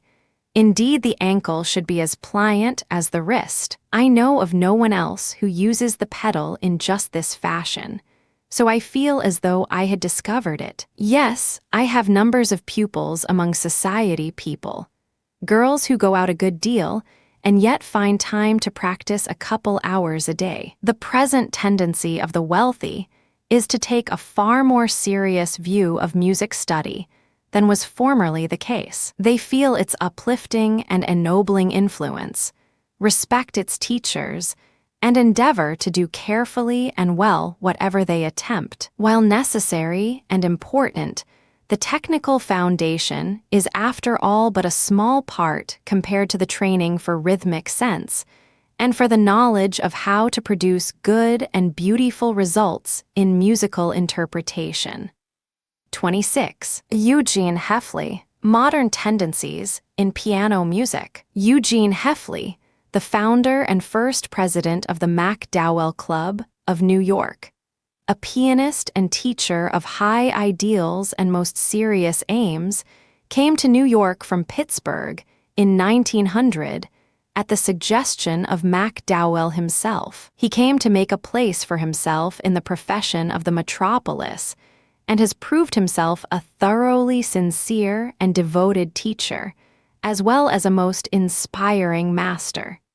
He has trained numerous young artists who are winning success as pianists and teachers. Mr. Heffley, while entertaining reverence for the older masters, is very progressive, always on the alert to discover a new trend of thought, a new composer, a new gospel in musical art. He did much to make known and arouse enthusiasm for MacDowell's compositions, when they were as yet almost unheard of in America. In an equally broad spirit does he introduce to his students the works of the ultra-modern school, Debussy, Rachmaninoff, Florent Schmidt, Rieger, Liado, Poldini, and others. My students like to learn these new things, and the audiences that gather here in the studio for our recitals come with the expectation of being enlightened in regard to new and seldom heard works, and we do not disappoint them. Florent Schmidt, in spite of his German surname,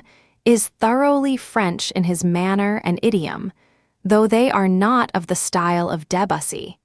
He has written some beautiful things for the piano, a set of short pieces which are little gems. I rank Rachmaninoff very highly, and of course use his preludes, not only the well-known ones the C and G minor, but the set of 13 in one opus number. They are most interesting. I use a good deal of Russian music.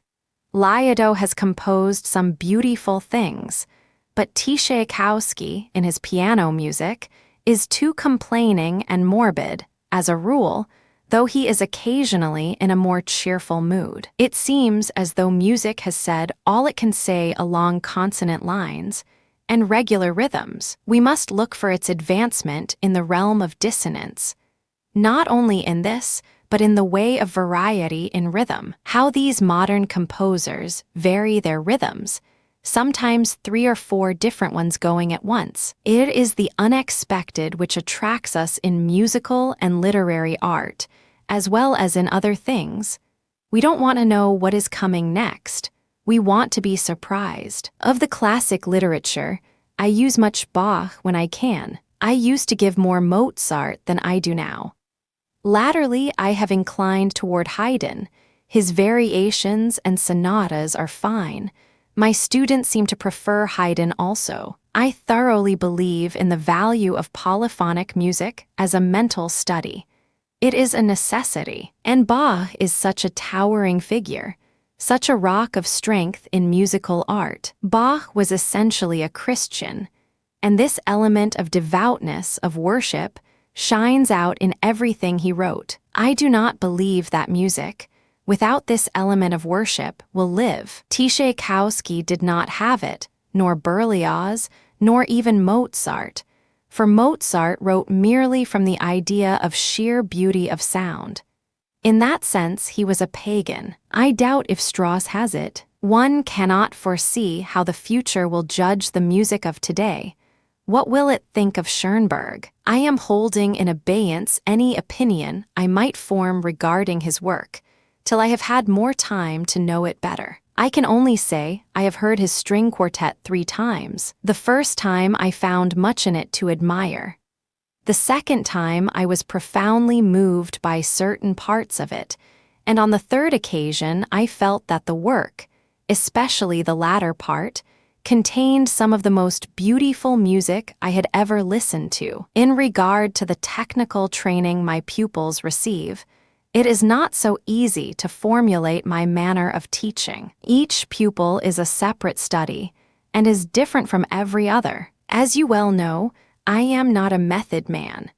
I have little use for the so-called piano method. To be a true teacher of the piano is a high calling indeed, for there are many pedagogues, but comparatively few real teachers. I make a distinction between the two. A pedagogue is one who, filled with many rules and much learning, endeavors to pour his knowledge into the pupil, whereas the true teacher seeks to draw out what is in the pupil. He strives to find what the pupil has aptitude for, what he likes to do and can do best. The teacher must be something of a psychologist, or how can he correctly judge of the pupil's temperament, his tastes, his mentality, and what to do for him. When a new pupil comes, I must make a mental appraisement of his capacity, his likelihood to grasp the subject, his quickness of intelligence, his health, and so on. No 2 pupils can be treated in the same way. One who has little continuity,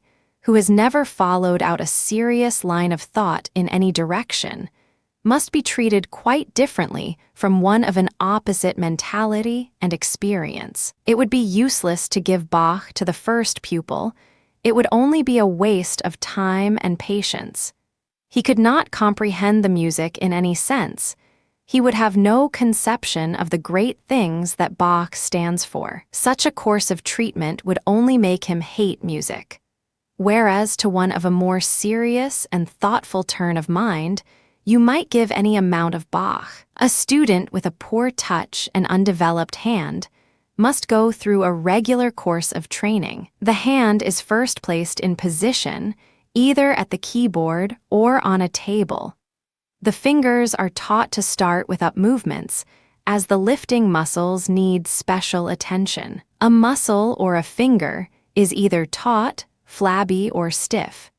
It is the taut condition I strive for to make the finger responsive, like a fine steel spring. It is absolutely necessary to establish correct finger action at the outset, for the sake of finger development, clearness, and accuracy. When single fingers can make accurate up and down movements, we can put two fingers together and acquire a perfect legato. I teach 3 kinds of legato: the passage legato, the singing legato, and the accompanying legato.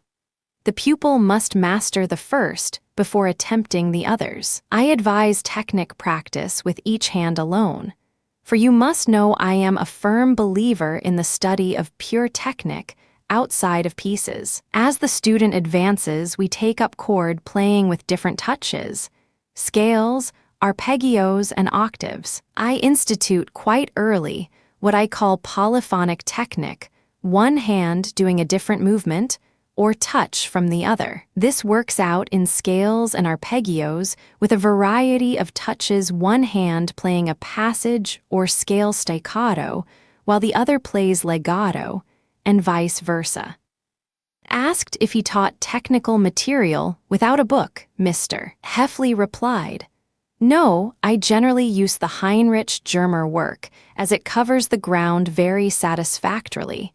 It is compact, concise, and complete in one volume. I also use Merck to some extent. Every form of exercise must be worked out in all keys. I find the books useful for all kinds of students. I may add that I use comparatively few etudes. If the student seems to have a very imperfect rhythmic sense, I use the metronome, but as sparingly as possible, for I want to establish the inner sense of rhythm. In regard to memorizing, I give no special advice, but counsel the student to employ the way which is easiest and most natural to him. There are 3 distinct ways of committing music: the analytic, photographic, and muscular. The analytic memory picks the passage apart and learns just how it is constructed and why. The photographic memory can see the veritable picture of the passage before the mind's eye, while the muscular memory lets the fingers find the notes. This is not a very reliable method, but some pupils have to learn in this way. Of course, the analytical memory is the best. When the pupil has the mental ability to think music in this way, I strongly recommend it. One point I make much of in my teaching, and that is tone color as a distinct factor in musical interpretation. It is not merely a question of using the marks of expression, such as FF, MF, PP, and so on. It is more subtle than that. It is the quality of tone I seek after. Sometimes I work with a pupil for several minutes over a single tone, until he really comprehends what he has to do to produce the right quality of tone, and can remember how he did it. The pedal helps wonderfully, for it is truly the soul of the piano. Some pupils have fancy but no imagination, and vice versa. The terms are not synonymous. Reading poetry helps to develop the aesthetic sense. Pictures help also, and nature. I must necessarily take into account the pupil's trend of temperament while instructing him. Interpretative expression is not a positive, but a relative quantity. One player's palette is covered with large blotches of color, and he will paint the picture with bold strokes.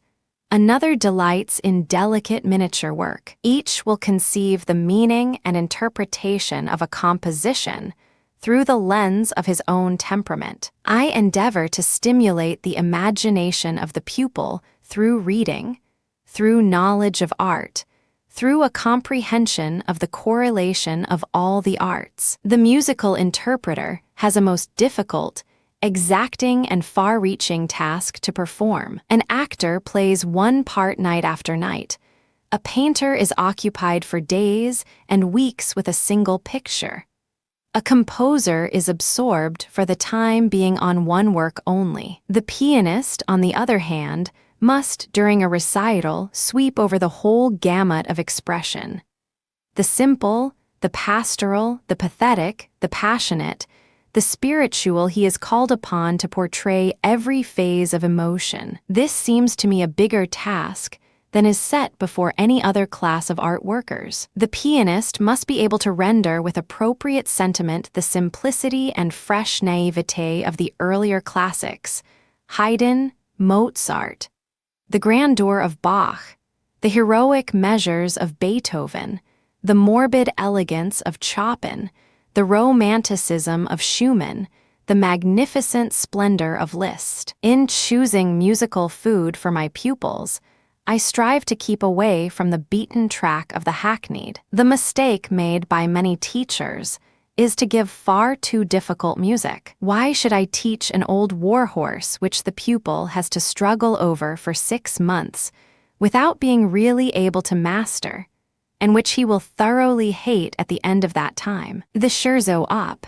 31 of Chopin and the Liszt rhapsodies he can hear in the concert room, where he can become familiar with most of the famous piano compositions. Why should he not learn to know many less hackneyed pieces, which do not so frequently appear on concert programs? Herein lies one of the great opportunities for the broad-minded teacher to be individual in his work. According to his progressive individuality will his work be valued.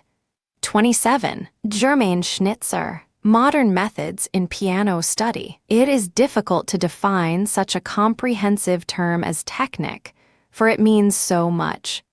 Remarked Germain Schnitzer, the French pianist, to me one day when we were discussing pianistic problems. There is no special sort or method of technique that will do for all players, for every mentality is different. Every hand is peculiar to itself and different from every other. Not only is each player individual in this particular, but one's right hand may differ from one's left. Therefore, each hand may require separate treatment. An artistic technique can be acquired only by those who have an aptitude for it, plus the willingness to undertake the necessary drudgery. Practice alone, no matter how arduous, is not sufficient. Technique is evolved from thought, from hearing great music, from much listening to great players. Intent listening to one's own playing and to the effects one strives to make. It is often said that the pianist cannot easily judge of the tonal effects he is producing, as he is too near the instrument. With me, this is not the case. My hearing is so acute that I know the exact dynamics of every tone, every effect of light and shade. Thus, I do not have to stand at a distance, as the painter does, even if I could do so in order to criticize my work, for I can do this satisfactorily at close range. I hardly know when I learned technique. At all events, it was not at the beginning. At the start, I had some lessons with quite a simple woman teacher. We lived near Paris, and my elder sister was then studying with Rhea Pugno. She was a good student and practiced industriously. She said she would take me to the master, and one day she did so. I was a tiny child of about 7, very small and thin, not much bigger than a fly. The great man pretended he could hardly see me. I was perched upon the stool, my feet, too short to reach the floor, rested on the extension pedal box which I always carried around with me. I went bravely through some Bach inventions. When I finished, Pugno regarded me with interest. He said he would teach me, told me to prepare some more inventions, some Czerny studies and the Mendelssohn Capriccio, Op. 22, and come to him in 4 weeks. Needless to say, I knew every note of these compositions by heart when I took my second lesson. Soon I was bidden to come to him every fortnight, then every week, and finally he gave me 2 lessons a week. For the first 5 years of my musical experience, I simply played the piano. I played everything: sonatas, concertos, everything. Large works were absorbed from one lesson to the next. When I was about 12, I began to awake to the necessity for serious study. Then, I really began to practice in earnest. My master took more and more interest in my progress and career. He was at pains to explain the meaning of music to me, the ideas of the composers. Many fashionable people took lessons of him, for to study with Pugno had become a fad. But he called me his only pupil, saying that I alone understood him. I can truly say he was my musical father. To him, I owe everything. We were neighbors in a suburb of Paris, as my parents' home adjoined his. We saw a great deal of him, and we made music together part of every day. When he toured in America and other countries, he wrote me frequently. I could show you many letters, for I have preserved a large number of letters filled with beautiful and exalted thoughts, expressed in noble and poetic language. They show that Pugno possessed a most refined, superior mind, and was truly a great artist. I studied with Pugno 10 years. At the end of that time, he wished me to play for Emil Sauer. Sauer was delighted with my work and was anxious to teach me certain points. From him, I acquired the principles of touch advocated by his master, Nicholas Rubinstein. These I mastered in 3 months' time, or I might say in 2 lessons. According to Nicholas Rubinstein, the keys are not to be struck with high finger action, nor is the direct end of the finger used. The point of contact is rather just back of the tip, between that and the ball of the finger. Furthermore, we do not simply strive for plain legato touch. The old instruction books tell us that legato must be learned first, and is the most difficult touch to acquire. But legato does not bring the best results in rapid passages, for it does not impart sufficient clarity. In the modern idea, something more crisp, scintillating, and brilliant is needed, so we use a half-staccato touch. The tones, when separated a hair's breadth from each other, take on a lighter, more vibrant, radiant quality. They are really like strings of pearls. Then I also use pressure touch, pressing and caressing the keys, feeling as it were for the quality I want. I think it, I hear it mentally, and I can make it. With this manner of touching the keys, and this constant search for quality of tone, I can make any piano give out a beautiful tone, even if it seems to be only a battered tin pan. Tone which vibrates through the whole body. Weight touch is of course a necessity. For it I use not only arms and shoulders, but my whole body feels and vibrates with the tones of the piano. Of course, I have worked out many of these principles for myself. They have not been acquired from any particular book, set of exercises, or piano method. I have made my own method from what I have acquired and experienced in ways above mentioned. On memorizing, in regard to memorizing piano music, I have no set method. The music comes to me, I know not how. After a period of deep concentration, of intent listening, it is mine, a permanent possession. You say Leschetizky advises his pupils to learn a small portion, 2 or 4 measures, each hand alone and away from the piano. Other pianists tell me they have to make a special study of memorizing. All this is not for me. It is not my way. When I have studied the piece sufficiently to play it, I know it every note of it. When I play a concerto with orchestra, I am not only absolutely sure of the piano part, but I also know each note that the other instruments play. Of course, I am listening intently to the piano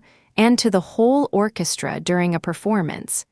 If I allowed myself to think of anything else, I should be lost. This absolute concentration is what conquers all difficulties. Abstract technique, about practicing technique for itself alone.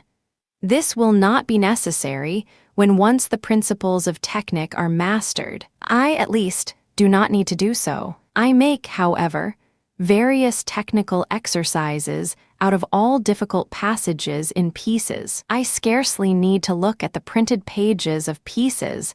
I place on my recital programs. I have them with me, to be sure, but they are seldom taken out of their boxes. What I do is to think the pieces through and do mental work with them. And for this, I must be quiet and by myself. An hour's actual playing at the piano each day is sufficient to prepare for a recital. It must not be thought that I do not study very seriously. I do not work less than 6 hours a day. If on any day I fail to secure this amount of time, I make it up at the earliest moment. During the summer months, when I am preparing new programs for the next season, I work very hard. As I said, I take the difficult passages of a composition and make the minutest study of them in every detail, making all kinds of technical exercises out of a naughty section, sometimes playing it in 40 or 50 different ways. For example, take the little piece out of Schumann's Carnival called The Reconnaissance.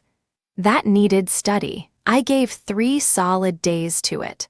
That means from 9 to 12 in the morning and from 1 to 5 in the afternoon. At the end of that time, I knew it perfectly and was satisfied with it. From that day to this, I have never had to give a thought to that number, for I am confident I know it utterly. I have never had an accident to that, or to any of my pieces when playing in public. In my opinion, a pianist has a more difficult task to accomplish than any other artist. The singer has to sing only one note at a time. The violinist or cellist need use but one hand for notes. Even the orchestral conductor, who aspires to direct his men without the score before him, may experience a slip of memory once in a while, yet he can go on without a break. A pianist, however, has perhaps half a dozen notes in each hand to play at once. Every note must be indelibly engraved on the memory, for one dares not make a slip of any kind. An artist playing in London, Paris, or New York, I class these cities together, may play about the same sort of programs in each. The selections will not be too heavy in character. In Madrid or Vienna, the works may be even more brilliant. It is Berlin that demands heavy, solid meat. I play Bach there, Beethoven and Brahms. It is a severe test to play in Berlin and win success. I have made several tours in America. This is a wonderful country. I don't believe you Americans realize what a great country you have, what marvelous advantages are here, what fine teachers, what great orchestras, what opera, what audiences. The critics, too, are so well informed and so just. All these things impress a foreign artist the love for music that is here,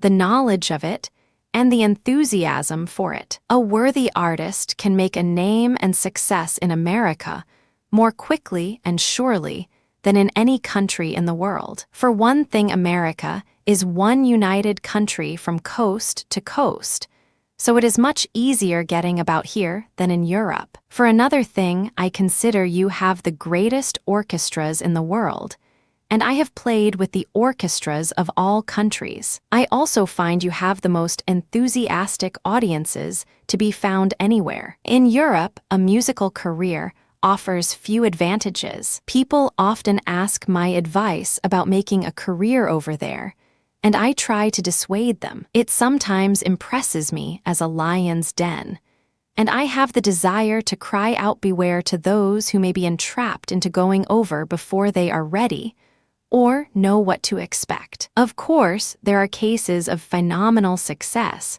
but they are exceptions to the general rule. People go to Europe to get atmosphere, Stimmung, that much abused term. I could tell them they make their own atmosphere wherever they are. I have lived in music all my life, but I can say I find musical atmosphere right here in America. If I listen to the Boston Symphony Orchestra or to the Nizal Quartet, when these organizations are giving an incomparable performance of some masterpiece, I am entirely wrapped up in the music.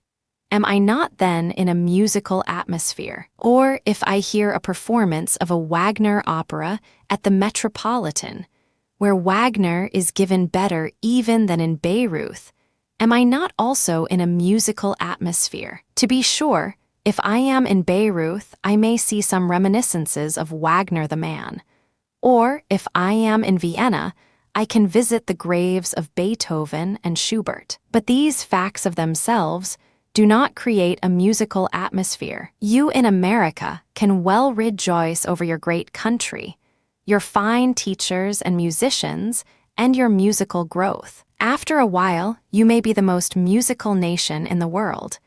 28. Osip Gabrilowitsch, characteristic touch on the piano. Arthur Hochman, Russian pianist and composer, once remarked to me, in reference to the quality of tone and variety of tonal effects produced by the various artists now before the public. For me, there is one pianist who stands above them all. His name is Gabrilowitsch. The quality of tone which this rare artist draws from his instrument is unforgettable. I asked him one morning, when he was kind enough to give me the opportunity for a quiet chat, how he produced this luscious singing quality of tone. A beautiful tone. That is difficult to describe, whether in 1 hour or in many hours. It is first a matter of experiment, of individuality, then of experience and memory. We listen and create the tone, modify it until it expresses our ideal. Then we try to remember how we did it. I cannot say that I always produce a beautiful tone. I try to produce a characteristic tone, but sometimes it may not be beautiful.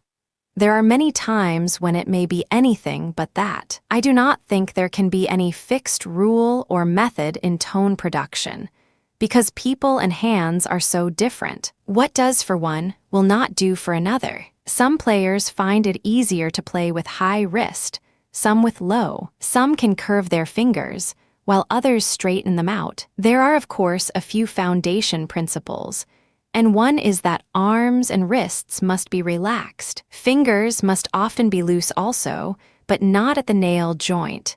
That must always be firm. I advise adopting the position of hand, which is most comfortable and convenient. In fact, all forms of hand position can be used, if for a right purpose, so long as the condition is never cramped or stiff. I permit either a high or low position of the wrist, so long as the tone is good. As I said, the nail joint must remain firm, and never be crushed under by the weight of powerful chords, as is apt to be the case with young players whose hands are weak and delicate. Technical study. Yes, I am certainly in favor of technical practice outside of pieces. There must be scale and arpeggio study, in which the metronome can be used. But I believe in striving to make even technical exercises of musical value. If scales are played, they should be performed with a beautiful quality and variety of tone.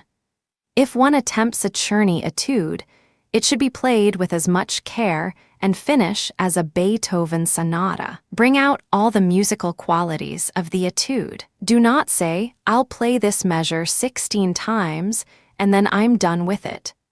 Do nothing for mechanical ends merely, but everything from a musical standpoint. Yes, I give some Czerny to my students, not many etudes, however. I prefer Chopin and Rubinstein. There is a set of 6 Rubinstein studies which I use, including the staccato etude. In regard to technical forms and material, each player may need a different tonic. I have found many useful things in a work by your own doctor, William Mason, Touch and Technic. I have used this to a considerable extent. To my knowledge, he was the first to illustrate the principle of weight, which is now pretty generally accepted here as well as in Europe. An ancient and famous philosopher, Seneca, is said to have remarked that by the time a man reaches the age of 25, he should know enough to be his own physician, or he is a fool. We might apply this idea to the pianist. After studying the piano for a number of years,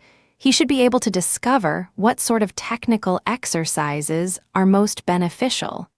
If he cannot do so, he must be a fool. Why should he always depend on the exercises made by others? There is no end to the list of method books and technical forms. Their name is legion. They are usually made by persons who invent exercises to fit their own hands. This does not necessarily mean that they will fit the hands of others. I encourage my pupils to invent their own technical exercises. They have often done so with considerable success, and find much more pleasure in them than in those made by others. Two of the most important principles in piano playing are full, round, exact tone, distinct phrasing. The most common fault is indistinctness, slurring over, or leaving out notes. Clearness in piano playing is absolutely essential. If an actor essays the role of Hamlet, he must first of all speak distinctly and make himself clearly understood. Otherwise, all his study and characterization are in vain. The pianist must likewise make himself understood. He therefore must enunciate clearly. Velocity. You speak of velocity as difficult for some players to acquire. I have found there is a general tendency to play everything too fast, to rush headlong through the piece, without taking time to make it clear and intelligible. When the piece is quite clear in tone and phrasing, it will not sound as fast as it really is, because all the parts are in just relation to each other. As an illustration of this fact, there is a little gavotte of mine, which I had occasion to play several times in Paris. A lady, a very good pianist, got the piece, learned it, then came and asked me to hear her play it. She sat down to the piano and rushed through the piece in a way that so distorted it I could hardly recognize it. When she finished, I remonstrated, but she assured me that her tempo was exactly like mine, as she had heard me play the piece 3 times. I knew my own tempo exactly, and showed her that while it did not differ so greatly from hers, yet my playing sounded slower because notes and phrasing were all clear, and everything rightly balanced. Power. How do I gain power? Power does not depend on the size of the hand or arm. For persons of quite small physique have enough of it to play with the necessary effect. Power is a nervous force, and of course demands that arms and wrists be relaxed. The fingers must be so trained as to be strong enough to stand up under this weight of arms and hands, and not give way. I repeat, the nail joint must remain firm under all circumstances. It is so easy to forget this. One must be looking after it all the time. Memorizing. In regard to memorizing, I have no special rule or method. Committing to memory seems to come of its own accord. Some pieces are comparatively easy to learn by heart. Others, like a Bach fugue, require hard work and close analysis. The surest way to learn a difficult composition is to write it out from memory. There is a great deal of benefit in that. If you want to remember the name of a person or a place, you write it down. When the eye sees it, the mind retains a much more vivid impression. This is visual memory. When I play with orchestra, I of course know every note the orchestra has to play as well as my own part. It is a much greater task to write out a score from memory than a piano solo. Yet, it is the surest way to fix the composition in mind. I find that compositions I learned in early days are never forgotten. They are always with me, while the later pieces have to be constantly looked after. This is doubtless a general experience, as early impressions are most enduring. An orchestral conductor should know the works he conducts so thoroughly that he need not have the score before him. I have done considerable conducting the past few years. Last season, I gave a series of historical recitals, tracing the growth of the piano concerto from Mozart down to the present. I played 19 works in all, finishing with the Rachmaninoff concerto. Mr. Gabrilowitsch has entirely given up teaching and devotes his time to recital and concert, conducting, and composing. Hans von Bülow as teacher and interpreter. Those who heard Hans von Bülow in recital during his American tour in 1876 listened to piano playing that was at once learned and convincing. A few years before, in 1872, Rubinstein had come and conquered the torrential splendor of his pianism, his mighty crescendos and whispering diminuendos, his marvelous variety of tone, all were in the nature of a revelation.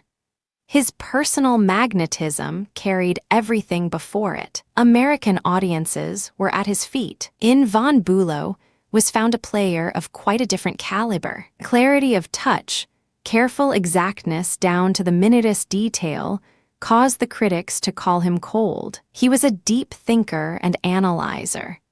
As he played, one saw, as though reflected in a mirror, each note, phrase, and dynamic mark of expression to be found in the work. From a Rubinstein recital, the listener came away subdued, awed, inspired, uplifted, but disinclined to open the piano or touch the keys that had been made to burn and scintillate under those wonderful hands. After hearing von Bülow, on the other hand, the impulse was to hasten to the instrument and reproduce what had just seemed so clear and logical, so simple and attainable. It did not seem to be such a difficult thing to play the piano like that. It was as though he had said, "Any of you can do what I am doing if you will give the same amount of time and study to it that I have done. Listen, and I will teach you."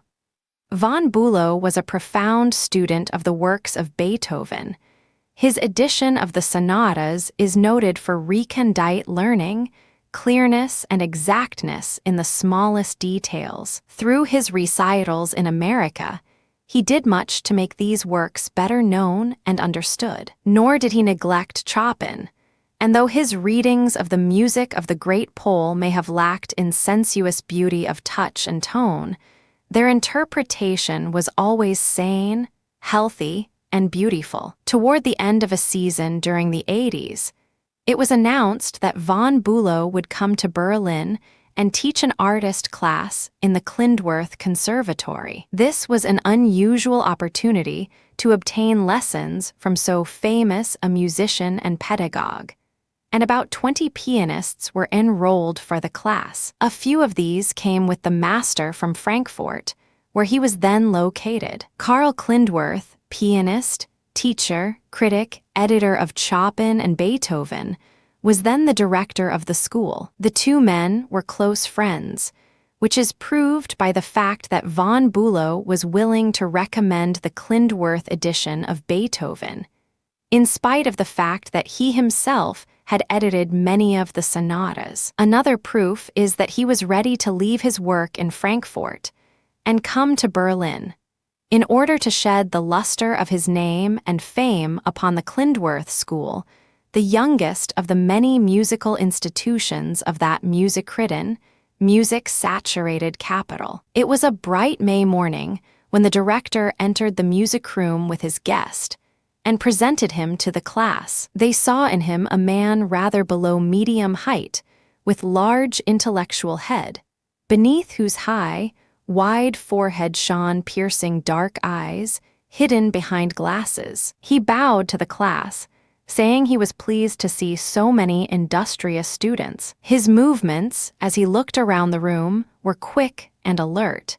He seemed to see everything at once, and the students saw that nothing could escape that active mentality. The class met 4 days in each week, and the lessons continued from 9 in the morning until well on toward 1 o'clock. It was announced that only the works of Brahms, Raff, Mendelssohn, and Liszt would be taught and played, so nothing else need be brought to the class.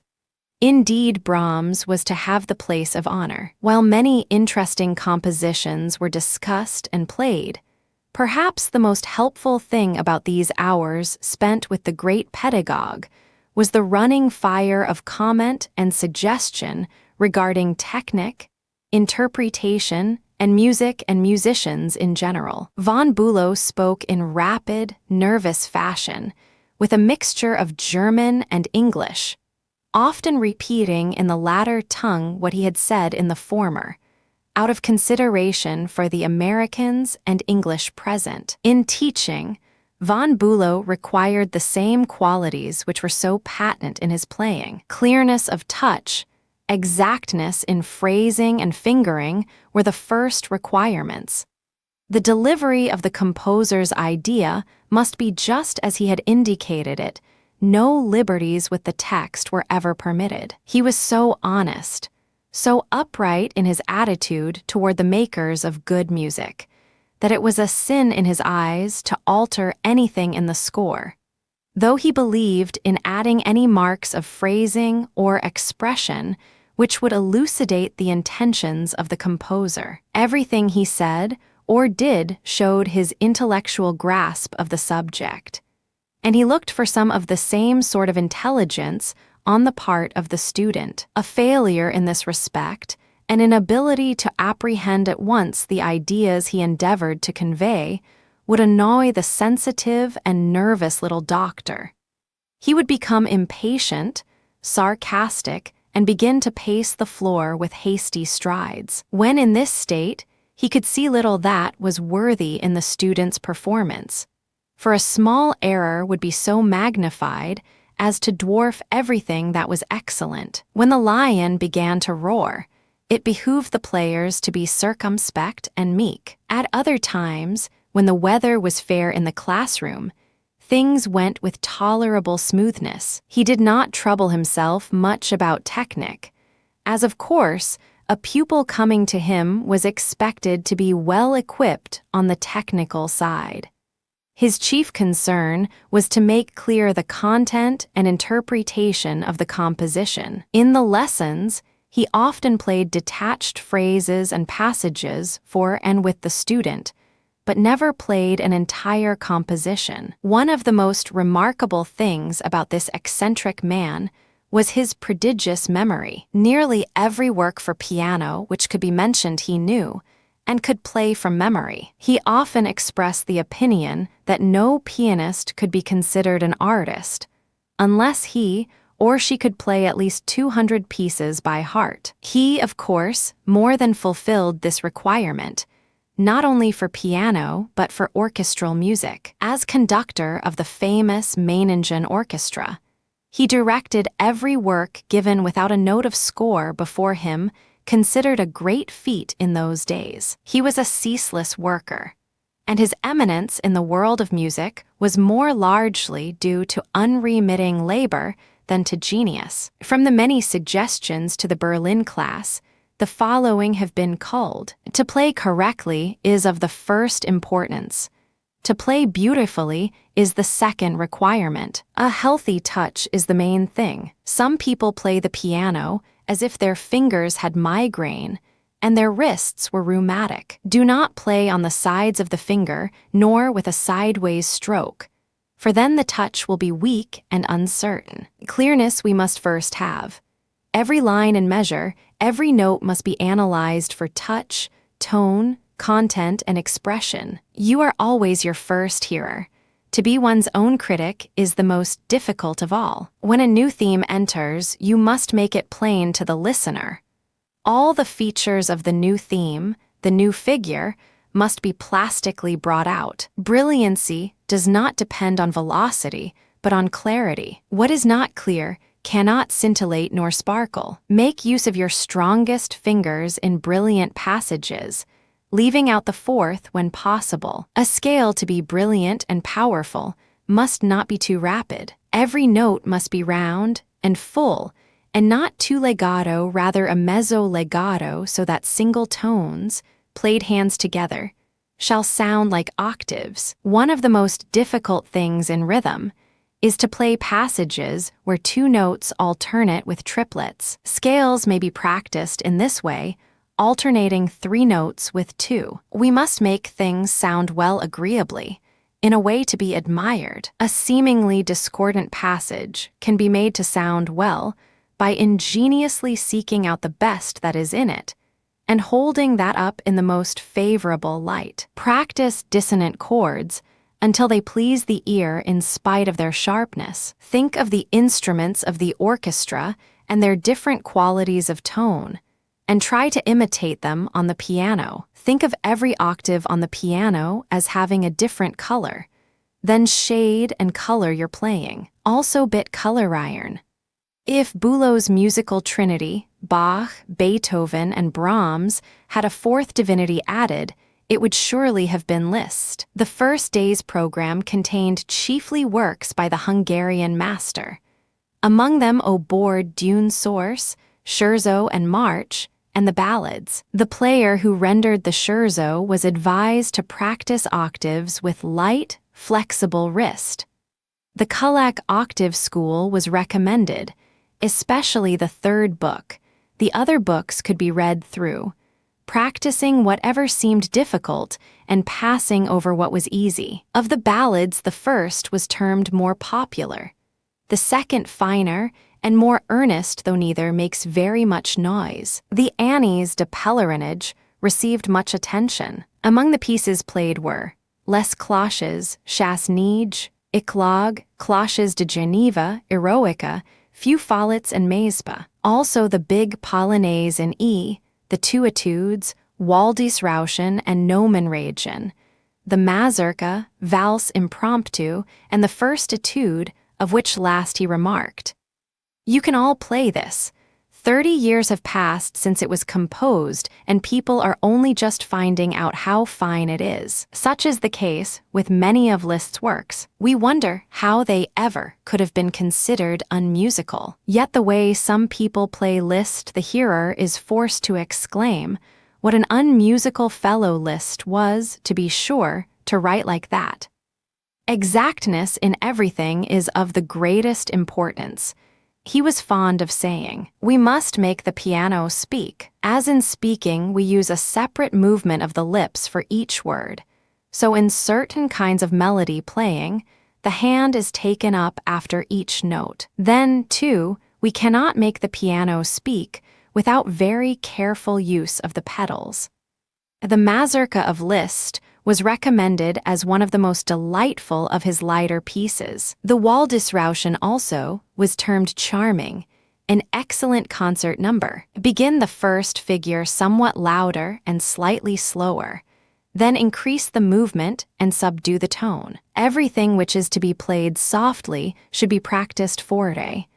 Of Joachim Raff, the Suite Op. 91 held the most important place. Each number received minute attention, the Giga being played by Ethelbert Nevin. The Metamorphosen received a hearing, also the Valse Caprice, Op. 116, of which the master was particular about the staccato left hand against the legato right. Then came the Scherzo Op. 74, the Valse Caprice and the Polka, from Suite Op. 71. Von Bülow described the little group of notes in left hand of middle section as a place where the dancers made an unexpected slip on the floor, and suggested it be somewhat emphasized. "We must make this little witticism," he said, as he illustrated the passage at the piano. Raff showed himself a pupil of Mendelssohn in his earlier compositions.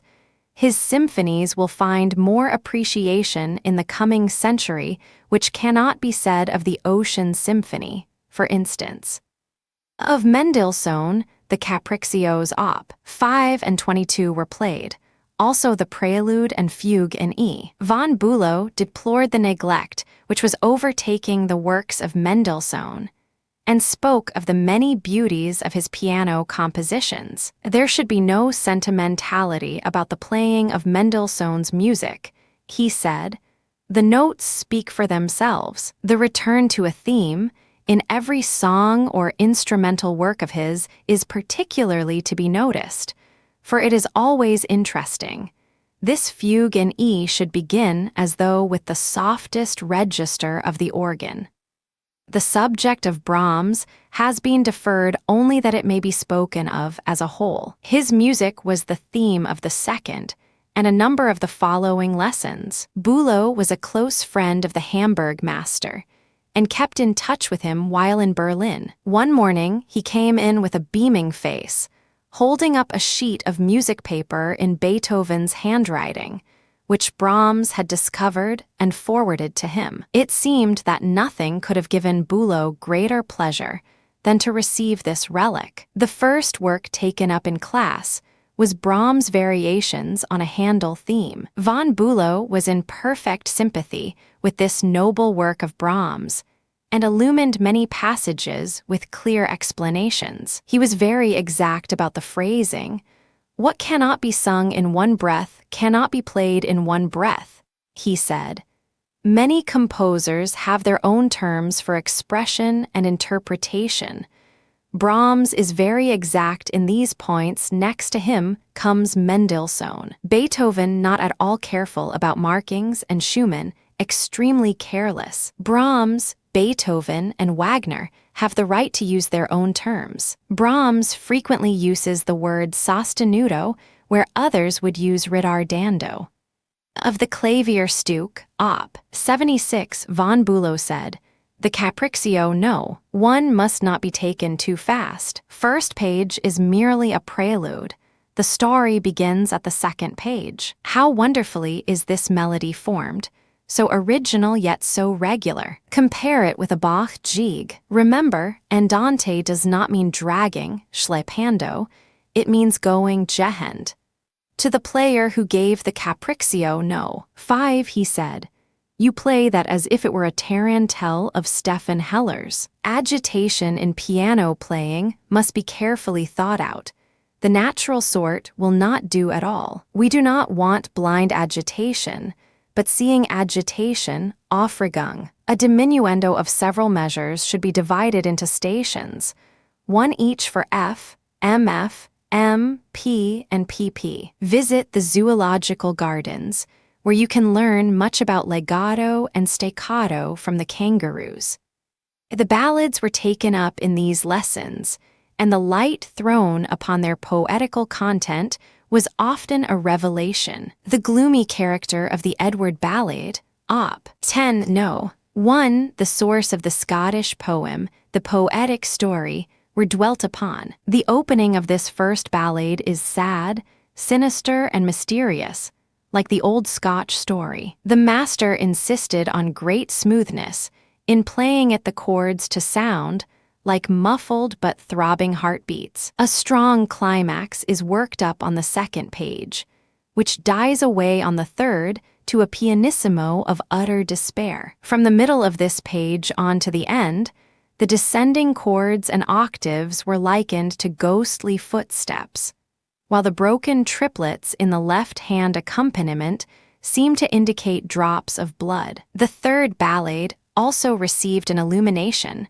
from von Bülow. This is a vivid tone picture, though without motto or verse. Starting with those fateful fifths in the bass, it moves over 2 pages fitfully gloomy and gay, till at the end of the second page, a descending passage leads to 3 chords so full of grim despair as to impart the atmosphere of a dungeon. The player was hastily turning the leaf. "Stop!"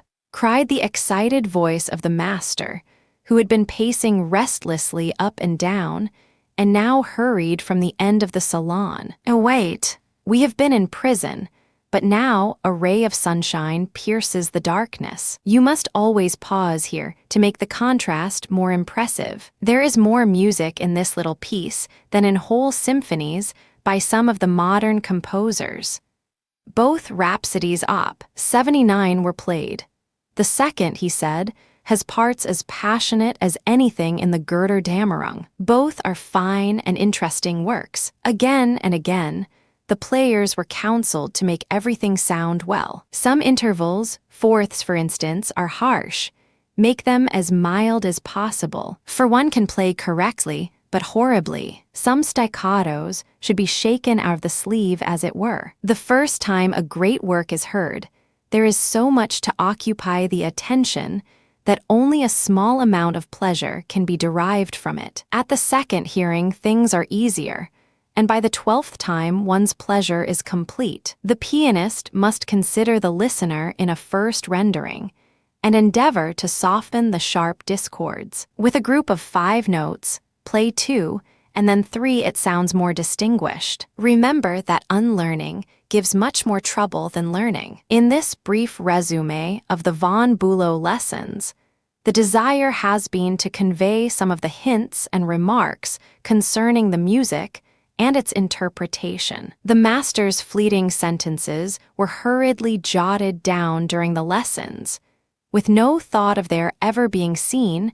except by the owner. But as Bülow's fame as a teacher became so great, these brief notes may now be of some value to both teacher and student. If it were only possible to create a picture of that Berlin music room, with its long windows opening out to a green garden, the May sunshine streaming in, the 2 grand pianos in the center, a row of anxious, absorbed students about the edge of the room, and the short figure of the little doctor, pacing up and down the polished floor, or seating himself at one piano now and then to illustrate his instruction. This mental picture is the lifelong possession of each of those players who were so fortunate as to be present at the sessions. It can safely be affirmed, I think, that the principles of artistic rectitude, of exactness and thorough musicianship which were there inculcated, ever remained with the members of that class as a constant incentive and inspiration. Hints on interpretation from 2 American teachers, William H. Sherwood and Dr. William Mason. While a young student, the opportunity came to attend a summer music school, founded by this eminent pianist and teacher. He had surrounded himself with others well known for their specialties in voice, violin, and diction. But the director himself was the magnet who attracted pianists and teachers from the 4 corners of the land. Perhaps the most intimate way to come in touch with a famous teacher is to study with him during the summer months, in some quiet, retired spot. Here the stress of the metropolis, with its rush and drive, its exacting hours, its remorseless round of lesson giving, is exchanged for the freedom of rural life. Hours may still be exact, but a part of each day or of each week is given over to relaxation, to be spent in the open with friends and pupils. It was under such conditions that I first met Mr. Sherwood. I had never even heard him play, and was glad the session opened with a piano recital. His playing delighted me. He had both power and delicacy, and his tone impressed me as being especially mellow and fine. There was deep feeling as well as poetry in his reading of both the chromatic fantasy of Bach and the Chopin fantasy in F minor, which were on the program. This opinion was strengthened at each subsequent hearing, for he gave frequent recitals and concerts during the season. My summer study with Mr. Sherwood consisted mainly in gaining ideas on the interpretation of various pieces. Many of these ideas seem to me beautiful and inspiring, and I will set them down as fully as I can from the brief notes jotted down at the time. I trust I may be pardoned a few personal references, which are sometimes necessary to explain the situation. With advanced students, Mr. Sherwood gave great attention to tone study and interpretation, even from the first lesson. He laid much stress on the use of slow, gentle motions in practice and in playing, on the spiritualization of the tones, of getting behind the notes to find the composer's meaning. He had, perhaps, a more poetic conception of piano playing than any master I have known, and was able to impart these ideas in clear and simple language. The first composition considered was Schumann's Nachtstück, the 4th of the set. He had a peculiar way of turning the hand on the middle finger, as on a pivot, for the extended chords, at the same time raising the whole outer side of the hand, so that the 5th finger should be able to play the upper melody notes round and full. In the middle section, He desired great tenderness and sweetness of tone. There are several dissonances in this part, he said, and they ought to be somewhat accented suspensions, I might call them. In Bach and Handel's time, the rules of composition were very strict, no suspensions were allowed, so they were indicated where it was not permitted to write them. Chopin's etude in sixths came up for analysis. This study needs a very easy, quiet, limpid touch the motions, all gliding and sliding, rather than pushing and forceful. I would advise playing it at first pianissimo, the wrist held rather low, the knuckles somewhat high, and the fingers straightened. In preparation for each pair of notes, raise the fingers and let them down not with a hard, brittle touch, if I may use the word, but with a soft, velvety one. A composition like this needs to be idealized, spiritualized, taken out of everyday life. Take, for instance, the impromptu op. 36 Chopin. The first part of it is something like this etude, soft, undulating, smooth as oil. There is something very uncommon, spiritual, heavenly, about the first page of that impromptu, very little of the earth, earthy. The second page is in sharp contrast to the first. It comes right down to the hard, everyday business of life. It is full of harsh, sharp tones. Well, the idea of that first page we get in the study in sixths. I don't want the bare tones that stand there on the printed page. I want them spiritualized. That is what reveals the artist. In the left hand, the first note should have a clear, brittle accent with firm fifth finger, and the double sixths played with the creeping, clinging movement I have indicated. If I should practice this etude for half an hour, you might be surprised at the effects I could produce. Perhaps it might take 10 hours, but in the end I am confident I could produce this floating, undulating effect. I heard Liszt play nearly all these etudes at one time. I stood by and turned the pages. In this etude, he doubled the number of sixths in each measure.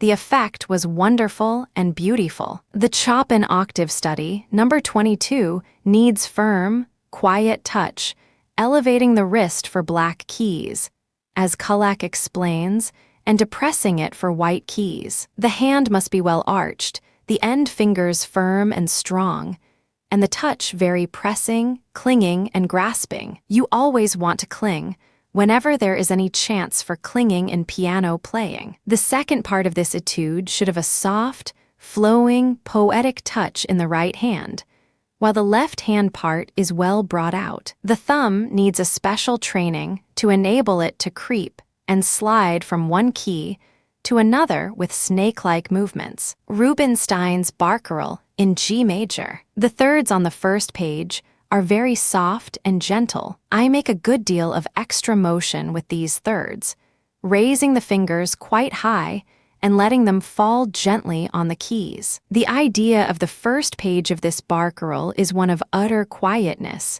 colorlessness. One is alone on the water. The evening is quiet and still.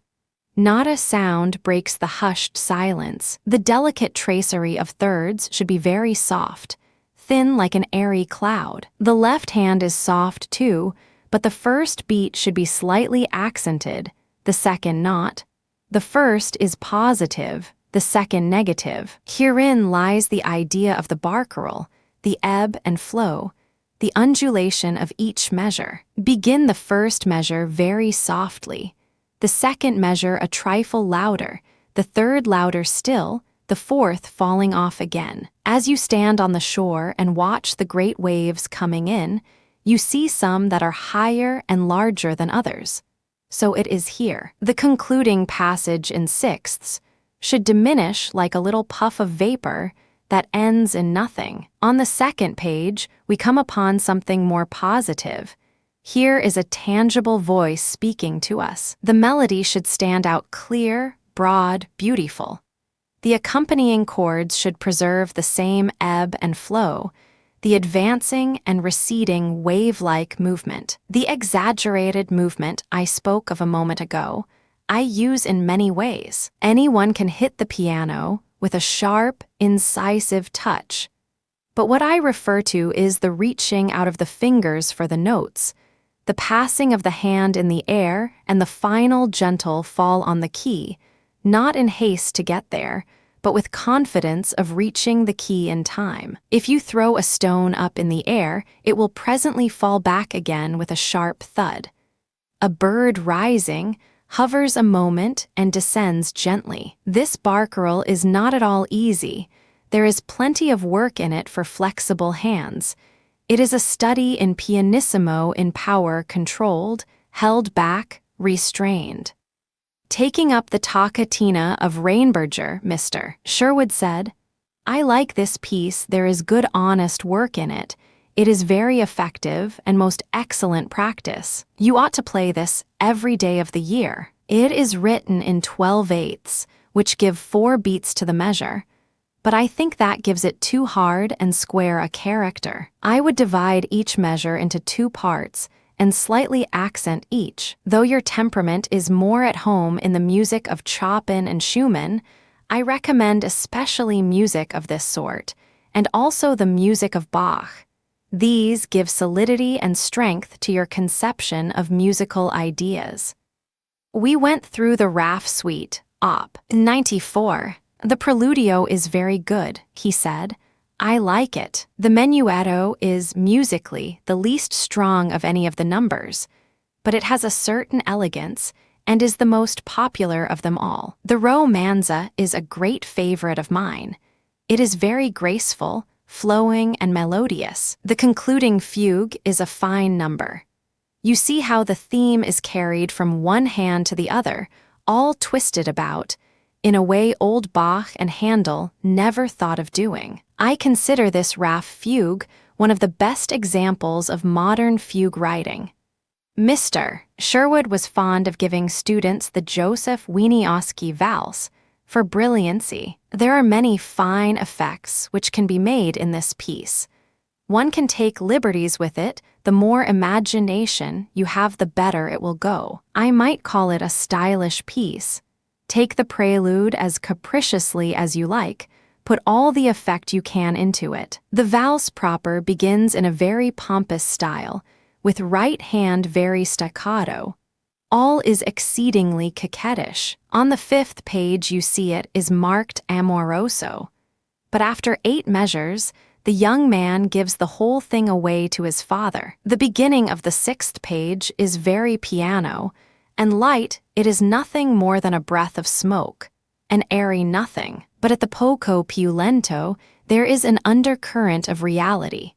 The 2 parts are going at the same time, the hard, earthly part, with accents, and the spiritual, thin as air. To realize these qualities in playing is the very idealization of technic.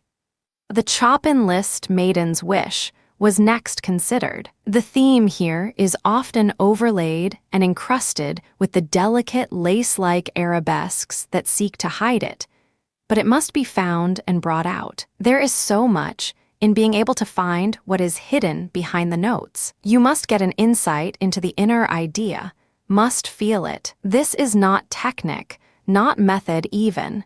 It is the spiritualization of playing. There are pieces that will sound well if the notes only are played, like the little F minor moment musicale of Schubert. Yet even in this there is much behind the notes, which, if brought out, will make quite another thing of the piece. Schumann's Andante, for 2 pianos, should have a very tender, caressing touch for the theme. The place where the 4/16 occur, which make rather a square effect, can be softened down. On the 2nd page, be sure and do not accent the grace notes.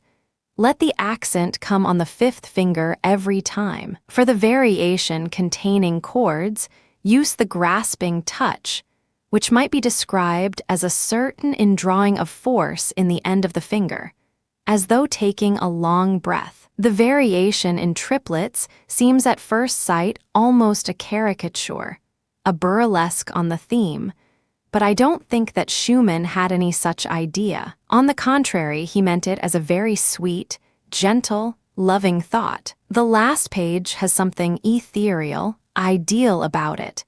It should be breathed out, growing fainter and fainter to the end. The G minor ballad of Chopin begins slowly, with much dignity. The opening melody is one of sadness, almost gloom. The tempo on second page contains 4 parts going on at the same time. At the più forte, care must be taken to have the outer side of the hand well raised and moved from the wrist. The idea here is one of great agitation and unrest. The 5th page needs great power, and the legato octaves well connected and sustained. The feeling of unrest is here augmented until it becomes almost painful, and not until the animato does a restful feeling come. This should be played lightly and delicately, the left hand giving the rhythm. The presto demands great power and dash. Let the wrist be low when beginning the chords, raise it after the first,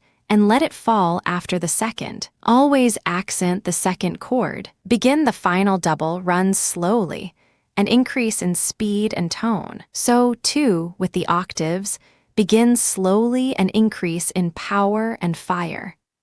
Numerous other compositions were analyzed, but the ones already quoted stand out in memory and give some idea of Mr. Sherwood's manner of teaching. Dr. William Mason. Years after the foregoing experiences, I had the privilege of doing some work with the Dean of all American piano masters, Dr. William Mason. I had spent several years in European study with Scharwenka, Klindworth, and von Bülow, and had returned to my own land to join its teaching and playing force. My time soon became so largely occupied with teaching that I feared my playing would be entirely pushed to the wall unless I were under the guidance of some master. With this thought in mind, I presented myself to Dr. Mason. "You have studied with Sherwood," he began. "He has excellent ideas of touch and technique. Some of these ideas came from me,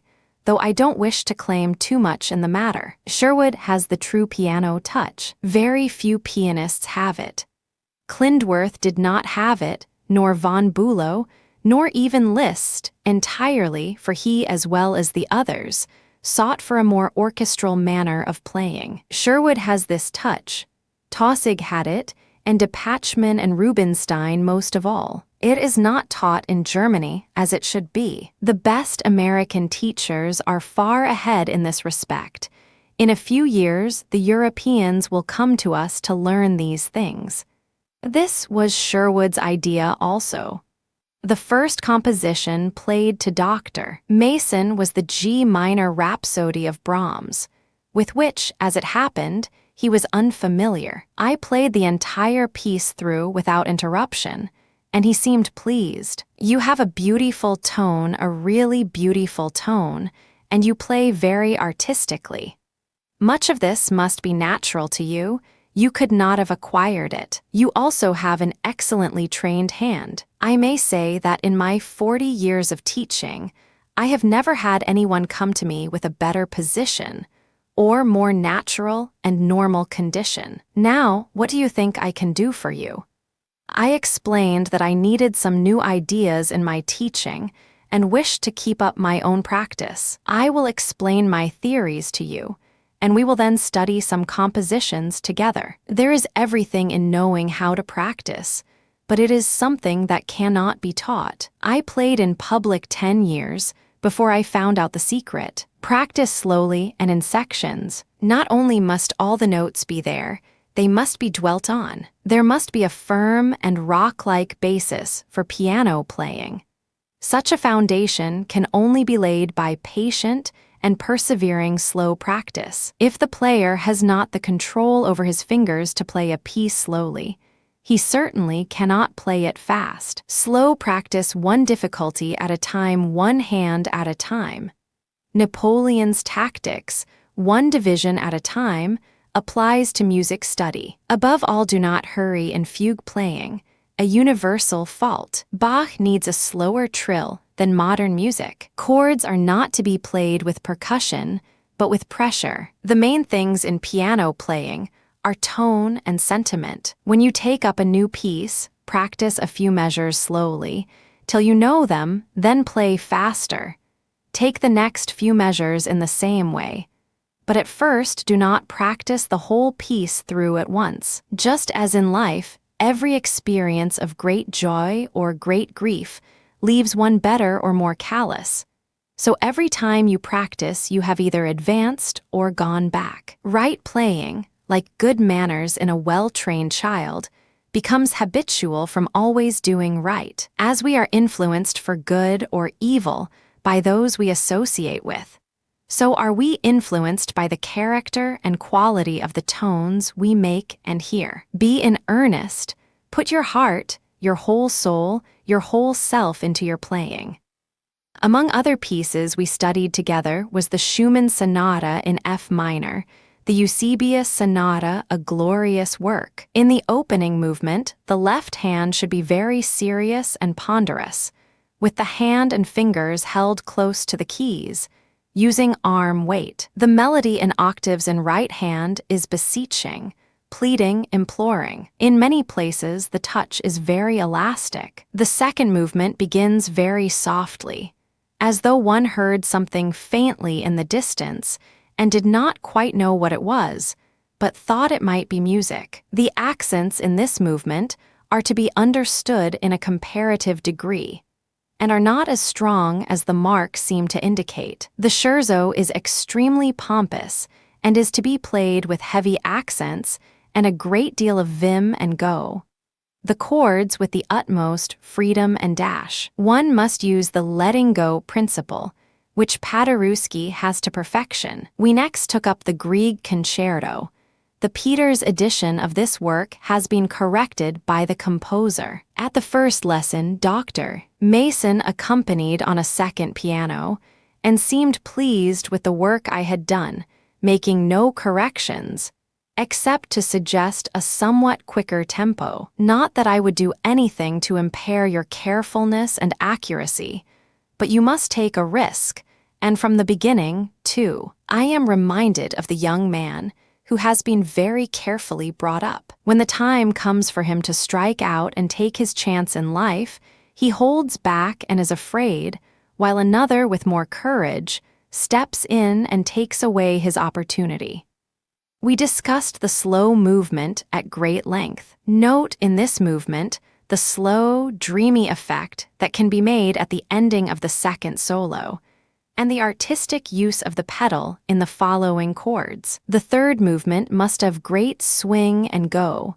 The octave passage cadenza should be practiced in rhythmical groups, and the final andante must be fast. The third time we played the concerto, I had it well in hand. Dr. Mason accompanied as only he could do, and at the close praised me on the way I had worked it up, and the poetry and fire I was able to put into it. Who could help playing with fire and enthusiasm when led by such a master? Dr. Mason was a most inspiring teacher, quick to note and praise what was good, and equally vigilant in correcting what was blameworthy. His criticisms were of the utmost value, for he had such wide experience and such a large acquaintance with music and musicians. Best of all, he was a true artist, always ready to demonstrate his art for the benefit of the pupil, always encouraging, always inspiring. Vital points in piano playing. Composite principles deduced from talks with eminent pianists and teachers. Section I. How things are done, how others do them, and the reasons for the doing of them in one way and not in another, used to occupy my thoughts back as far as I can remember. As a child, I was fond of watching anyone doing fine needlework or beautiful embroidery, and tried to imitate what I saw, going into minutest details. This fondness for exactness and detail, when applied to piano study, led me to question many things, to wonder why I was told to do thus and so when other people seemed to do other ways. In fact, I began to discover that everyone who played the piano played it in a different fashion. Why was there not one way? One memorable night, I was taken to hear Anton Rubinstein. What a marvelous instrument the piano was, to be sure, when its keys were moved by a touch that was at one moment all fire and flame, and the next smooth as velvet or soft, and light as thistle down. What had my home piano in common with this wonder? Why did all the efforts at piano playing I had hitherto listened to sink into oblivion when I heard this master? What was the reason of it all? More artists of the piano came within my vision: Mehlig, Joseph, Mason, and others. As I listened to their performances, it was brought to me more clearly than ever that each master played the piano in the manner which best suited himself. At the same time, each and every player made the instrument utter tones and effects little dreamed of by the ordinary learner. What was the secret? Was it the manner of moving the keys, the size of hand, the length of finger, or the great strength possessed by the player? I had always been taught to play slowly and carefully, so that I should make no mistakes. These great pianists had wonderful fearlessness.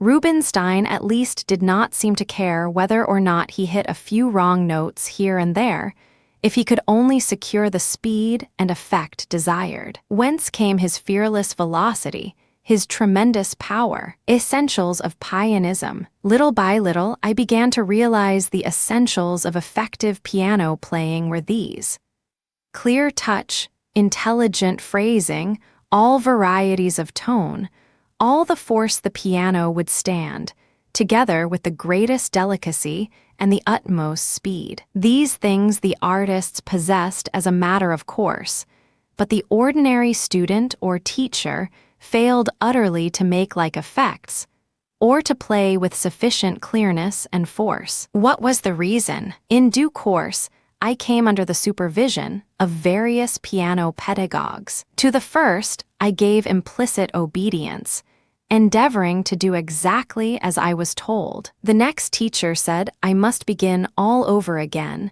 as I had been taught all wrong. I had never learned hand position nor independence of fingers. These must now be established. The following master told me finger independence must be secured in quite a different fashion from the manner in which I had been taught, which was all wrong. The next professor said I must bend the finger squarely from the second joint, and not round all three joints, as I had been doing. This so-called fault took several months to correct. To the next, I am indebted for good orthodox, if somewhat pedantic, ideas of fingering and phrasing, for which he was noted. The hobby of the next master was slow motions with soft touch. This course was calculated to take all the vim out of one's fingers, and all the brilliancy out of one's playing in less than 6 months. To the next, I owe a comprehension of the elastic touch, with devitalized muscles. This touch I practiced so assiduously that my poor piano was ruined inside of a year, and had to be sent to the factory for a new keyboard. The next master insisted on great exactness of finger movements, on working up velocity with metronome, on fine tone shading and memorizing, the desire for real knowledge. Such, in brief, has been my experience with pedagogues and teachers of the piano. Having passed through it, and in passing having tried various so-called and unnamed methods, I feel I have reached a vantage ground upon which I can stand and look back over the course. The desire to know the experience of the great artists of the keyboard is as strong within me as ever. What did they not have to go through to master their instrument? And having mastered it, what do they consider the vital essentials of piano technique and piano playing? Surely they must know these things, if anyone can know them. They can tell, if they will, what to do and what to avoid, what to exclude as unnecessary or unessential, and what to concentrate upon. The night Rubinstein's marvelous tones fell upon my childish ears, I longed to go to him, clasp his wonderful hands in my small ones, and beg him to tell me how he did it all. I now know he could not have explained how. For the greater the genius, the more spontaneous its expression, the less able is such an one to put into words the manner of its manifestation. In later years, the same impulse has come when listening to Paderewski, Hoffman, and others. If they could only tell us exactly what is to be done to master the piano, what a boon it would be to those who are awake enough to profit by and follow the directions and experiences of such masters. In recognition of the strength of this desire, months after a half-forgotten wish had been expressed by me, came a request by Musical America to prepare a series of interviews with the world-famed pianists who were visiting our shores, and also with prominent teachers who were making good among us, and who were proving by results attained that they were safe and efficient guides. Searching for truth never was an interesting and congenial labor undertaken with more zest. The artists were plied with questions which to them may have seemed prosaic, but which to the interrogator were the very essence of the principles of piano technique and piano mastery. It is not a light task for an artist to sit down and analyze his own methods. Some found it almost impossible to put into language their ideas on these subjects. They had so long been concerned with the highest themes of interpretation that they hardly knew how the technical effects were produced, nor could they put the manner of making them into words. They could only say, with Rubinstein, "I do it this way," leaving the questioner to divine how and then to give an account of it. However, with questions leading up to the points I was anxious to secure light upon, much information was elicited. One principle was ever before me, namely the truth. I desired to find out the truth about each subject, and then endeavored to set down what was said, expressed in the way I felt would convey the most exact meaning. In considering the vital points or heads under which to group the subjects to be considered, the following seem to cover the ground pretty thoroughly.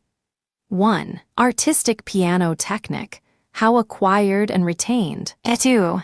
How to practice. 3. How to memorize. 4. Rhythm and tone color in piano playing. Section Roman 2. Hand position, finger action, and artistic touch. What technique includes? When we listen to a piano recital by a world-famous artist, we think, if we are musicians, primarily of the interpretation of the compositions under consideration. That the pianist has a perfect technique almost goes without saying. He must have such a technique to win recognition as an artist. He would not be an artist without a great technique, without a complete command over the resources of the instrument and over himself. Let us use the word technique in its large sense, the sense which includes all that pertains to the executive side of piano playing. It is in this significance that Harold Bauer calls technique an art in itself.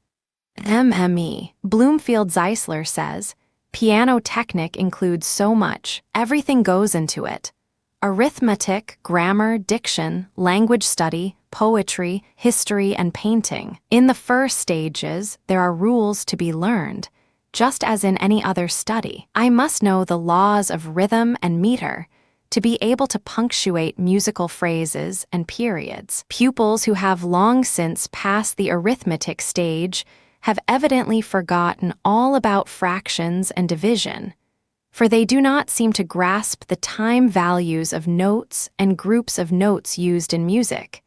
They do not know what must be done with triplets, dotted notes, and so on. Thus you see technique includes a multitude of things. It is a very wide subject.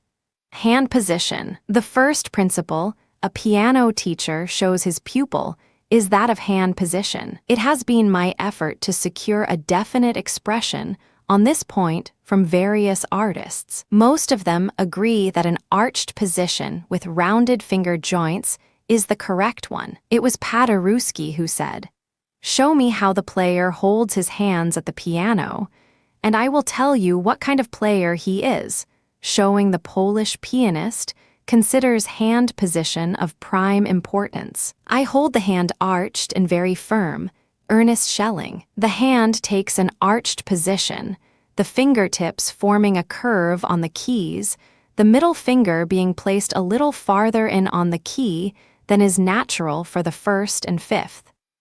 Katharine Goodson. The hand is formed on the keys in its five-finger position with arched knuckles. Ethel Ledzinska. The hand is formed in an arched position with curved fingers and solidified. Carl Roeder. The hand, in normal playing position, must stand up in well-arched form with fingers well-rounded. Thule Burnham. I first establish an arched hand position with firm fingers. Edwin Hughes. I teach arched hand position. Alexander Lambert. One must first secure an arched hand with steady first joints of the fingers. Eleanor Spencer. The first thing to do for a pupil is to see that the hand is in correct position. The knuckles will be somewhat elevated and the fingers properly rounded. Bloomfield Zeisler. A pupil must first form the arch of the hand and secure firm finger joints. I form the hand away from the piano at a table. Agnes Morgan. Leschetizky teaches arched hand position with rounded fingers, and all who have come under his instruction advocate this form. It is the accepted position for passage playing. A few pianists, notably Alfred Cortot and Tina Lerner, play their passage work with flat fingers. But this, in Miss Lerner's case, is doubtless caused by the small size of the hand. It is clear from the above quotations, and from many other opinions which could be cited, that the authorities agree the hand should be well arched, the end of the finger coming in contact with the key. Furthermore, there should be no weakness nor giving in at the nail joint. Finger action, the question of lifting the fingers, seems to be one on which various opinions are held. Some pianists, like Godowsky for instance, will tell you they do not approve of raising the fingers, that the fingers must be kept close to the keys. It is noticeable, however, that even those who do not speak favorably of finger action use it themselves when playing passages requiring distinctness and clearness. Other players are rather hazy on the subject, but these are generally persons who have not gone through the routine of teaching. The accepted idea of the best teachers is that at the beginning of piano study, positive finger movements must be acquired. Finger action must be so thoroughly grounded that it becomes second nature, a very part of the player, something he can never forget nor get away from. So fixed should it become that no subsequent laxity, caused by the attention being wholly centered on interpretation, can disturb correct position, condition, or graceful, plastic movement. For passage work, I insist on finger action. The fingers must be raised and active to ensure proper development. I think one certainly needs higher action when practicing technique and technical pieces than one would use when playing the same pieces before an audience. Clarence Adler. Alexander Lambert speaks to the point when he says, I teach decided finger action in the beginning. Some teachers may not teach finger action because they say artists do not use it. But the artist, if questioned, would tell you he had to acquire finger action in the beginning. There are so many stages in piano playing. The beginner must raise his fingers in order to acquire finger development and a clear touch. In the middle stage, he has secured enough finger control to play the same passages with less action, yet still with sufficient clearness, while in the more or less finished stages, the passage may be played with scarcely any perceptible motion. So thoroughly do the fingers respond to every mental requirement. It is this consummate mastery and control of condition and movement that lead the superficial observer to imagine that the great artist gives no thought to such things as position, condition, and movements. Never was there a greater mistake. The finest perfection of technique has been acquired with painstaking care, with minute attention to exacting detail. At some period of his career, the artist has had to come down to foundation principles and work up. Opinions may differ as to the eminence of Leschetizky as a teacher, but the fact remains that many of the pianists now before the public have been with him at one time or another. They all testify that the Viennese master will have nothing to do with a player until he has gone through a course of rigorous preparation spent solely in finger training, and can play a pair of Czerny etudes with perfect control and effect. Artistic touch. One of the greatest American teachers of touch was Dr. William Mason,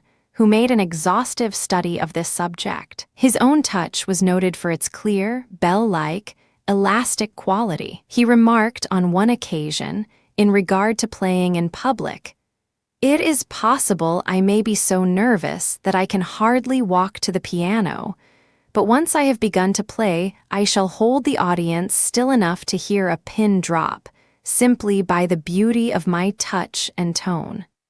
Dr. Mason's touch specialties were pressure and elastic or drawing off touches. He found these gave both weight and crisp lightness to the tones. Mr. Tobias Matthey of London has given much time and thought to the study of touch and key mechanism. He says, "The two chief rules of technique as regards the key are: always feel how much the key resists you, feel how much the key wants for every note. Second, always listen for the moment each sound begins, so that you may learn to direct your effort to the sound only and not to the key bed. It is only by making the hammer end of the key move that you can make a sound. The swifter the movement, the louder the sound. The more gradual the movement, the more beautiful the quality of sound. For brilliant tone, you may hit the string by means of the key, but do not, by mistake, hit the key instead."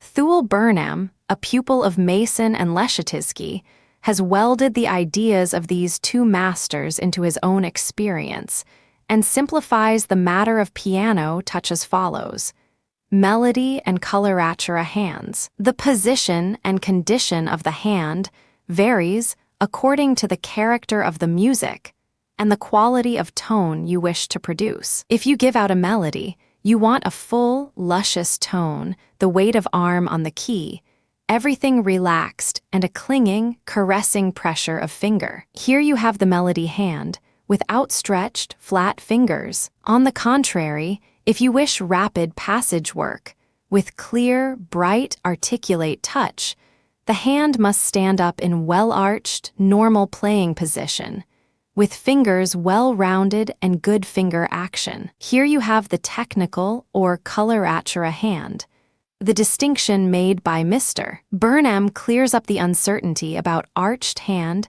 and articulate touch, or low hand and flat fingers. Both are used in their proper place, according to the demands of the music. The player, however, who desires a clean, reliable technique, should first acquire a coloratura hand before attempting a melody hand. Section 3. The art of practice. We have seen that if the pianist hopes to perfect himself in his art, he must lay the foundation deep down in the fundamentals of hand position, body condition, correct finger movements, and in careful attention to the minutest details of touch and tone production. The remark is often heard from persons who have just listened to a piano recital: "I would give anything in the world to play like that."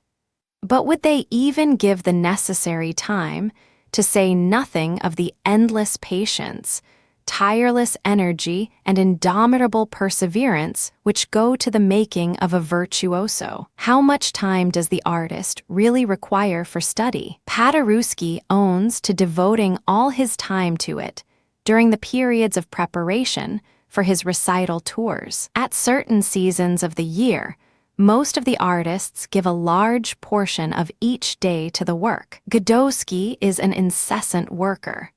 Burnham devotes his entire mornings to piano study. Germaine Schnitzer gives 6 hours daily to her work, and if interrupted one day, the lost time is soon made up. Eleanor Spencer practices all her spare time. As she quaintly puts it, a professional pianist must give a number of hours each day to actual practice at the keyboard, besides what is done away from it. The work is mentally going on continually, whether one really sits at the instrument or not. The point which most concerns us is, how shall one practice so as to make the most of the time and accomplish the best results? What etudes, if any, shall we use?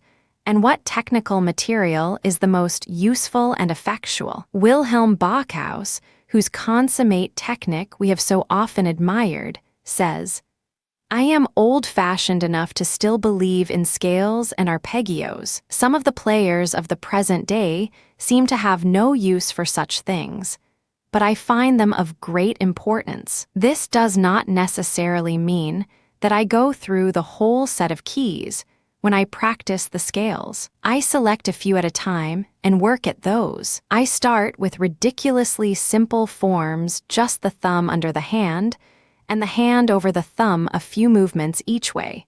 But these put the hand in trim for scales and arpeggios. I practice the latter about half an hour a day. I have to overhaul my technique once or twice a week to see that everything is in order. Scales and arpeggios come in for their share of criticism. I practice them in various touches, but oftener in legato, as that is more difficult and also more beautiful than the others. I practice technique, when possible, an hour a day, including Bach.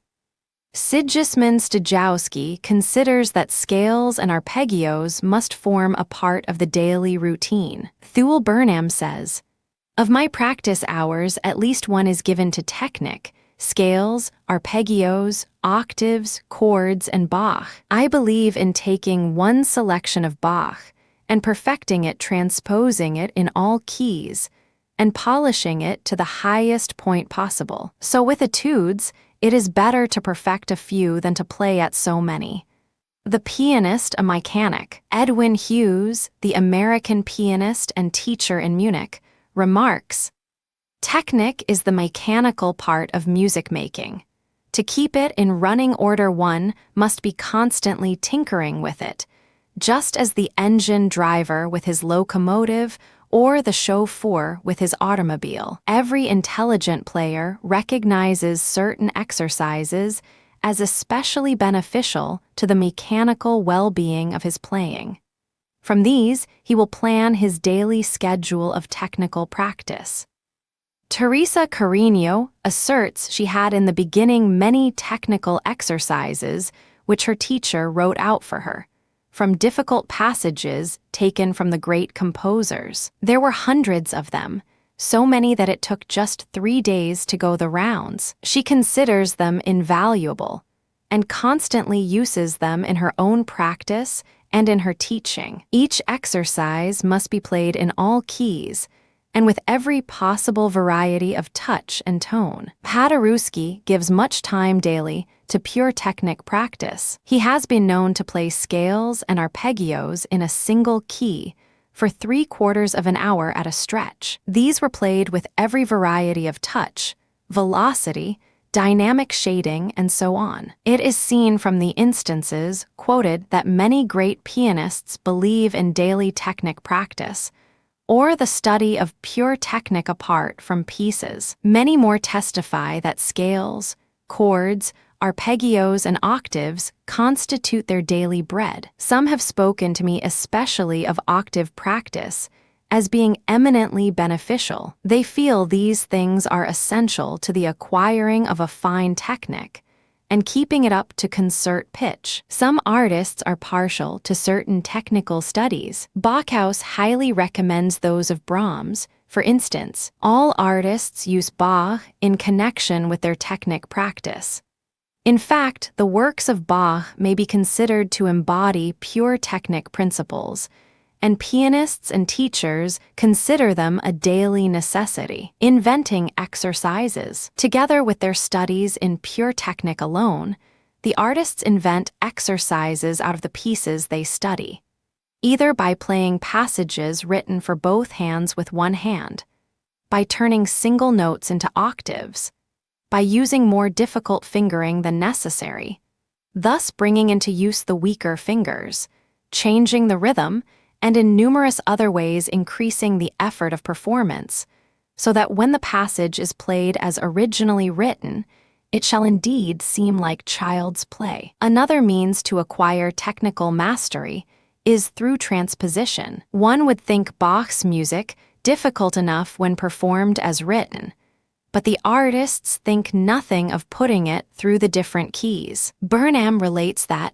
during early lessons with Dr. Mason, that master gave him a Bach invention to prepare, casually remarking it might be well to memorize it. The simple suggestion was more than sufficient, for the ambitious pupil presented himself at the next lesson with not only that particular invention learned by heart, but likewise the whole set. Depatchman, in his eagerness to master the technic and literature of the piano, says that when a Bach prelude and fugue was on one occasion assigned him by his teacher, he went home and learned the whole 24, which he was able to play in every key for the next lesson. In slow practice, the question is often put to artists: do you deem it necessary to work for velocity, or do you practice the composition much at the required speed? Many pianists practice very slowly. This was William H. Sherwood's custom. Harold Bauer believes velocity to be inherent in the individual, so that when the passage is thoroughly comprehended, it can be played at the necessary rate of speed. Bachhaus testifies he seldom works for velocity, saying that if he masters the passage, he can play it at any required tempo. I never work for velocity as some do, he remarks. I seldom practice fast, for it interferes with clearness. I prefer to play more slowly, giving the greatest attention to clearness and good tone. By pursuing this course, I find that when I need velocity, I have it. Clarence Adler counsels pupils always to begin by practicing slowly. Faster tempo will develop later, subconsciously. Velocity is only to be employed after the piece has been thoroughly learned, every mark of expression observed, all fingering, accents, and dynamic marks mastered. You would scarcely believe, he adds, how slowly I practice myself.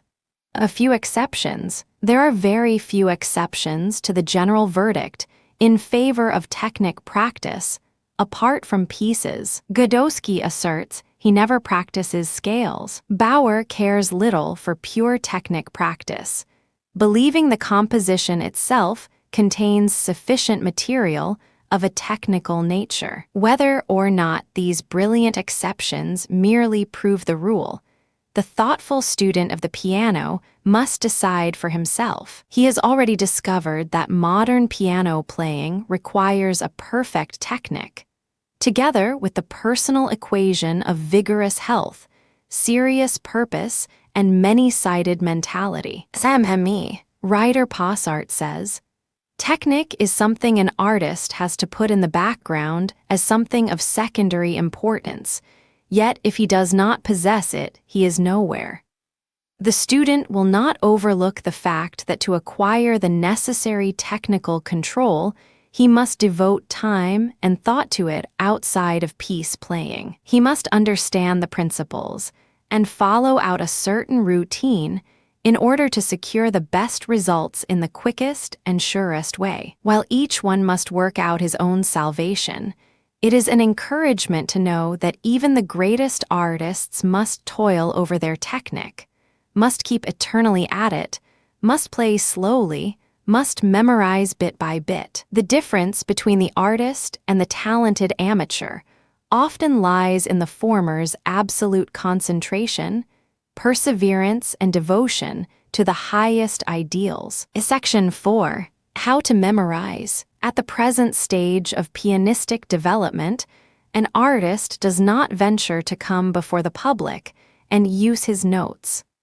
No artist who values his reputation would attempt it. Everything must be performed from memory solos, concertos, even accompaniments. The pianist must know every note of the music he performs. The star accompanist aspires to the same mastery when he plays for a famous singer or instrumentalist. We also have the artist conductor, with opera, symphony, or concerto at his fingertips. Hans von Bülow, who claimed that a pianist should have more than 200 compositions in his repertoire, was himself equally at home in orchestral music. He always conducted his Meiningen orchestra without notes. Let us say, then, that the present-day pianist ought to have about 200 compositions in his repertoire, all of which must be played without notes. The mere fact of committing to memory such a quantity of pages is no small item in the pianist's equipment. The problem is to discover the best means of memorizing music quickly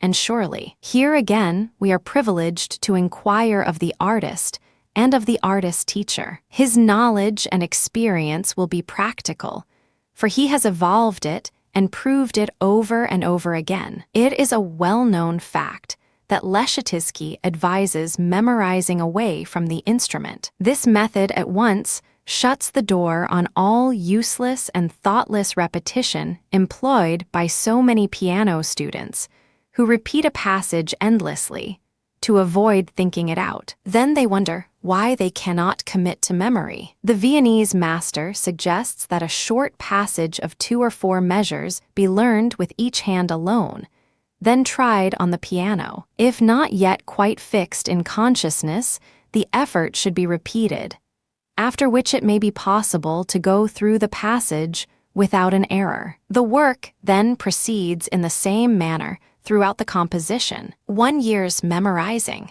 A player who gives 5 or 6 hours daily to study, and who has learned how to memorize, should be able to commit 1 page of music each day. This course, systematically pursued, would result in the thorough assimilation of at least 50 compositions in 1 year. This is really a conservative estimate, though at first glance it may seem rather large. If we cut the figure in half, out of consideration for the accumulative difficulties of the music, there will still remain 25 pieces, enough for 2 programs, and a very respectable showing for a year's study. It may be that Leschetizky's principle of memorizing will not appeal to everyone. The player may find another path to the goal, one more suited to his peculiar temperament, or, if he has not yet discovered the right path, let him try different ways till he hits upon one which will do the work in the shortest and most thorough manner. All masters agree that analysis and concentration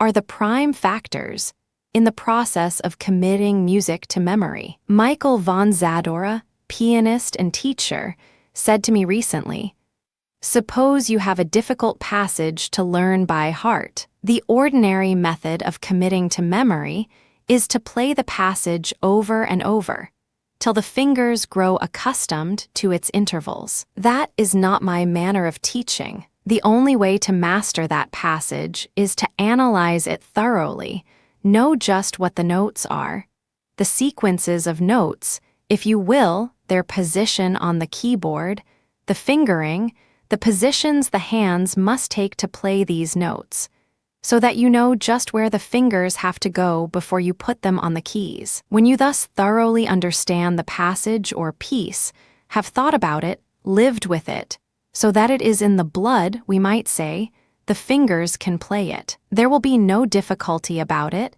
and no need for senseless repetitions. Phrase by phrase. Most of the artists agree that memorizing must be done phrase by phrase.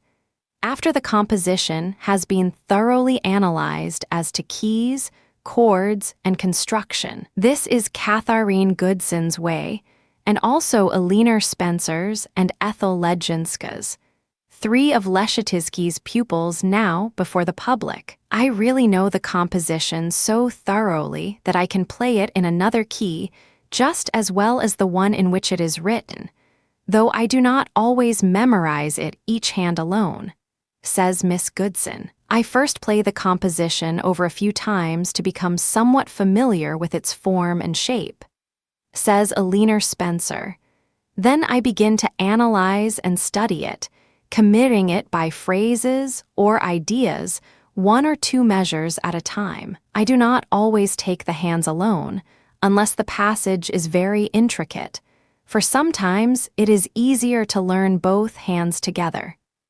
Germaine Schnitzer avers that she keeps at a difficult passage until she really knows it perfectly, no matter how long it takes. What is the use of going on, she says, until you are absolutely sure of the work in hand?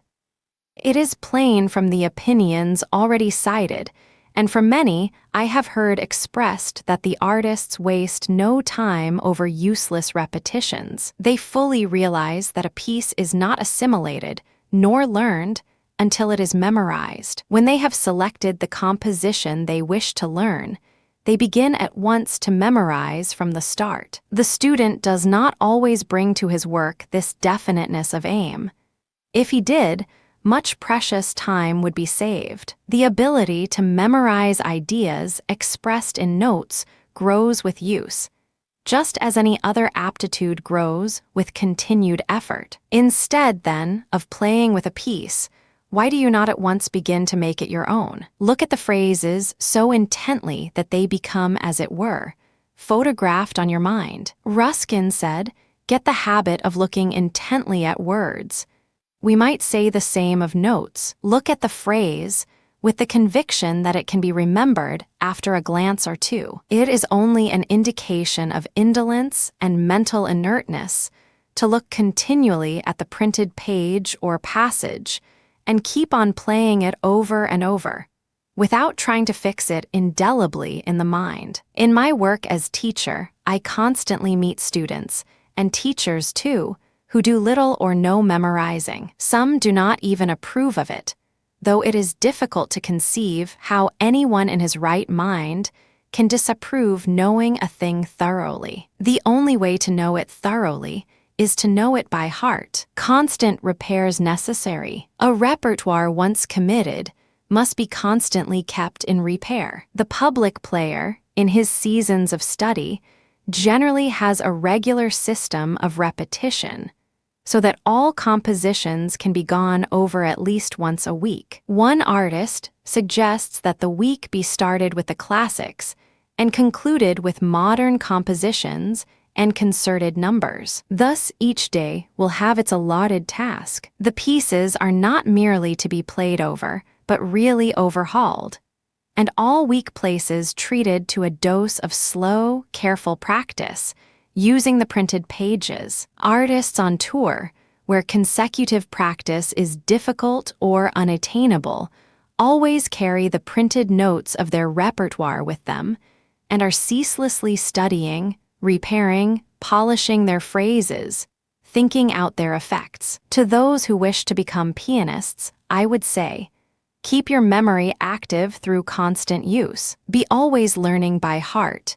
Do it systematically, a little at a time, so it will be daily progress, so your repertoire is built. Section 5. Rhythm and tone color in piano playing. How shall two such opposites as rhythm and tone color be connected?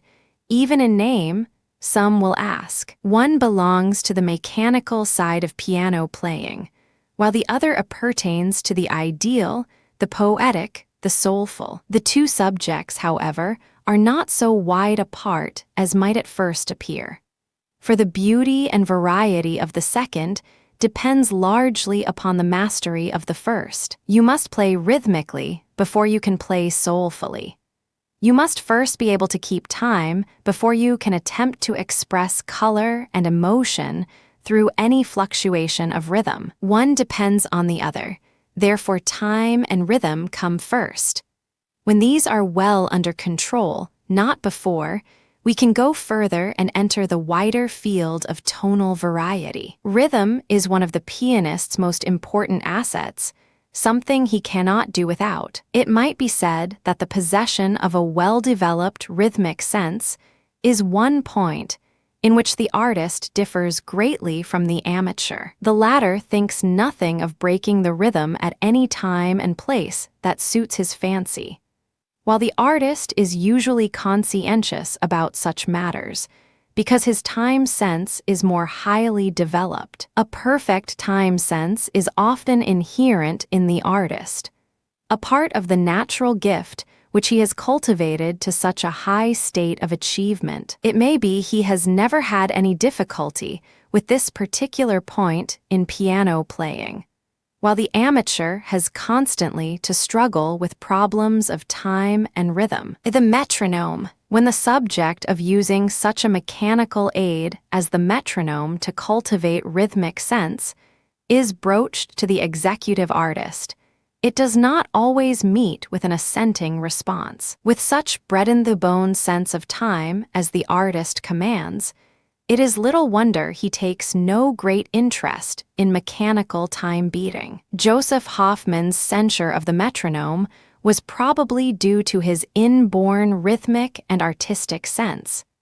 Yet his words have doubtless had their effect on many students, who, lacking his sense of rhythm, would have been greatly benefited by its use. Godowsky, when asked his opinion of the metronome, replied, "I assuredly approve of its use.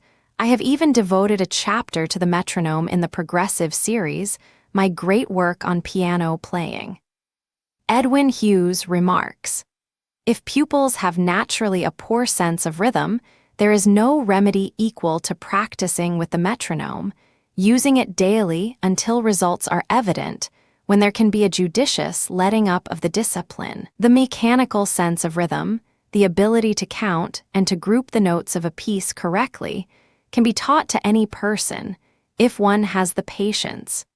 But for the delicate rhythmic nuances required by a Chopin mazurka or a Viennese valse, a special rhythmic gift is necessary."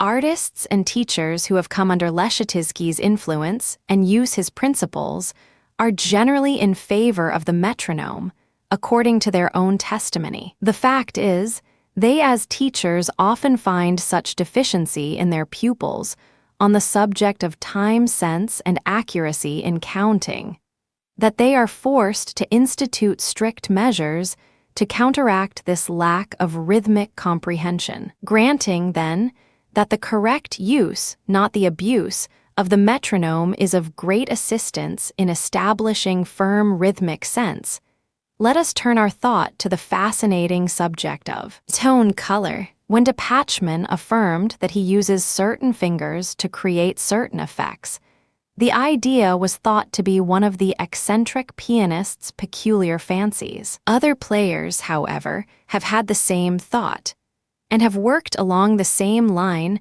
the thought that on the fingering used depends the quality of tone. For instance, you might not play an expressive melody with a consecutive use of the fifth finger, which is called a cold finger by Thule Burnham. He would use instead the third, a warm finger, to give out a soulful melody. Tonal variety. The pianist who desires to play effectively must continually strive for variety of tone, for tonal coloring. These can be studied in scales, chords, arpeggios, and other technical forms. The singer seeks to make a tone of resonant color, not a straight, flat tone. The pianist, on his part, endeavors to give color and variety to his playing in the same way. Harold Bauer thinks variety must be secured by the contrast of one tone with another. Even a very harsh tone may be beautiful in its right place, owing to its relation to other tones and its ability to express an idea. To render the playing expressive by the contrast of light and shade, by tonal gradations, by all varieties of touch, by all the subtleties of nuance, is a great art, and only the most gifted ever master it in its perfection. These are the things that enchant us in Paderewski's performance and in the tonal coloring of Gabrilowitsch. Hoffmann's playing is a marvel of atmosphere and color. Such playing is an object lesson to students, a lesson in variety of light and shade, the shifting of exquisite tonal tints. The sensitive musician is highly susceptible to color effects in nature, in art, or in objects about him. Certain colors attract him, for he sees an affinity between them and the tonal effects he strives to produce. Other colors repel, perhaps for the opposite reason. Brilliant red is a warlike color, and finds analogous expression in such pieces as Chopin's Polonaise Militaire and MacDowell's Polonaise. We cannot help feeling the color red when playing such music. Soft pink and rose for love music, tender blues and shades of gray for nocturnes and night pieces are some of the affinities of tone and color. Warm shades of yellow and golden brown suggest an atmosphere of early autumn, while delicate or vivid greens give thoughts of spring and luscious summer. Certain pieces of Mozart seem to bring before us the rich greens of a summer landscape. The Fantaisie in C minor and the Pastoral Vary are of this type. Arthur Hochman says, "Colors mean so much to me. Some are so beautiful, the various shades of red, for instance, then the golden yellows, rich warm browns, and liquid blues. We can make as wonderful combinations in tone color as ever painter put upon canvas. To me, dark red speaks of something tender, heart-searching, mysterious. On the other hand, the shades of yellow express gaiety and brightness."